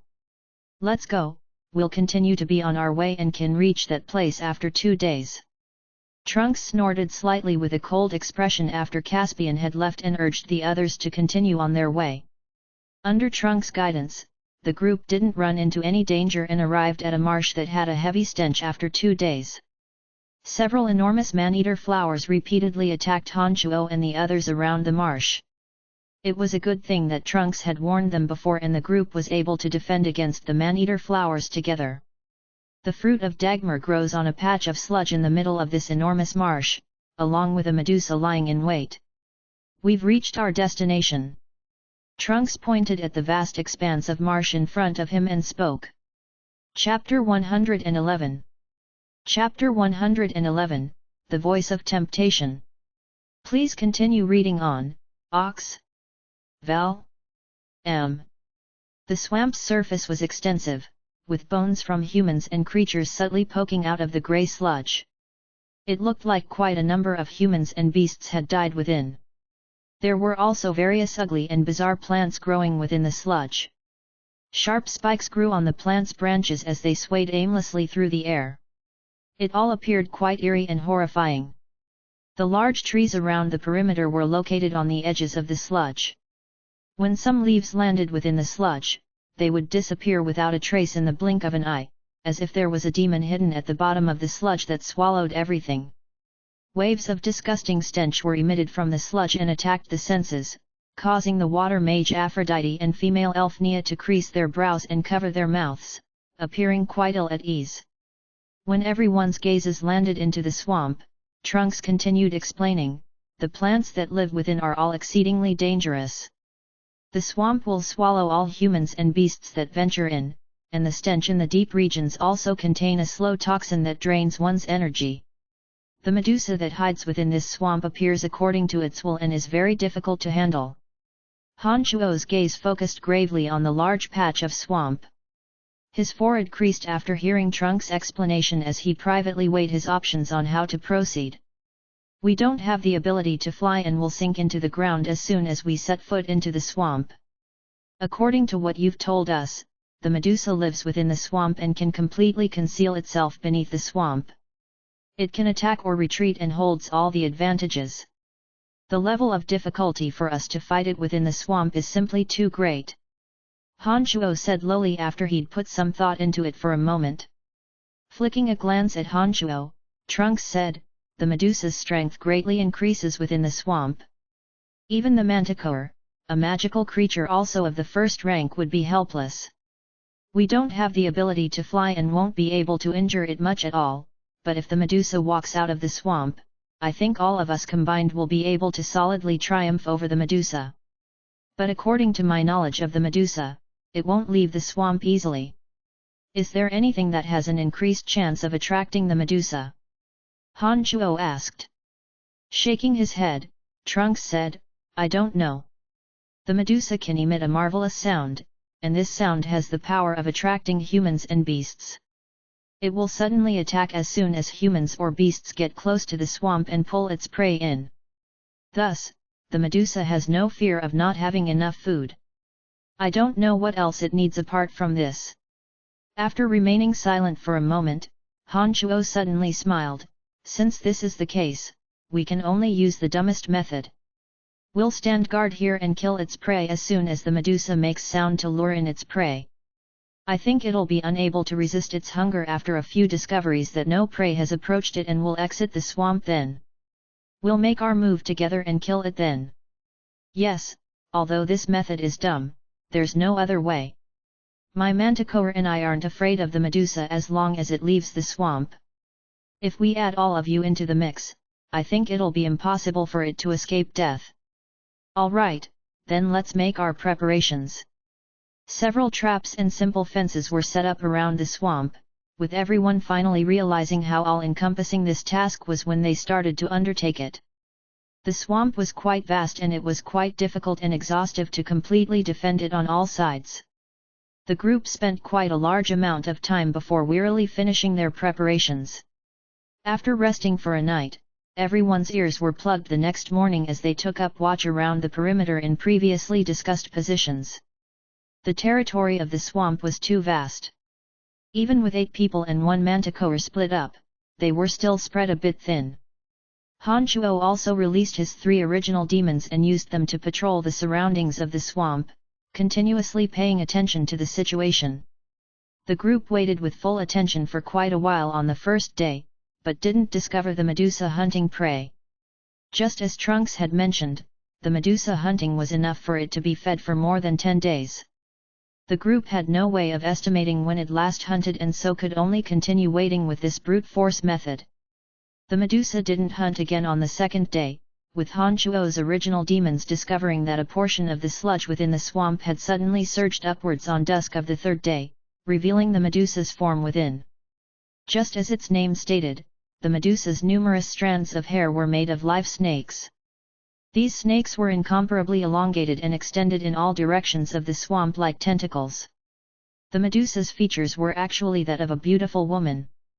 Her slender eyebrows and cherry lips were quite beautiful, but her mouth opened to reveal rows of sinister fangs. Its slightly revealed lower body was the body of a serpent. An ugly brown suffused its durable and thick skin, forming an indefinable, bizarre contrast with its striking face. Although it displayed rows of sinister fangs from its open mouth, the Medusa was emitting an elegant and desolate sound of temptation. Han Chuo and the others had long since plugged their ears, but could still faintly hear the sounds. They all felt their hearts tremble, as if they'd experienced a baffling sense of attraction and had the desire to investigate the source. It was a good thing that they could only hear a little and had the benefit of Trunk's repeated reminders earlier that morning. This was how they kept their heads and didn't walk towards the swamp, firmly standing guard where they were, their gazes continuously roving around in all directions and always paying attention to movements around them. Slowly, the sounds of small magical creatures being attracted to the previously quiet swamp traveled to them. They were trotting along happily as they involuntarily traveled in the direction of the swamp. A few larger magical creatures were also approaching from a distance. Han Chuo and Trunks looked at each other, temporarily not activating the traps they had prepared earlier. The magical creatures that were appearing didn't possess much destructive power, so there was no need to use the traps. Everyone split up and carefully avoided the obstacles of the traps, making their moves mercilessly and started hunting down the smaller magical creatures that were slowly approaching. It would appear that Trunks' injuries had recovered well. His efficiency was the highest amongst them all, and it was as if his body was another dangerous magical creature as he treaded through the trees and shrubbery, bringing with him waves of blood. He'd thoroughly cleaned up the magical creatures, that had been first to approach, in short order. With the aid of the Demon Slayer Edge, although Han Chuo's speed was slower than Trunks, he was still much faster than the others. The Demon Slayer Edge was like a magical machine reaping lives as it twirled and easily slaughtered level 5 and 6 magical creatures. After taking care of the low-level magical creatures in their areas, Han Chuo and Trunks walked to another area and helped the others handle the swiftly approaching magical creatures. After a short while, the 20 or so small magical creatures that had approached had all been wiped out by the group. The value of these small, low-level magical creatures was too low and thus Han Chuo didn't even make a move to collect the spoils of battle. In this short lull, Han Chuo yanked out of the soft cloth plugging his ears and stood where he was with a grave expression. This greatly startled Trunks, who was beside him, as the latter made several hand gestures to Han Chuo. The elegant and desolate cries seemed to be a lover murmuring lowly by his ears, giving one the uncontrollable urge to want to go to her gentle embrace and entwine themselves with her, voicing the agonies of yearning. This strange temptation instantly permeated Han Chuo's mind, creating illusions for him immediately, as if it was Fanny who was calling out to him again and again in the swamp behind him. This caused him to uncontrollably lift up his feet and stride towards the swamp behind him. However, he'd only taken a few steps after raising his feet when the thoughts in Han Chuo's mind churned slightly. Following that, indomitable will immediately halted Han Chuo where he stood. His body remained unmoving where he was as he defended against the onslaught of temptation with stubborn will. After training his magical yuan for such a long period of time, Han Chuo had full confidence in his willpower. Magic and fighting aura were of no use in fighting the temptation emitted by the Medusa's voice. The only thing that could counter it was stubborn and tenacious willpower. It was precisely that Han Chuo felt his current self would be able to withstand her that he'd decisively given up the cover of the soft cloth. He was attempting to see if the Medusa's allure could shake his indomitable will.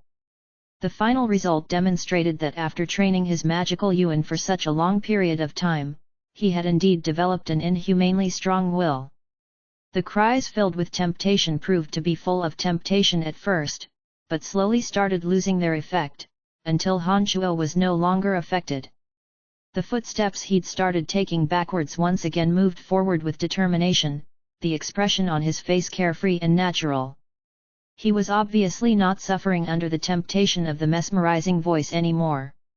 Trunks had been watching in astonishment from afar as he saw Han Shuo struggle with some difficulty in the beginning and then easily handle things in the end. He raised his thumb from afar, acknowledging Han Shuo's stubborn willpower. 5 to 6 level 3 and 4 magical creatures once again appeared in everyone's line of sight. There were also 2 frost eagles circling overhead.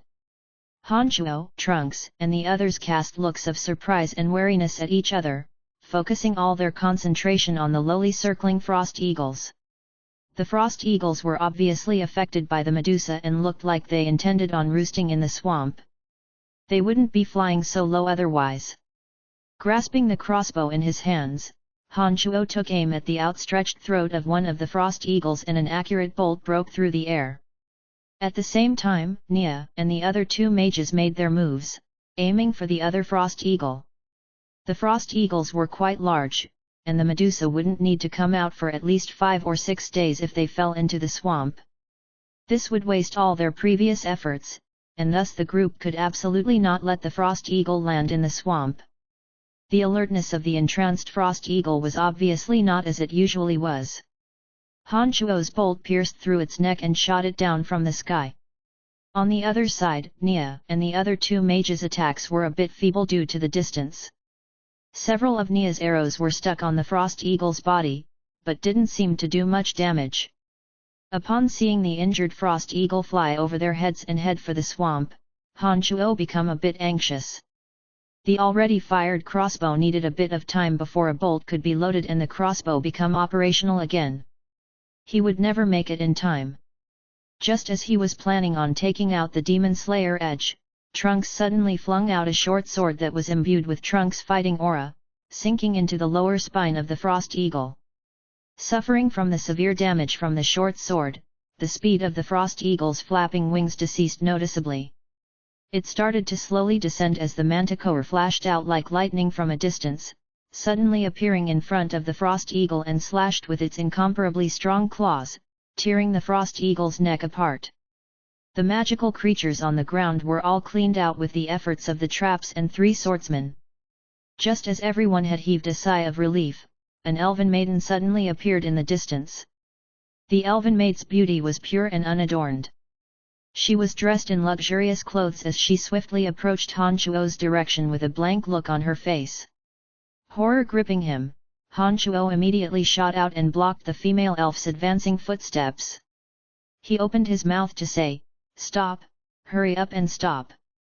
It was a pity that the mesmerized maidlet had obviously temporarily lost her senses and completely ignored Han Shuo's words as she continued to walk towards the swamp. Not everyone has the same willpower as you. Stop trying to persuade her and just grab her. Trunks couldn't help but roar out when he saw that the female elf approaching the swamp step by step and Han Shuo was still trying to persuade her. Han Shuo blinked and finally reached out with the speed of lightning upon seeing the female elf make her way closer to the swamp, wrapping her in his arms and hauling her away from the perimeter, ignoring her struggles. "Brother, brother!" The female elf cried out continuously and struggled continuously in Han Shuo's arms. When she discovered that she couldn't break free, her small fists beat fiercely on Han Shuo's chest as she desolately wailed, "Brother!" This level of attack was neither painful nor ticklish on Han Shuo's chest. He held the female elf tightly as he walked further away from the swamp. The Medusa's elegant voice became more and more hurried, but no more humans or beasts appeared in the surroundings. After a short while, the Medusa finally listlessly stopped its calls of temptation and its body, concealed within the swamp, slowly revealed itself. Chapter 112. Chapter 112, Slaying the Snake Together. Please continue reading on, Ox. Val. M. When the Medusa slowly emerged from the swamp, Han Shuo discovered that it was even bigger than he'd imagined. Its hair full of small snakes was waving wildly as they extended in dance. Its serpentine lower body was as thick as a bucket, and its body was 5 or 6 meters long. "Everyone be careful, I think the Medusa is ready to leave the swamp to hunt." Han Shuo could clearly see the Medusa's movements through the observations of his original demons, and he immediately warned everyone. Bad guy, big bad guy. A scream rang out from his arms after Han Shuo's alarmed words, and the beautiful and pure elven maiden in his arms started erupting in violent action, railing her small fists into Han Shuo's chest, accompanied by a look of panic. Seeing that the female elf had regained her senses, Han Shuo immediately stopped holding her as the demon slayer edge abruptly appeared in his hand. His eyes calmly patrolled the four corners as he planned on finding an appropriate location to fight the Medusa. What do you want to do? The elven maiden was greatly startled as she thought Han Shuo wanted to kill her. She took 2 steps back in a panic, a magic staff suddenly appearing in her hand and sent a sharp blade of wind hurtling towards Han Shuo's head with a magical incantation. Damn it, what are you attacking me for? Han Shuo immediately roared furiously at this elf after he dodged it. However, it looked like the elven maiden was even more irate than Han Shuo. She was staring at Han Shuo with extreme enmity and also said huffily, "What did you do to me just now?" The hungry Medusa had obviously lost its patience when it saw that no prey had entered the swamp. Its colossal body moved swiftly within the swamp and drew close to Han Shuo's group.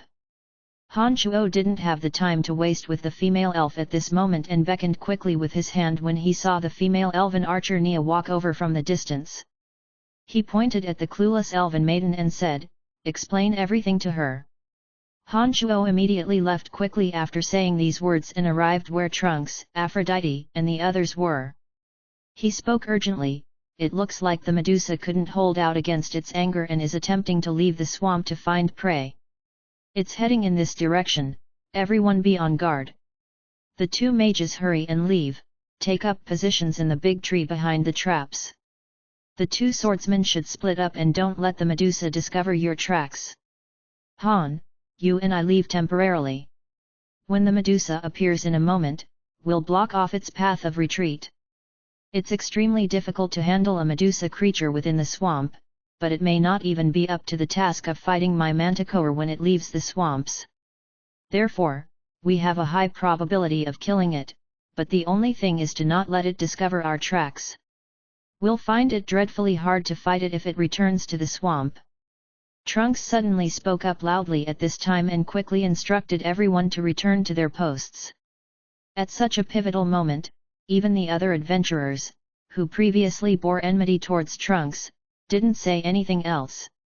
They all nodded and started moving according to their positions in accordance with Trunks' instructions. Han Shuo nodded at Trunks and suddenly left, avoiding the path that the Medusa would definitely take. Han Shuo's grasp of the greater picture far exceeded everyone else's, due to the information he received from the original demons. The Medusa looked quite cautious as it warily crawled onto the shore, and wasn't in a hurry to immediately leave the marsh. It dithered by the side of the marsh, as if contemplating something.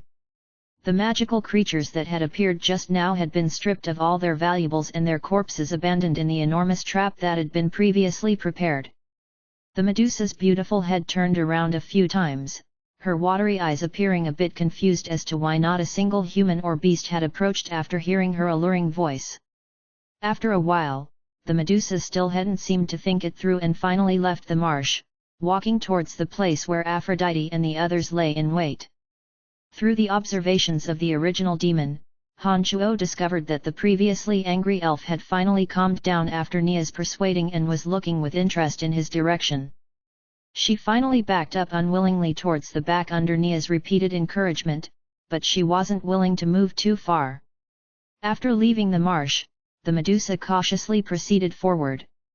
Han Shuo and Trunks circled around and appeared from another direction, the marsh, completely blocking off the Medusa's path of retreat. Han Shuo and Trunks traded a meaningful glance and approached the Medusa from behind at the same time, soundlessly, prepared to make a move against it at any time. Finally, when the Medusa was 10 or so meters away from the marsh, its undulating body suddenly drew near to the trap. Its bizarre body was elongated.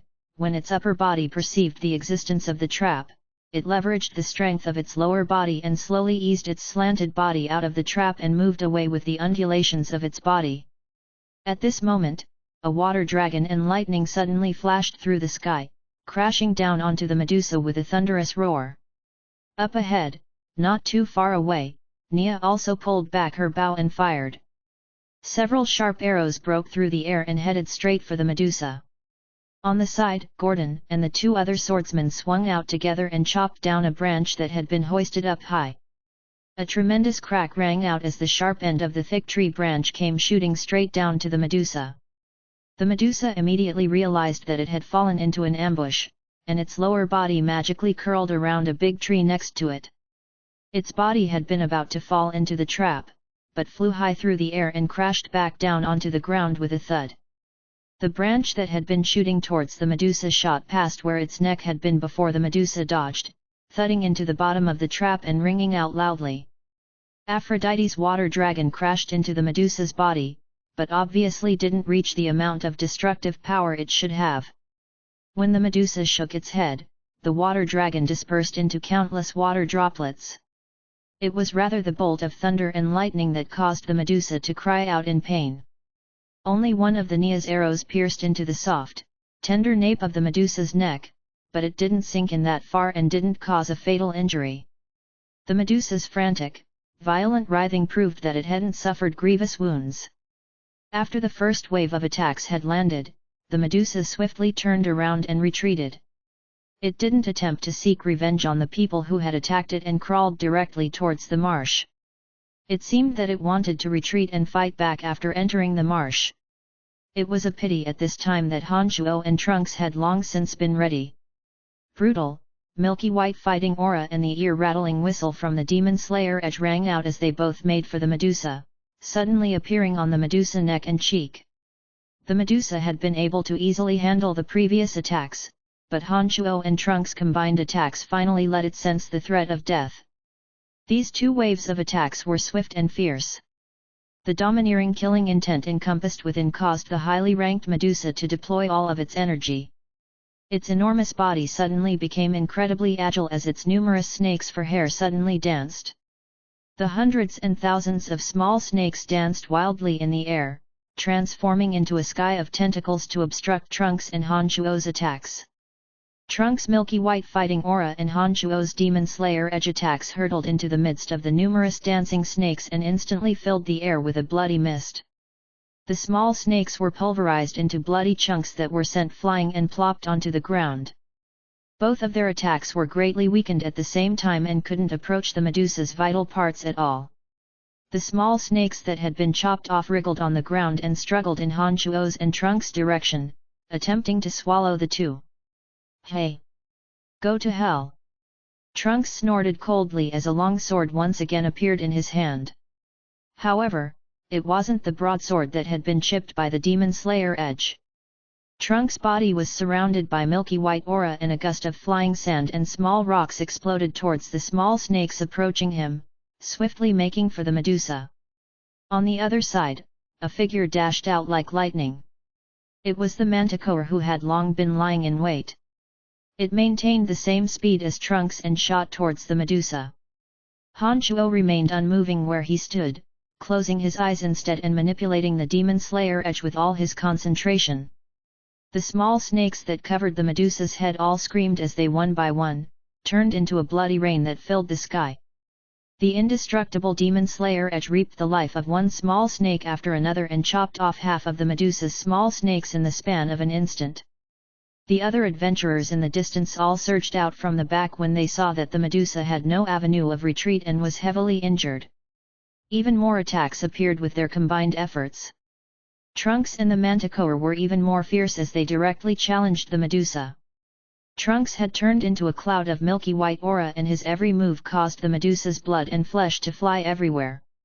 Ranked on the same level as the Medusa, the Manticore circled the Medusa on the ground and dashed to and fro. Its claws, that were as sharp as blades, left injuries on the Medusa so deep that bone could be seen. When all of the small snakes on the Medusa's head had been executed by Honshuo's Demon Slayer edge, the Medusa's struggles suddenly became quite listless and its writhing body suddenly became quiet. Chapter 113. Chapter 113, this is called a hang glider. Please continue reading on, Ox? Vel? M.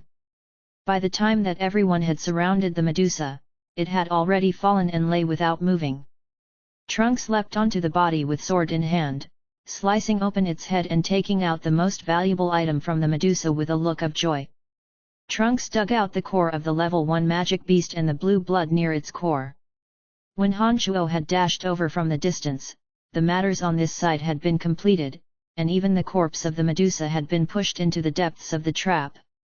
They, elf off in the distance, followed closely behind Nia, poking her head out to gaze at the Medusa within the trap, saying softly, "How does this ugly fellow have such a lovely voice? Angelica, you should hurry and go back. We have other things to do." Nia frowned involuntarily when she saw the young female elf look on with a face full of curiosity. "No, Sister Nia, let me stay with you. This is much more fun than being at Grandpa's." Angelica smiled sweetly at Nia and shook her head, speaking shyly. After Han Shuo made his way over, Trunks took out the magical core and the precious blood that he'd retrieved and handed it over to Han Shuo. "I'll keep 10 drops of the Medusa's blue blood. You can split the rest with the others." A small bottle filled with the Medusa's blue blood was stored within a crystalline, white vase. That and the Medusa's magical core were all shoved into Han Shuo's hands. Grasping the items that Trunks had handed over, Han Shuo asked, "How much blood does Odysseus need to fully recover?" "I think 5 drops of the Medusa's essence blood should be enough to help Odysseus fully recover. The essence blood has a miraculous effect. Not only can it increase the recovery speed of injuries, but it can reconnect separated limbs. If one's arms or legs are broken, the essence blood of the Medusa will allow the limbs to reconnect and grow without affecting movement in the future. Therefore, the Medusa's essence blood is very precious." Trunks looked at Han Shuo and solemnly explained the preciousness of the Medusa's essence blood. Nodding, Han Shuo also took out a medicine flask and poured out half of the Medusa's essence blood and gave the rest of the bottle along with the level 1 magical creature core to Aphrodite. He said, "These items belong to you guys. Split it up with them after this is all over." Aphrodite looked askance at Han Shuo and opened her mouth to say, "Isn't it a bit too much to give us all this? I think we should only receive either the Medusa's essence blood or the magical core. After all, the two of you put forth the most effort in this plan to kill the Medusa, we only served as a sort of distraction and hindrance.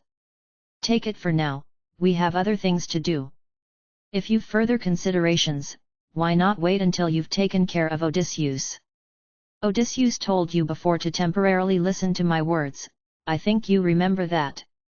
The magical core of the Medusa could be used to create some mysterious instruments that would also have the same mesmerizing effect. If sold, it would absolutely be sold for a premium price. However, the Medusa wasn't Han Shuo's goal this time, but rather the fruit of Dagmar that would be incredibly useful to Han Shuo's cultivation. As useful as the things on the Medusa were, they had no direct usefulness for Han Shuo. Therefore, he was extremely generous in portioning out the spoils of battle from the Medusa. Han Shuo did so also because he hoped that when he obtained the fruit of Dagmar later, he would have a higher chance of taking more of the fruits. This was what he needed the most at the moment.